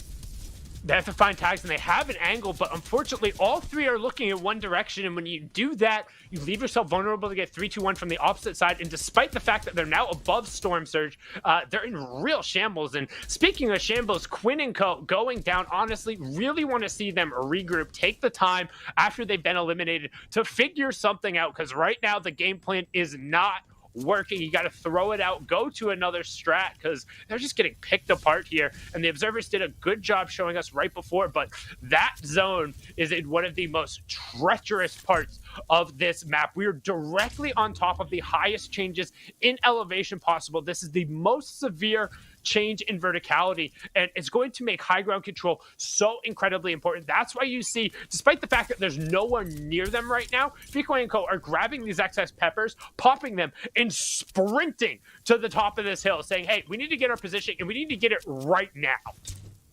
And they haven't had to move. This is where they land. This is where they've been. This is their push they do every single early game. So if anyone knows how to play around this area and control it, it is them. There's a lot of pressure they're going to put on themselves here in this game just to win, because they know this is our area. We can do this. And I don't know if I like them being down here. They have these extra mats, so can't really go up right away. And honestly, if they have the gold for it, I believe that NPC shows them where the next zone is going to be as well. So maybe able to play a little bit around that, but this will be interesting as Arkham, Epic Whale, and Rex have chosen a different approach, and they decided to swim into the zone, not taking that much damage, but look at their shields. We saw max shields on them, and max in the inventory as well, have taken a lot of shots. Altai going to pick up an Elam, though, in the feed. And if they can get down to Camp Cod, regardless, whoever rotates out of Camp Cod, you never have enough time to loot the entire place. You're almost always forced to leave, whether it's Storm Surge tag, zone, or something else. So you can see them getting the priority rotation down here. There is always excess mats, always excess loot, always something. And the zone pulled directly on top of it. This is what we talk. It's not a named area, but Camp Cod has been one of the most, I don't want to say notorious, but just it's had very different staggering impacts on who's landing down here. When fishing was so incredibly strong, everyone who was landing out of this area pretty much always had a max loadout. When it was the flopper meta, you wanted to be in this area because the density of the fishing pools give you so much. And the one thing to note here is because we've pulled off of the mountain, if the zone doesn't go to that northern side, there's not really a super definitive high ground. It's a lot of open space in water. And even if it pulls to the west as well, again, because there's no definitive high ground, everyone's going to have to go up another mountain as well. But this zone, you said treacherous, is going to be even more chaotic as well. Looking through, we do see Keto and company with Skadoosh finally able to make it there. Eclipse in this game as well. Jagveer making their rotation. Trashy, Vert, and J. Roses late on theirs as well. And Lithi, Chrisix, and Frappe all finally in this in-game together alive. They made it off spawn. Yes, they were held in zone moments ago, but they were here They're trying to make something happen. Snacky gonna take a lot of damage though. Sidla, Mateo, and Monk going in. That fight more than likely gonna be resolved here. Ka, Decoy, and Godku right below Wavy Jacob. Look at Temple, Little, and Zinx in this zone. But as you see, look at the high ground control. That's Poodle trying to solo tarp out while Arkham, Epic, Whale, and Rex are just chilling. And this is what I talked about. There's access, big pots. There's tons of space for them there. And the high ground control, because they're off the side of the mountain there, like you have to tarp out, which makes you that much more vulnerable to getting chopped. And you're not guaranteed that investment in hard mats, which you have to utilize, because if you single tarp out in wood, you're just asking to be plummeted below. You're not guaranteed to get anything. Where this fifth zone pulls here, and you can see bottom right-hand corner, 25 seconds till that happen, is going to cause so much chaos and so much rotation. So keep an eye on that corner. But right now, little ambush coming out. The player doesn't know that he's here. He's just whacking away, and you're inside. Building through there is so hard. You literally are setting yourself up in a fishing galley. Rex is going to own the wall. Edit through. There's no way. This player is just cooked. He's the goose on Christmas dinner. He's pinched right between. But as I say that, actually, looks like he's able to find a little bit of respite, a little bit of breathing room, despite being pinned against the wall. His trio's gotten next to each other, and they might not be able to take advantage of it. As I say that, they are able to get wall-to-wall. Replacement comes through 59 tag, but Epic Whale gets backed off, and so does Rex, and they're going to have to take shields. And Zone did not pull to that northern side. It pulled due west. Everyone on the northern side is going to have to just jump off of that cliff and rotate to the low ground, because there's no real good pathway that's going to take you there. And first, second, and fourth are out of this game. That means Godku, Ka, and Decoy, who are in third, have an amazing chance to close that lead. Arkham, Epic, Well, and Rex also as well. Jaguar, Mojo, and Solution have an opportunity. Blizzy, Nate, and Riverson, though, trying to hold some semblance of high ground. You have to be very careful, though. Riverson is doing that, looking for those tags up above. Jacob gonna go down. Nani gonna go down. Zink's gonna fall. Everyone fighting up there because they know this zone is pulling right where they have to go. And look, you talk about notable players that they just get a buff when this weapon is in the game. Riverson is one of them. Riverson with the legendary infantry rifle. He's just going to start picking pixels, finding beads there. The 41 and 42 tags being so dangerous. And if he does connect with one of those headshots, we talked about it over and over, that 2x damage multiplier being that much more punishing. And he has such a great line and a great angle that nobody is going to be able to charge up at him. If he gets a bead on you, you're going to lose so much of your HP. 2 body shots, that's 88 damage coming down for just a brief exposure. You can see we're now into the cascading placement points as we have our top 15. Kenshi and Snacky picking up elimination. So top of the feed, high ground control, that's Riverson, Blizzy, and Nate. Bottom right hand corner, you have the champs, the reigning back-to-back 100 Thieves, Rex, Arkham, and Epic Whale, and we'll zoom in on them as they're going to get control. And notice too that it's pulling east directly over where they just tarped in from, so they should have a relatively safe rotation back to the builds. You can see them trying to line up that tunnel there. Midi gonna get the conversion onto healthy. Storm Surge not going to play a factor here in the 7th zone, as West is starting to loosen up a little bit. Only 6 more players will have to go down, and we have one heck of a rotation to make here, as all the teams on that northern side have to cross a body of water that has largely been unbuilt. They're going to have to invest a bunch of resources to make a rotation, while Arkham, Rex, and Epic Whale just walk back through their already completed tarp. And it's ending on the building that they were farming up for half in, half out as well. So it's going to be even better for them. They've got to be careful, though. Teams here are going to look for them as we see who's up above them, trying to find exactly who. Snacky and company there. It's going to be Jator, you, and Avail trying to get into zone, but look at Jator going down. Riverson, Lizzie, and Nate up above. Vert will fall, trying to grab any of that extra loot. Will harpoon him to finish that elimination. Yoink, indeed, they get those mats. That's 30 extra builds. That will be a lot longer in this game. But if this zone pulls north, if it goes north, everyone is going to have such a hard time. Going down very low, though, wondering what they're trying to do. Shots come through there. Decoy going to get traded out. There's a lot of damage, but hit marker will go down. Floppers are there. Cuck can grab them. It's only one, but it was able to get picked up, and that's what they needed. That was a max damage pump headshot from a left-handed triangle peek. That was gross. They're able to find so much room that they're going to be a bottom left-hand corner. Rex finding a knock. That's the bottom right-hand corner. And Rivason still just playing a completely different game from everyone else. He's in a shooting gallery. He's going and he's finding elims. He's getting builds, dropping down, and then ramping back up. Not a care in the world. That's on the top part of your screen. Bottom left-hand corner, we can see our third place trio facing up and getting cleaned out. So now back on board, currently in 5th place. But do you hear that? That's the sound of inevitability. Epic Whale picking up an elim. Rex gets a second one there. The champions begin their surge. The first 3 matches are always a little slow, but I don't think you can ever quite count them out. As the momentum continues to build, where will this zone pull? Because if it continues going to the north, they could end up in trouble. Not a lot of builds on Rex, but as I say that, we're going up into the east, and you can see he's going to be the one to trail. Epic Whale ends up eating a lot of shots up on the high ground. We got Nate and Blizzy with Riverson still just looking top down and denying it. What Riverson is doing is so good right now, dropping it and doing so much damage, but more importantly, he's stalling everyone, not letting them up the side. So Nate and Blizzy are just raining shots down despite Rex picking up back-to-back eliminations. He's not going to be able to turn it into anything. And Blizzy and Nate just rain shots down. Victory Royale with the 10 elims. But we talk about free high ground control and converting it out. They had it pretty much from the moment that Western Zone pulled on that half in, half out. And they just looked so good converting it out. They really did. And they, going into that game, I believe, were 8th place. And again, everyone ahead of them, except for Godku and except for Arkram, was eliminated. So those 3 are going to shoot to the top because we know those points that they had were higher than what Caleb, Taltai, and Wheels ended on. And so that zone, if anybody learned anything, is that if you have high ground there, if you can maintain it in some semblance of the word, you are going to win that game. Yeah, also the legendary infantry rifle, pretty good when you have that priority. But to take a look at what might be our first versioning of the shoop-aning, we're going to kick it back over to the desk. Zeke, Shio, Kelly, take it away. There are some things in the universe that are inevitable.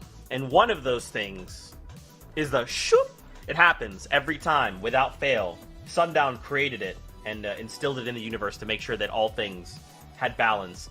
A great game, you know, and he kind of said, kind of in that game, Rex, Epic, Arkram, they're inevitable. I mean, guys, they made a top 5, okay? This might be the gas they needed to really get the ball rolling. No, absolutely, and that's a lot of stuff that happened in the end game. I want to go back in the earlier portions of Game 4 as well, because we had that break slate, missed a few fights that were fast when they rolled through. So let's take a look back at that early game from game number 4 and see exactly how things went down. There were 3 fights that went down on the map. Kelly, I'm kind of sad right now. You know, I'm supposed to have the biggest bias, but Batman, Bugha, Sake, and Wale clearly still struggling in these games. Yeah, they're just not able to find their footing. I don't know if it's the drop spot and if they're going to kind of like take some VOD reviewing this tonight to look at what they're going to be doing for game number 2 here. But they're just not even really grabbing any good shots there. Poofy being able to take down their team, as well as Glaze and Domo eliminating them on drop spot right there. Yeah, it's just tough for them because even this spot in particular, not too many chests. It's really just about your drop entirely towards this southern Misty Meadows mountain. There's a little bit of a camp here. If you don't have one gun spawn on the ground, it's kind of over for your trio. Still, there were 3 I talked about being eliminated across the map: Hyper, Pearl, and Clockstick. Kind of a POV of a team that's struggling on the boards entirely in that 30th type place slot. Rolling in, yeah, they got an Elam off spawn. It looks good for, you know, the total thresholds of points they have entirely, but Harpoon in the box, Hyper just got absolutely worked. He gets picked up by Midi, and now we're seeing this Slurpy Swamp fight just go absolutely chaotic. Yeah, Glaze, Domo, and Unsightly were in 4th place after game number 3 there. I don't know exactly how they are positioned in game number 4. So to kind of drop spot contention them on Slurpy Swamp right there, that is, you're going to have to go in confident right now, thinking that you're going to be able to take them down. And they were able to take down Glaze, but with a smart reboot right here, they were able to jump back up and to position themselves into a more favorable game 4 right there. Never mind. Almost. They got one.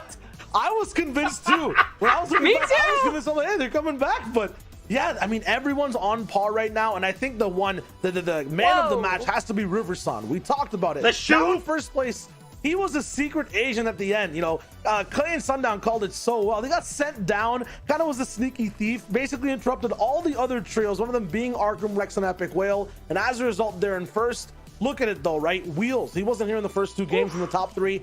Arkham, Rex, and Epic Whale so far, Kelly, have only gotten better since we tuned in. Yeah, seriously, like we still really haven't seen them in a final 3 situation until game number 4 there, and that showcases if they are able to get into the final 3, this is what happens. They're able to shoot up all the way up into 3rd place right now, and we still have so many more games to go. 5 eliminations and that 3rd place finish right there is going to grab them almost 40 points. So it really doesn't matter, honestly, if you're able to grab a victory royale or not, if you're still able to make it to the end game and grab those eliminations. But of course, that game did go to Riverson, Blizzy, and Nate right there. And also, I kind of want to mention the end game that we got to witness right there. I know that Cam was calling, or I'm sorry, Sundown was calling it out, but Riverson's incredible play to drop down, leaving Blizzy and Nate on height. And Riverson pretty much just stopped anyone else from being able to climb up that hill. And this is actually the 2nd time today for North American West that we've seen a Zone 8 victory royale. And so I'm kind of wondering what that really means. Shai, I want to know what your perspective is. Why are we seeing so many early victory royales? I feel like there's a lot of teams that might be scared to maybe take over on height. Even like on this page, as we come back towards the cameras, you can see the points overall are kind of getting closer. That's the shoop effect we keep talking about. It's kind of the sound that's made when you, I guess, pull things from both ends or squish them. It's a shoop. Just to give you guys context, if you don't know what we're talking about. But because I don't even know what I'm talking about. You know, there's mountains in the way. It's treacherous terrain. It's very hard to try to, you know, be able to survive on low, on mid, on these safe layers. As a result, height gets to work down more. As you mentioned, Kelly, you know, sending Riverson down, sending a single person down to interrupt things like Caleb did before too. When everything's kind of chaotic and you put in even more chaos with a person who's just, you know, bent on causing destruction, it becomes really, really scary for every other trio, and games end faster. But we see that a lot where, like, the team that has high, and honestly for North American West, it seems like the team that has high is able to grab that victory really easily. They'll send one person down, and that one person, it's kind of a toss-up if they're able to grab an elimination, because usually it's a 1v2, 1v3 situation when they do drop down. This, however, it was not Riverson going down to take down the other 4 teams. This was literally Riverson being a gatekeep, holding everyone off, while Blizzy and Nate were able to rain down fire from above. What an intelligent play right there to kind of understand their surrounding and use it to their advantage. Absolutely. And what's the result of that, right, for games 5 and 6 coming up entirely? Basically, we have 6 teams now with triple digits. They're above 100 points. So lots of interesting things. You know, it's still close towards the very end. Oh, man. Past that, everyone's kind of tied neck and neck. A bunch of teams at 76 points, 74. It's very close. Zeke, you were mentioning, I think around game 2, that 30-point difference is just like half a game, right? It's a few good elims and a nice placement. So everyone is definitely still up for contention to be in top 5 and even take the day in first right now, you know, at the end of this 2-day event. Look, we still have 2 games. Anything can happen. But yeah, our top 6, they're starting to pull away, okay? They're starting to say, look, there is a separation between us and everybody else. But we have 2 games. Anything can happen.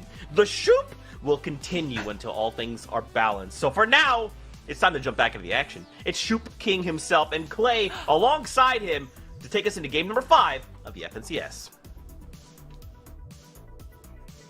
Thank you so much, Zeke, Shio, and Kelly. And we're going to hop on board with the creators of the first shoop we've seen so far. And for those of you who are confused, the shoop is the sound that I envision in my head when you squeeze that top of the leaderboard. When at first there was a couple of people who were a little bit farther ahead and it looked like they were really going to separate. But after that last match, those top 6 are all really right on top of each other, with just one bad place or one good game being the difference maker. As we see, 4DR Storm is going to be the first person confirmed here, as we still have 98 players remaining. Get that leaderboard on the left-hand side. My name's Sundown, joined by Clay Stelling to call out these last 2 matches. And they said it best on the desk. The top 6 are starting to pull away, but that means for a very exciting day number 2 that anybody in that area is within contention, and we see another northeast zone. That doesn't always spell well for a lot of the trios there. We saw what happened when it pulled to the southeast. We've seen northeast as well before, and again, pointing out one trio that you had talked about how you wanted to see them go back and evaluate the gameplay, and I really want to see it this game in particular because they're pulling the zone, is Quinn. You know, I still believe I'm sticking to my guns there on the production. If you could swap that first graphic to make it Riverson, Blizzy, and Nate, I would appreciate that. I mean, no. These guys have looked very good. I still believe that they're going to be able to put it back together. With that being said, what a focus. This trio has done so incredibly well. And Riverson's a player who, in particular, I don't think gets enough credit for a lot of his individual accolades. One of the first players to really swap away from West, say, no, I've had enough of the small pond. I'm going to go jump into the ocean over on East. And he had a really good performance there, to the fact when then he ended up coming back over to the West. It caused a little bit of one of those roster shakeups because everyone was like, what can we do to get Riverson into our trio? And he ended up with Nate and Blizzy, which has been a great match. But now swinging on over to Craggy Cliffs, it looks like Spidey and GGE's finally getting a little bit of revenge here, able to get 2 elims and looking to try and pick up the 2v1 now. They're pretty healthy with a decent amount of builds. The disengage from whomever is left up above trying to run away. I think it's a Lithy. I think it may be a Lithy as well. Going for those reboot card pickups there, they're not going to allow that. What? Oh, as I say that, it seems like they are. They're going to go for the reboot themselves and definitely allow that disengage. But once again, if Lithy was able to get Krizix and Frappe, we've seen them time and time again get reboots every single chance they can. That disengage will come through. Spidey being a little careful, though, being a little cautious, doesn't want to get caught off guard there, but should be able to get this reboot just fine. Yeah, and to me, that just tells him he has no idea where Lithy is right now. He thinks he's trying to kind of sneak around, get some shots. We talk about like what cues we see versus what the players end up hearing. Well, that reboot, man, is basically a giant dinner bell. The siren sings and it says, hey, there is a fresh player coming down from the sky with just a common revolver. Get it while you can. But Lithy wants no part of that aggression. He's going to disengage out, try and just kind of sneak around and probably wait to catch a secondary reboot, either late out of Craggy as these guys rotate away, or potentially hit one over as Selfie. But he's just not going to end up in a positive position for Surge unless they were able to trade out a decent amount of damage off the fight. He's going to end up in a rough position as we swing on over to what I believe is just under our current leaders. Yes, second place, Caleb, Tautai of Extra, and TRNL Wheels rotating away from Pleasant Park, but catching a couple shots on their way out. That's the disadvantage of having the chonkers on the vehicle. If you hit a bump or if you make a little jump like this, going full speed, you're gonna go flying and will get tagged up. It's very easy for a lot of these players to hit their tags on the cars that are rotating on through. And I want to point out, first place jumped 7 places that game. That was an amazing performance. And even in 5th place, they jumped 6 places as well, that being Favs, Kenshi, and Snacky. I don't think Caleb's outside and Wheels want to go down that easily, moving as soon as they can into what is sort of center right now for them, trying to find any extra loot, any extra builds, and honestly the tags that they need to get into this end game. Yeah, and that's why they're basing up over here as one of the few high ground positions, just trying to put up what some players call as scarecrows. Now, scarecrows you typically see in fields to ward off crows from pecking at your crops. In this situation, it's some more just make players double check when they rotate past it to think, hey, is there maybe somebody up there? Oh, it's right by a bush. Are they setting up an ambush? When in reality, you've already farmed off the tree and the bush that was there, leaving it mostly one hit. You're just trying to make people think twice. So we're going to swing back on board. You talked about our first place trio, this being them here, Bloom, Riverside, NorCal Busy, and 5G Nate. And I mean, the fact that they moved up 7 spots with the Victory Royale shows that, one, those placement points for the VR are monstrous. They're huge. They end up adding, it's 30 points just coming through for that alone. But then whatever eliminations that come with it, because you're often going to add somewhere between 5 and 8, I believe is the average for the VR coming through, just under 2 and just under 3 trios being eliminated. As you can see there, left-hand side, Clay, whoop, Game 4 is the fastest game across all regions this finals. 23 minutes, 11 seconds. And West is showing us that, and you said it earlier, duality of itself as a region, right? It can be very passive in the early games, and then once that back half of game comes, it's just West, and everything's going to happen very quickly, and they're just going to have to try to keep up with it there because they don't really hold back. If they want elims, they're going to find elims. As Glace is going to go down, this is Ink's Little Temple. This fight taking place outside Dirty. They're able to get out as Hyper will finish off Glace there. The damage not going to come through for Temple. Look at that, taken down. Unfortunately, going to fall. Little going to go down as well. Now Zinx has to try to get in. Shots come through, connect, but they also will fall. Shifu, Depp, and Yasir, while it is not in Dirty Talks, they remain the kings. Right, but the story remains the same, that regardless of which trio ends up winning this fight, there's always somebody coming over the hills. They're riding, they don't have to wait for that first break of dawn on the 7th day. Instead, it's consistent. It's every single time. You know when the fight comes through that they're going to end up having somebody else. Just because, minus that first game, we've talked about it. The fights over at Dirty Docks, you can drag them out for literally ever. It's just the amount of materials that you can get, the fish as well, and the rotations provide so many healing opportunities. But Nate, Riverson, and Blizzy want these eliminations. They know they need Surge, and they're looking for it. Though there is someone shooting from afar trying to get tags on Nate. They do take a little bit of damage, but a knock going to come through. It's going to be on the depth. They get a lot of damage there. Trying to disengage. That player will run away for now, but Depp will fall. Yasir and Shifu now have to try to 2v3 as Shifu really low. But we've seen him clutch it up before, so we cannot count them out yet. Riverside, Blizzy, and Nate, though, seem confident to just back up, heal up, and then get back into this fight. Yeah, but don't forget that 1v3 almost into a backup 1v3 was also right off of the rip of an extended fight. So he was fighting against makeshift shotguns, a couple tacks, and not fully shielded up. These guys are looted. Like, they are ready for this fight, and it looks like they want to go dive in, and I don't think they're going to be afraid of Shifu. He doesn't have necessarily as big of a one-shot potential, but as I say that, Riverson gets backed off immediately, and something Shifu has done fantastically today is just checking the charges of his opponents. And as I say that, he immediately comes through. He tries to flip the script, but that one wasn't good enough. It was actually Yasirman who went with the aggression of slightly untimed there as Shifu got separated away. Nate's going to be able to clean that down, but we talk about bogging people down in these fights and being unable to resolve them quickly. Another trio is coming diving in, and if Smock, Eclipse, and Puffy can get onto them and get box to box before they can shield up, this becomes really awkward. And they're just unfortunately going to run away. It seems like they know zone is pretty far, and while it may seem like they're disengaging from this fight, they're going to keep their eyes on them, and then as soon as they get into zone, they're going to turn around and try to hold them out. Riverson will be able to heal up, not knowing, of course, what we know and how low they were.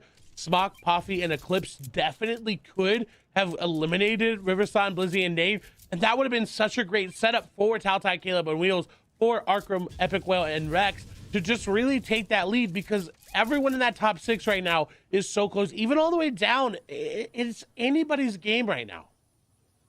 Yeah, so quick little check-in on which one of the trios have been eliminated. Glace, Celesteoma, and Unsightly continuing kind of their 50-50 approach off of the starts where, hey, if they get out of it, they do really well. If they don't, well, it's pretty self-explanatory. Little Temple and Zinx getting wrapped up off of the extended Dirty Docks fight, and then on the back side of that, Depex, Yasserman, and Shifu going down. Those are the 3 trios who have been knocked. Outside of that, we got 3 trios who are missing a member. Everyone else still completely on their feet. So we'll get into that little bit of a lull where we're pulling still continually farther northeast on the northern part for this second zone. Observers, when you get a chance to pull that map up, would be very interested to see kind of what we're looking at in terms of a second, third positioning, because it seems like we're going to have some very interesting rotations coming out. We're going really far north here. I'm going to bet that Steamy will be 100% in. That'll be good for Quinn and company, but they, again, have got to find their tags. They've got to find that Storm Surge. And speaking of that, I've waited a little bit there. Storm Surge is very far below for Jagveer, but look at that zone. It is as far northeast as it could possibly be. Yeah, that's kind of what I was talking about. I was looking at the white lines and I was like, even from all of those angles, we're still going really far to the northeast here. So it's going to be really interesting to try and see who's able to find tags and where priority positioning is, because you can already tell a little bit on the bottom right-hand corner of the map. Might be a smaller for some of you there out watching on mobile, but pretty much the entirety of our trio populations are towards that southwestern corner, and that southern side of the zone is going to be packed. Anybody who's on the northern side, as long as they aren't hurting for surge, should basically get a free pass into the top 25 and maybe even to that next round of placement points at the top 17.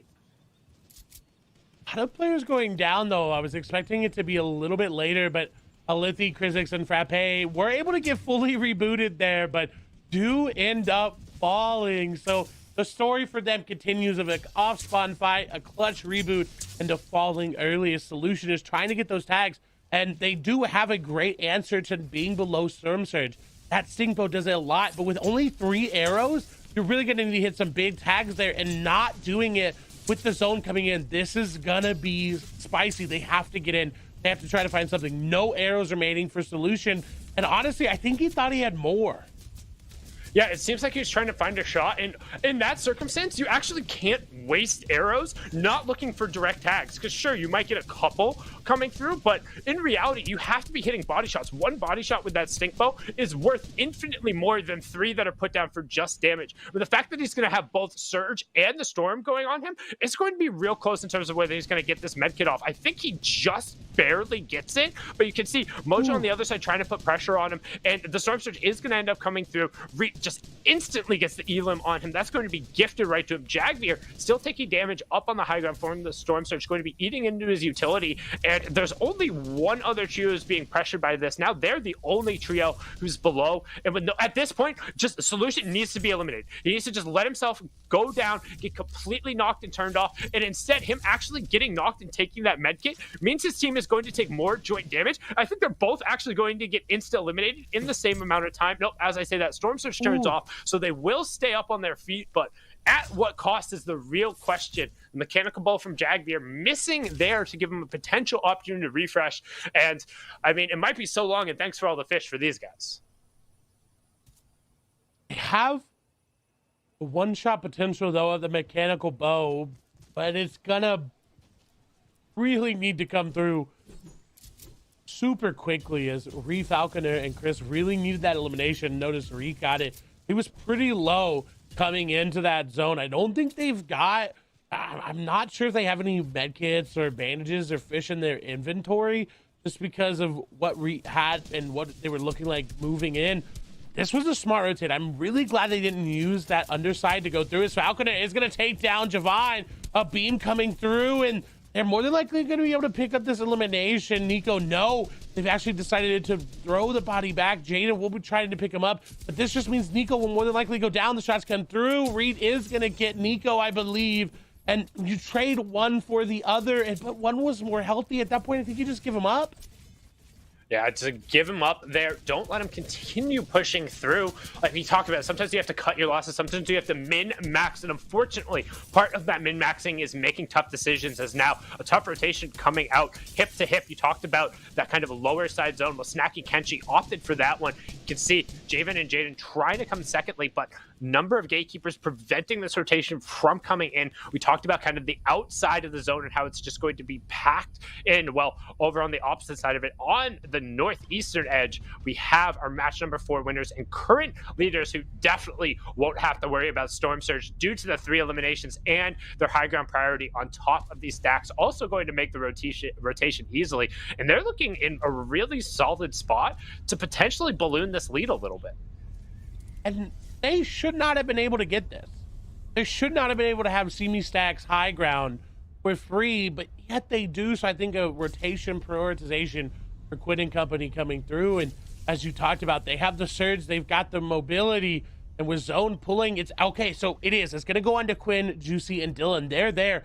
This could actually be so well for them. All they have to do is open those cones, look up, and spray, and Blizzy, Riverside, and Nate are gonna get tagged up, and here we go. So actually not rotating right directly into them, and they're kind of playing with time a little bit. They don't have to go right away. Oh, I like that, Sundown. They wanted to get that lower drop, so they went back behind. They became protected. by that stack, and now they're rotating in. A lot harder to hit when you're lower to the ground. Yeah, we talk about kind of the distance traveled there. Well, if you're just floating through the air, you're kind of stuck at that higher point, and it makes it a little bit more predictable in terms of your trajectory. And if somebody has an infantry rifle, you just get ripped apart. I mean, everybody has seen the clip of Mongrel back in the day of just hitting back-to-back headshots and getting the knocks going through. Well, you're able to recreate that pretty much only over on that Steamy Stacks area. We're going to swing over what is currently our third place trio. And we talked about the inevitability. These guys are like a train. They have one destination, and that's the top. And they're just trying to put enough gas in the engine to keep going, or steam, or whatever trains run on these days. Electricity, it should be. I don't know. I'm not an engineer, but we hop on over. We do see the Storm Surge initially tick. However, do have to note that it will always update to reflect the actual trio score, as now we're going to get a lay of the land, a lay of the lobby, get a good view of the positioning for each one of these trios here in match number 5. We will have one more after this, but who can build the momentum going into the final match of day number 1? We saw last season that sometimes that lead doesn't matter at the end of it all, because again, 6 more games provide for an opportunity for any trio to really come back into it. Rex, Arkham, and Epic Whale, though, looking like trouble for them. They have no extra shields to give to Rex. They don't have a lot of builds on him as well. No extra utility other than that harpoon and the inventory. If they pull zone here, they're set. They're fine. They can come back from this. But moving all the way to Simi or moving to that south side is going to be very hard. And we'll see where zone pulls right now. Oh. And it pulls directly on top of him. You can see that bottom right-hand corner. And I think Rex was actually looking to maybe harpoon that player off from the high ground. You can see the ramp there, but if he gets a line on Nemoni, Silly Tricks, or Regulator, and they're not paying attention, he could very quickly open that cone and just pull one of them down if they walk up on top of the ramp that they're using for cover. You can see Storm Surge is going to pressure a number of teams around the outside. They'll start taking damage. Wheels, Tautai, and Caleb being focused from a number of angles. That's the issue if you're too central and somebody decides to choose you. But Wheels is going to choose Adam Bay, saying your mind straight into the lobby there. Going to pick up 2 additional points for it, plus plenty of damage. Storm Surge will turn off as we have our top 50. One more trio will need to fall, and then we'll into the next round of placement points as the rotation will start off. And only 2 trios are remotely near the zone. We know that Silly Tricks and his trio, as well as Epic, Whale, Arkham, and Rex right on the outside. The northern rotation also coming out, and pretty much everyone on that northeastern side should have a nice little jaunt and walk into the zone, as Rex is going to get a knock onto Phantom. Silly Tricks also going to get a knock onto Mudio. So the gatekeepers doing their job here, saying, no, this northwest corner is not so free. That was a really big mini fight here for Wheels, Tautai, and Caleb. They each picked up 1 elimination there. Wheels wasn't able to get in, but they needed that. They needed to get into the zone, grab all of that, because this is second place. If they go down here, it's so hard. This Falconer is actually going to go down to Vert. Chris is going to go down to Arkham. Where is Reed? Maybe fallen there as well, so 6th place may have gone down. And that is so good for Arkham, Epic, Whale, Next. We talked about how they needed a refresh. And if Zone pulled that way, they were going to get it. And there you go. They've gotten 2 eliminations, 1 on Direct and 1 onto Arkham. Their inventory definitely going to look better. And with Zone pulling to them again, this is even better. It's going to pull to them, and there's an immediate change in elevation right where they are, which, as you can see, left-hand side of your screen right now, there's so many trios and so many hard mats that trying to rotate through that, plus the little hill that's right there, is going to be a nightmare. It's going to be so incredibly hard, but realistically, there's only one path you can make through the zone, and everyone's already occupying it. You're going straight into a shredder. Just look at that bottom right-hand corner. That's that one pass out of Steamy we talked about, and the team who's on the priority on it is an absolute buzzsaw that you don't want to be passing through. It's the back-to-back NA West Finals champions, the Epic Whale Cup winners, the typical Gamer Cup winners, nearly every single Cash Cup winners, and they have the priority side of the zone, and despite a slow start, they're picking it up here. They're in the bottom right-hand corner of the screen if you want to watch. Our current leaders are up in the top part of your screen. They're the match 4 winners as well. Riverside, Nate, and Blitzy. Bottom left-hand corner, you have Wheels, Tautai, and Caleb. This is 1, 2, and 3. 1 up top, 2 in the bottom left, 3 in the bottom right, all making it to the end game again. We're in the cascading placement points where each trio that drops is +1, but everyone wants the elims and they want the top 3 as we're into the late game. And look, both those rotations coming out so smoothly. Arkham leading them on up. Now they're going to try to find eliminations on the low end of that zone. Wheels, Caleb and Tautai trying to make something happen there, trying to space their way out. Cut is going to go down there in 4th place. If they fall, that's even better for those top 3 teams, as it's going to continue to pull away. Healthy is going to fall. Cut will get eliminated. Snacky going down. Wheels with a lot of builds here on low ground. They have so much space.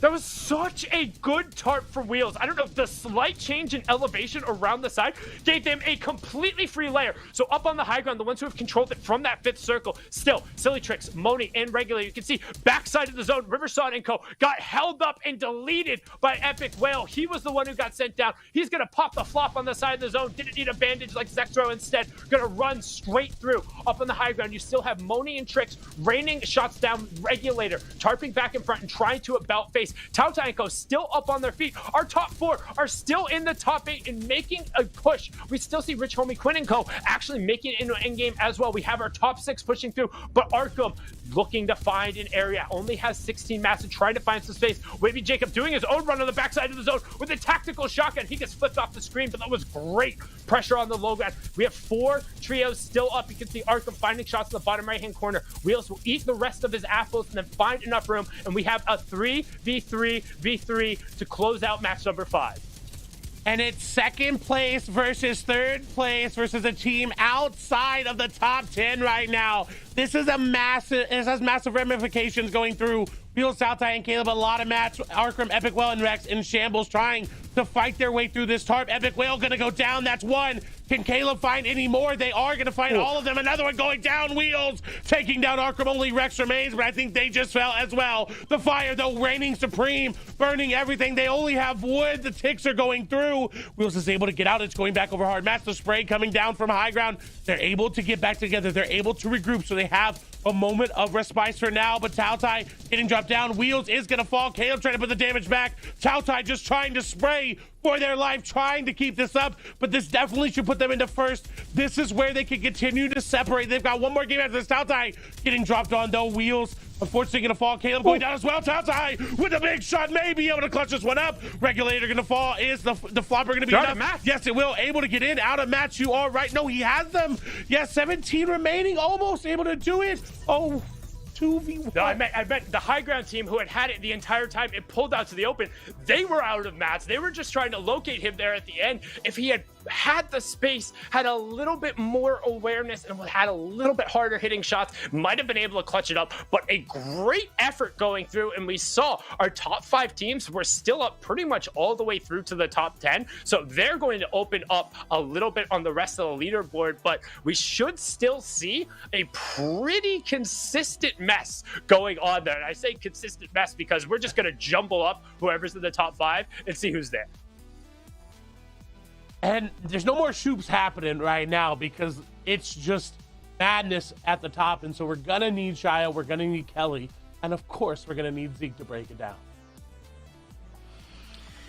Thank you guys so much. You're doing an awesome job on the cast. Man, I just love the way these two break down the action there in the end games. Fantastic stuff. Okay! Focus up, Zeke, Monty, Tricks, Regulator. A victory royale to the name, but you know, Shio, Kelly, it's not quite that black and white because once again, these top 3 trios are making it into that top 5. So they may not be getting a victory royale, but they're still getting a ton of points in the process. Yeah, Sundown put it so greatly, right? A consistent mess overall is what we're looking at the end of that game with the results. It could go any which way. Yeah, I mean, Caleb, Tautai, and Wheels now kind of showcasing why exactly they are performing absolutely out of this world right now. We already got to see a victory royale out of them in game number 3, but game number 4, they got 20th place. We were kind of wondering, okay, well maybe this train is starting to lose a little bit of its steam, and they just showcased right there, absolutely obliterating the low ground. I think grabbing 10 eliminations in that 2nd place. Why they might be jumping up into 1st, Shio? Absolutely, yeah. There's more teams too, Zeke, that we need to, focus in on. That's right. I think one of those has got to be Riversun and company because these guys, they're lurking. They're just outside in the depths. Yeah, they were 1st place coming into the game, kind of looking to defend kind of that big title up top, and it was very close the entire time through. This is some context on their earlier games in terms of how they got to this spot. Why were they consistent? We didn't see too much of them, but in the second game, they got a 3rd overall, 8 elims, and then they came back and clapped with the 9th. In endgame, Kelly, these guys are unstoppable. I mean, on the low ground, we did get to see that right there. That was, in fact, their second game where they did grab those 8 eliminations in the 3rd place. But, of course, we have to look at the Victory Royale. They're kind of the kings of the low ground right now, doing a good job staying together, making sure that when an enemy does pop into their box, that they're working as a team, Shayo. Yeah, and the reason I also wanted to take a look at this trio is because in this specific game, they went out slightly earlier. Still, they had a good placement overall, was 9th with 3. Obviously not in that consistent mess at the very end between all the other top trios available, but they had that big pedestal in first place. With these performances you're looking at right now, the crazy elims, the big pumps from Blizzy in the front side, Nate's down, Riverson's looking to clutch as well. With this kind of, you know, clamping up and then them getting another 9th again after the win, I wonder where they stand now on those standings overall too. Riverson's clutch, you liked it so much too, Kelly. That drop down in the game they won was crazy, but for the standings overall, that's where it matters most. And right now they get knocked down to 3rd. Arkham Rex, Epic Whale 2nd, and Wheels, Tatai, Caleb, they can't stop. Might not be a win, but they're in 1st overall. How is it that Arkham Rex and Epic Whale are just slowly climbing and just clawing their ways out of this kind of, I don't want to say they dug themselves into a hole, because again, they haven't placed below 10th out of these 5 games so far, but they also haven't placed above 3rd. But consistency is key right now. Able to grab a few eliminations every single game, regardless of where they go down, is why they're in 2nd place right now. But Caleb, Tatai, and Wheels in 1st place. Yeah, Caleb, Tatai, Wheels are playing better than we've seen in any season before when it comes to finals. This is an absolutely crazy performance for Arkham Rex and Epic Whale. They're actually playing better than they did in last season's first day. So they were coming in. I think the only difference right now is they don't have a win. Last season, they had a win on the first day. This time, it's not going to be that case, but there's still 1 game left. You never know what ends up happening at the very end. On this phase 2, Kelly, we've kind of had this back and forth between teams who've been struggling. It looks like that Shoop effect is really active over here. 90 to 60 points. It's close with a 77 tie in the middle, and that's 2 big teams in 15th and 16th. Yeah, we have some really big teams up here. Obviously, Krizix, Alithia, and Frappi in 15th place right now. 40R Storm's team is in 14th, and then Jagbear, Mojo, and Solution. And speaking of, also Glace's team, 12th place right now. They were able to grab a Victory Royale, but in the last 2 games, they've gone down in 32nd place. So that obviously is an issue with their drop spot right now. We know that they're dropping near Pearl's team, so it looks like they might need to be rethinking Slurpy Swamps as their drop spot for day number 2 if they want to jump back up into our top 10. Yeah, I always forget that, like, on day 2, you can switch up the spot completely, but right now a spot we're not talking about enough is the 4th place spot overall. Godku, Apexka, and NorCal Fecoy are rolling in, and Cuz specifically, this man is insane today. 11 total elims rolling in, which is crazy for finals, but they're all solo dolo, Kelly. He's had no help. What? I thought that this had to have been a typo to have total elims and then unassisted elims. That pretty much means that once Ka comes in, he's like, Godko, Fiko, you know, go pay attention over there. I got this. And he's able to grab it. Solo time alive, 1:34. We do like to say, obviously, if you're a team as a trio on height, that it looks like the Victory Royale is going to be yours. But we see these players and these teams running as a solo or a duo on low ground, grabbing those eliminations. And that's why this team right now is in 4th place. They're absolutely insane. And you know what? Those top 4, they're starting to pull away, right? And what I think is super interesting is, like, when we look at this trio, Arkham, Rex, Epic Whale, they since the beginning have had a slow start, but now they're ramping up. And the only people that can keep up with them, it feels like it's Wheel, Tautai, and Caleb, right? We'll have to see, though. This is it. Game number 6, the last one on day number 1. Let's do this one last time. Clay, Sundown, back over to you. Thank you so much, Zeke, Shayo, and Kelly, and Uno vs. Moss one more time into the breach, and with a fantastic Victory Royale in match number 5. Sillytrix, Regulator, and Monia put themselves a little bit more in that conversation. That just goes to show what can happen when you pick up those major points that are associated, going from 11th to 7th there. And I mean, Clay, that was a well-executed endgame. it was amazing to be able to watch because it kept that lead even closer in that top 4. And just showing it, again, it's not, even though you weren't in that top 10, even though you were in that top 5, you're not out. You've still got a lot more games to go. And they are still in contention, moving up into 7th place. That was a 4th place jump for them. They could do this. Holly Hedges, if you can get Holly uncontested, you can set yourself up for a good amount of top placement. But Holly contested, that is where you start to see those unfortunate placements come through. And with the amount of heals you can get out of here is, wait a minute, hold on, Juicy going to go down early. Oh, wait a minute, Dylan, Quinn, and Juicy all gonna fall. Yeah, production. The thing I said about last games and like half joked about with changing my predictions and stuff, we can just get rid of the joking part. And if you want to make that change, no, like I said, I'm glad it looks like they're at least like trying to experiment and go somewhere else and make a push in contention. But it's so tough when you're not able to get the ball rolling, when you're having a tough day to get it started. Match number 6, you immediately load in, you immediately drop out. It's just, hopefully they have an opportunity to reset, hit the VOD, figure something else out, actually, because it looks like they were just over in Steamy. They took the fight and they got wiped. 40R Cuz and Adam were showing up. They said, wait a minute, uncontested, you said? I believe 40R has some experience fighting over here at Steamy Stacks, especially in West. And this may be what they need. They're at 87 points. Not where they wanted to be coming into this game, but that puts them, I believe, coming into this game at 14th place. If they could finish strong here, they could jump up into that top 10.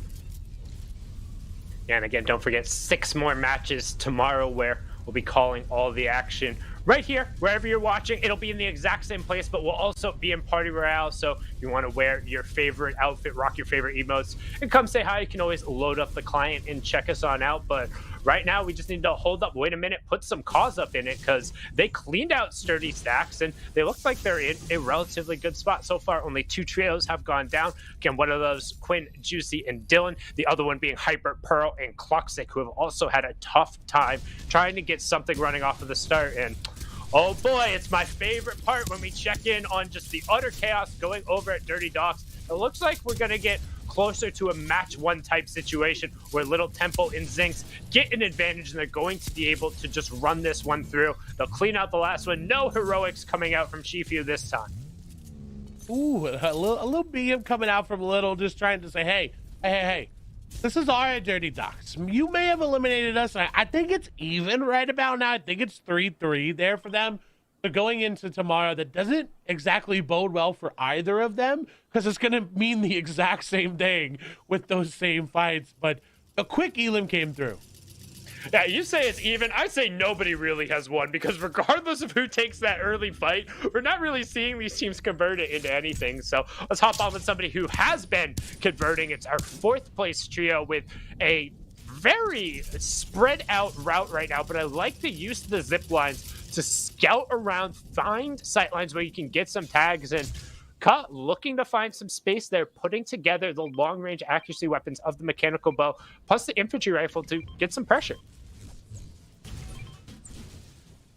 With 141 points, with that 4th place for them, I'm not going to say it's surprising, but I think at the same time, a lot of people didn't rate this trio as high as they could have been.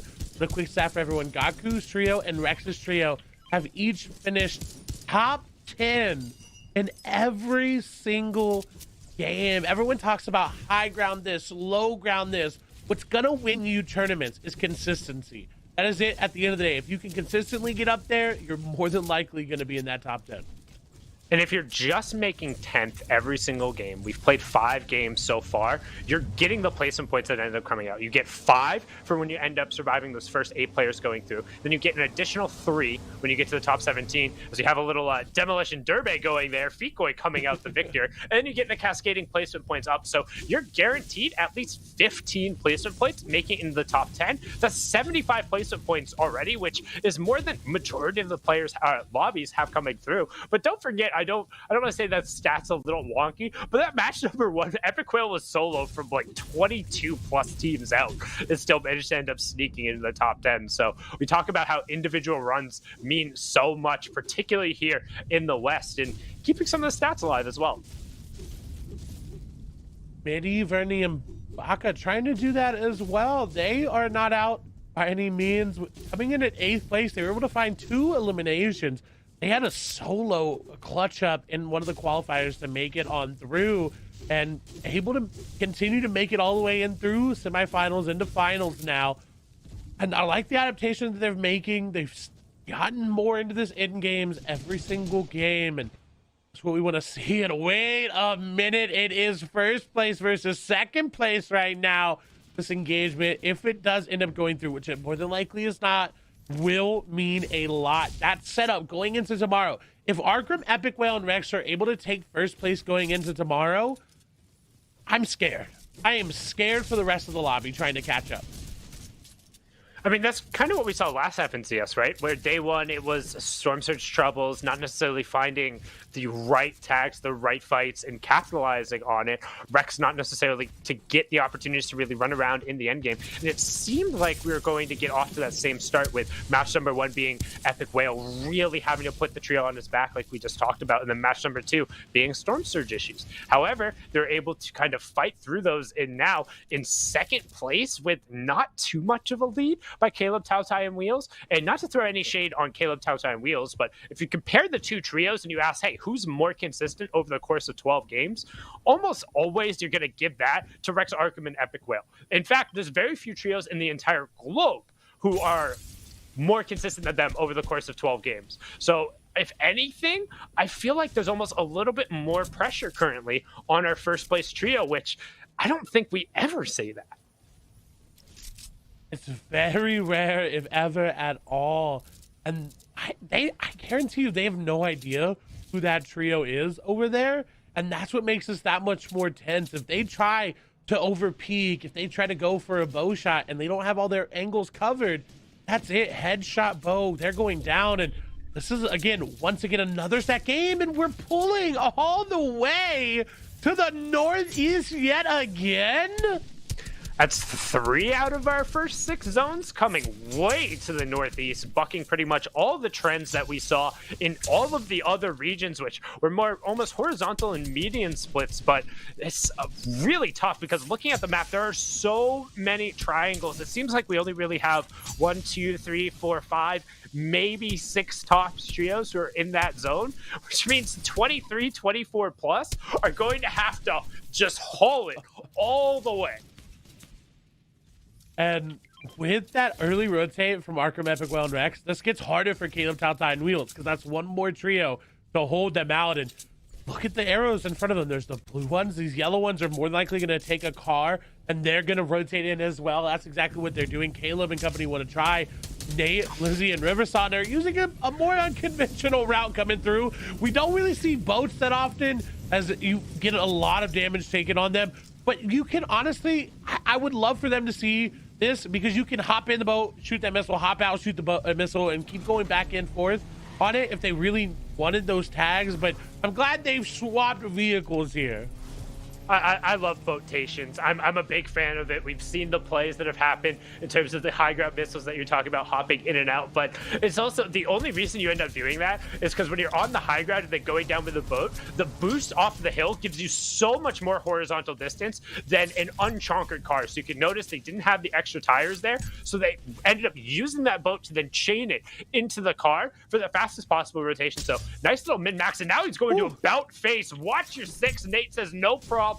85 damage through there, and if you'd hit a headshot, I think it would have signaled aggression. Instead, they're going to know, like, hey, we checked these guys for a second. Let's rotate through, make sure we're covering our back. Nate, make sure you're backing them off with the bow like you just did. And anytime they round one of those corners, you're likely going to see an arrow at least just check them back because that mechanical bow is so terrifying.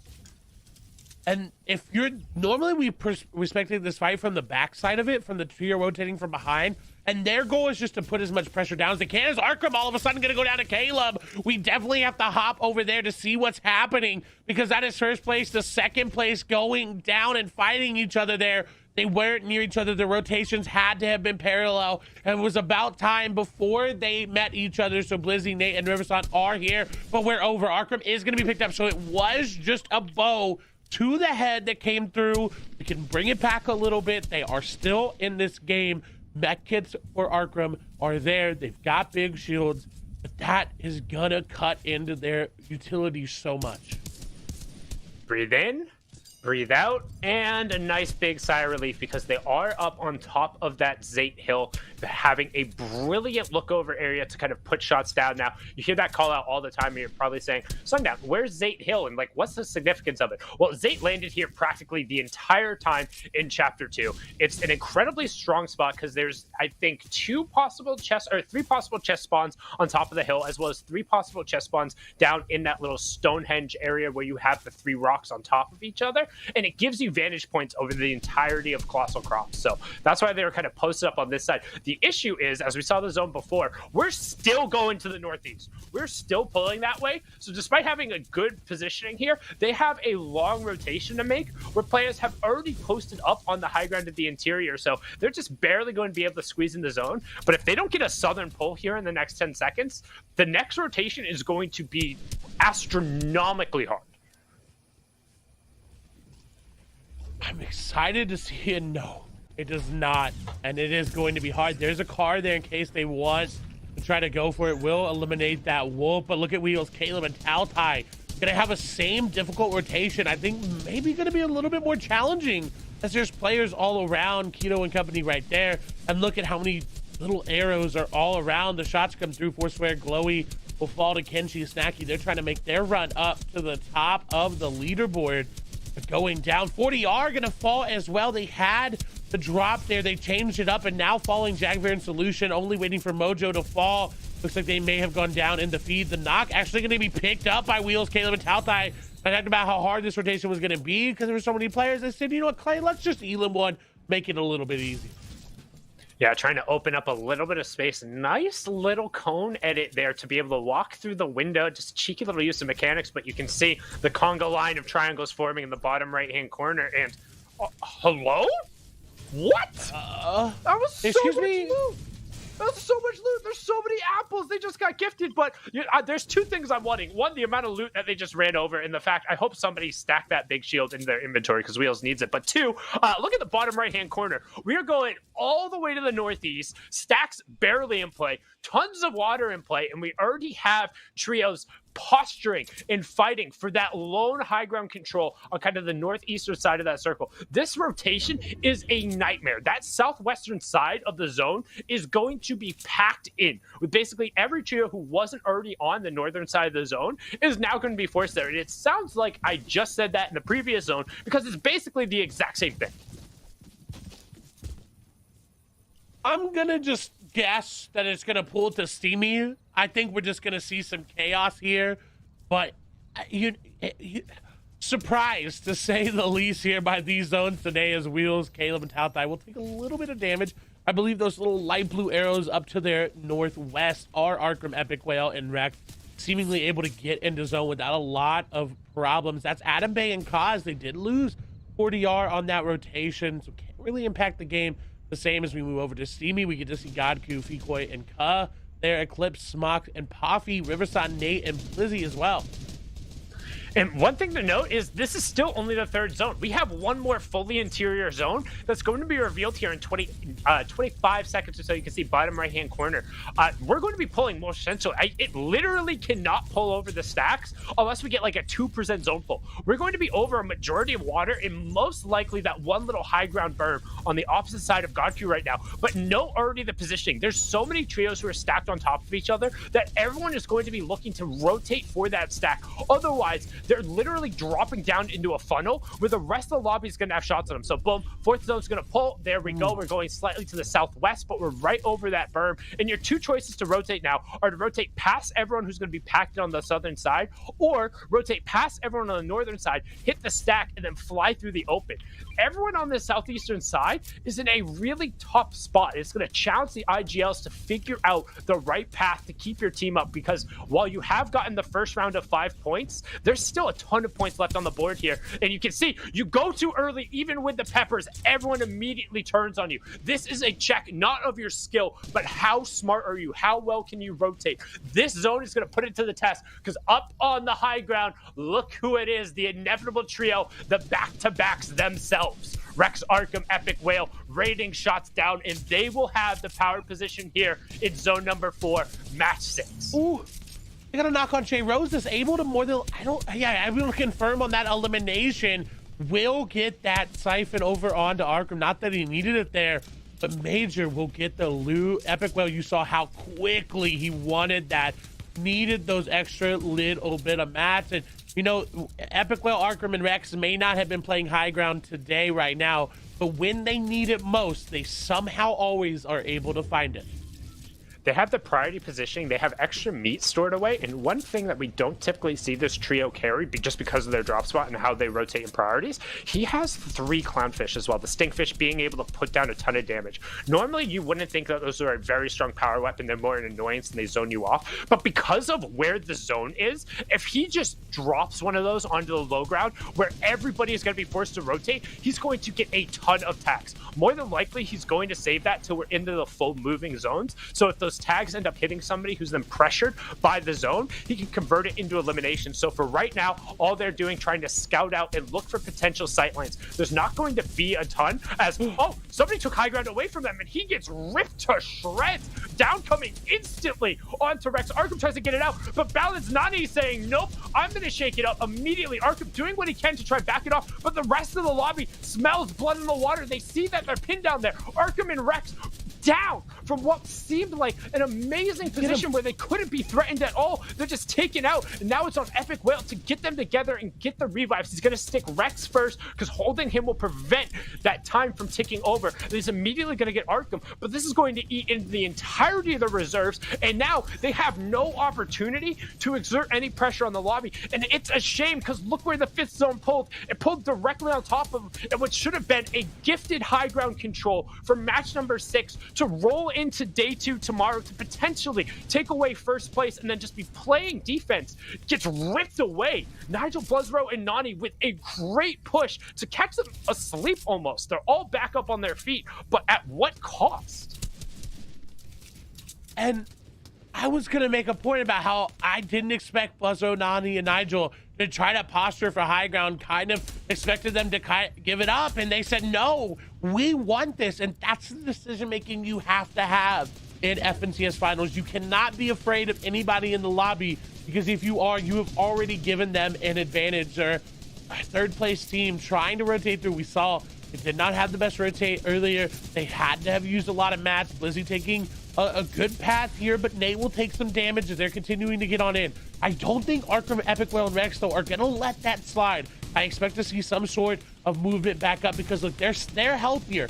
They know if Nani, Buzzrow, and Nigel messes up at all, they can take that high ground back, and they're looking for it. Look at Rex. He's got eyes on Nigel. And this is the rotation I was just talking about, how everyone was forced through the middle. You can't go around the sides because that space has already been occupied. There's already hard mats there, and you're forced into this funnel. But speaking forced in this funnel, only one player needs to go down. Storm Surge turns off. Riverson, Blizzy, and Nate, we're pressured by it. They have to be aware of it as we go into these late games if it ends up coming back up. But everyone postured onto the eastern side. If zone pulls here, 3, 2, 1. If it pulls west, it's going to give high ground just that much control, and it does, directly back over the corner to the southwest. So we know Arkham, Epic Whale, Rex, they have priority on that side. They're in the bottom left-hand corner. You can see Blizzy, Riverson there in your bottom right-hand corner. Up in the top of your screen is our current leaders. So first, top of the screen. Second, bottom left. Third place, bottom right. The top 3 all making to the end game here in match number 6. Despite the little bit of adversity that went into Epic Whale, they're looking to add points and stretch that lead going into day number 2. But who can close it out as we see Blizzy take a number of shots here, and the rotation is on.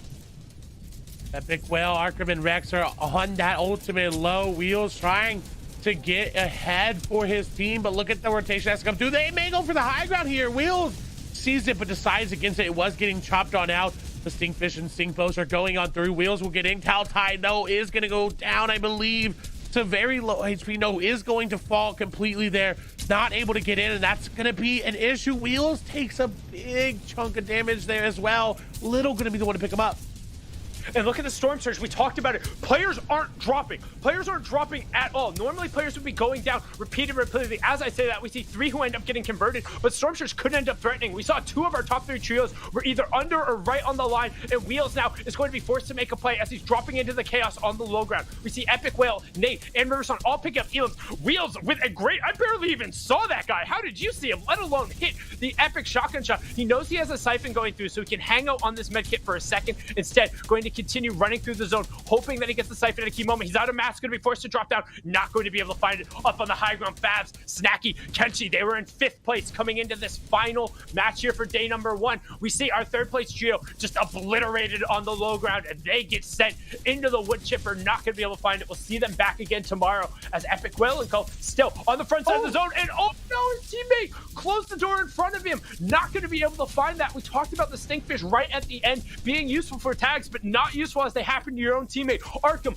goes down. It's all going to be the solo clutches for Epic Whale and Rex. Epic Whale finds the one onto Nigel, but Rex still up on his feet. Rex dipping out into the zone, trying to find Elims. We're going to swing back up to the high ground. 11 eliminations. Hello? Snacky, Kenshi, and Fabs looking to storm up the leaderboard here in the final moments as nobody is even shooting at them. Literal fish in the barrel on the low ground. They should wrap this up, but the question is, how many points can they get, and will they be able to take over that 1st place spot? 3v2v1 here, heading into the final moments of match 6.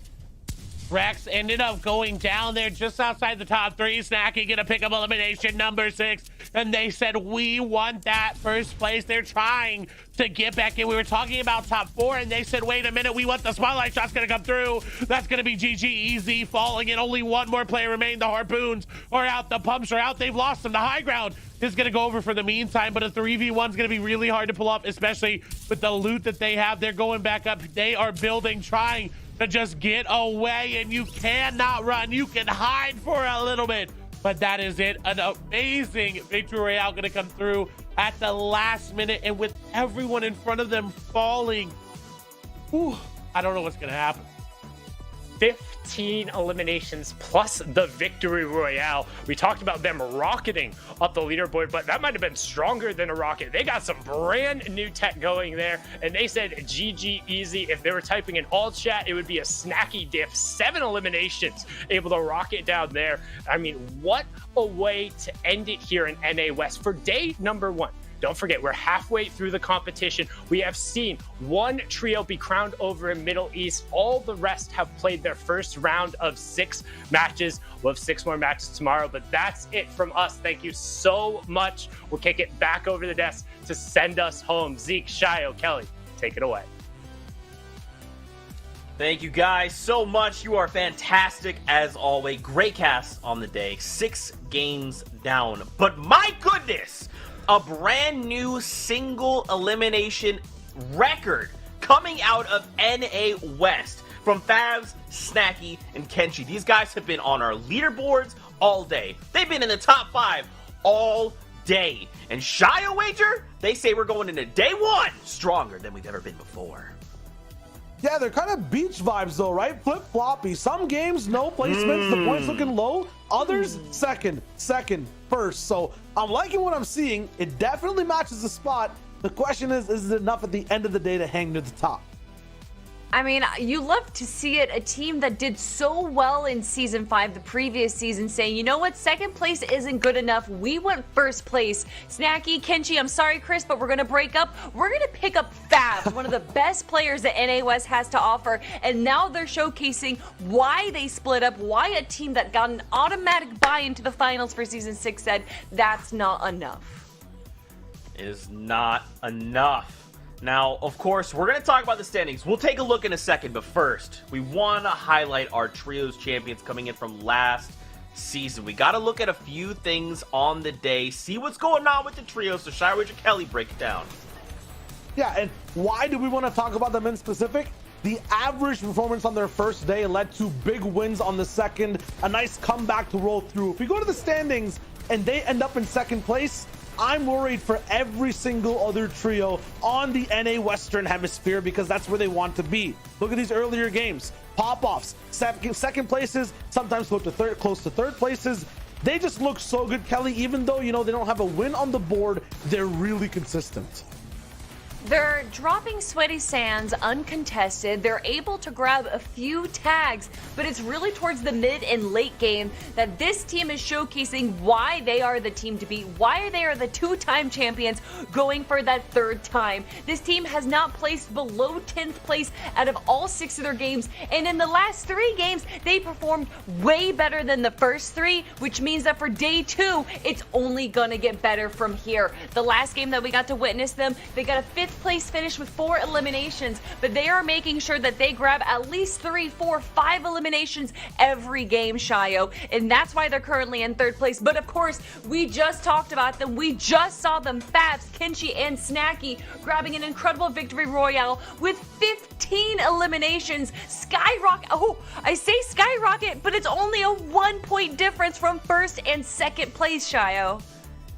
Yeah, I mean, from where they came from, though, these guys were talking about rocket boosters on the casting desk. They put on lightspeed thrusters to get up here all the way in 1st place. And yeah, that was me by 1 point, but it's very, very deserved, especially on a win at the end of the day. If this was just a one-day type of format, a one-day tournament, they win off that game. That's a stellar performance under pressure. Still, though, Wheels, Tata, Caleb, right behind them with the consistency. They played insane today overall. They have a win of their own. In the last game, hit the top 10. They're looking real strong too, Kelly. I mean, just look how close our top 5 are. That is only 21 points that separates these teams. That right there is just 10 eliminations, which doesn't even need to have the victory royale with it. These teams, all of them have a shot. All of them have a chance to finally claim their spot as the champions over Arkham Rex and Epic Whale. But of course, they're in 3rd place as well. Look at those placement points. More placement points than any other team, and they didn't even get a 2nd place finish. Consistency is key. I don't know what they're going to have to do, what these teams are going to have to do to make sure that this team doesn't continue their steamroll. Absolutely. Godku there too. The Peppers working good. Riverson, the big clutches down below. Falconer, Reet, and Chris starting off strong. Fizzled out a bit. It's only fizzled to 6th place though, so that's huge. Mikata Verde and Midi are running in as well. They have these really good, off-spawn picks and picks within the mid game. They're really sick. We saw the win from Regulator, Moni, and Trix. Nigel, Loser, and Nani seem to affect every trio they're beside, and then Domo finally elevated from the 2nd page to the 1st. They had a VR. They redeemed themselves in game 6 as well. On this page, though, Kelly, every trio is hungry to climb towards the top. They got 6 more games to play tomorrow. I mean, look at some of these teams that we have right here. Macon, Poodle, and Wavy Jacob up in 11th place. We obviously have 40R's team, of course, Jaguar, Mojo, and Solution in 15th place. Little Temple and Zinx only in 16th place. A lot of these teams are definitely going to be doing some VOD reviewing right now. I doubt we're going to be seeing any drop spot changes, but definitely changing up their rotations or whatever they can, because day number 2 is their last chance at being the FNCS champs for Season 6. And a note on 2-day tournaments, a lot of the times after that 2nd day ends, it's only the thing that people remember. For this first day in the top 3, the things we need to remember and focus on are the insane pop-offs by Favs, Kenshi, and Snacky being in 1st. Gotta remember the synergy with Wheels, Tata, and Caleb as well. They look so good and survive as a trio most of the time to the end game. And then honestly, for me personally, slightly biased, but the clutch man of NA West and possibly NA, Epic Whale. That's like the 2nd game we saw in game 6 specifically, where he as a solo does something to get his team back in the game, whether it's clutching placement completely or reviving 2 players that have no business staying alive. That's absolutely insane. Yeah, to do that from game 1 and now in game 6 as that solo clutch right there. That is, we can talk about so many teams, but we obviously have to look at Arkham Rex and Epic Whale. Game number 2, or day number 2, what is going to happen? We saw in Season 5, they didn't get 1st place in day 1 or day 2, but it was the collective performance from both days that were able to clinch out that 1st place spot, Zeke. My goodness. The stage is set not only for NA West, but for Europe and NA East as well. Fortnite fam, this wraps up day 1 of the competition. As these incredible humans have just alluded to, tomorrow's a brand new day of Fortnite. Anything can happen, and in your top 5, it will take a single game to turn this entire competition on its head. Make sure you come back tomorrow. 6 games, and we're crowning trios champions across these remaining 6 regions, baby. So we hope to see you then. But until then, As always, we'll see you guys on the battle bus.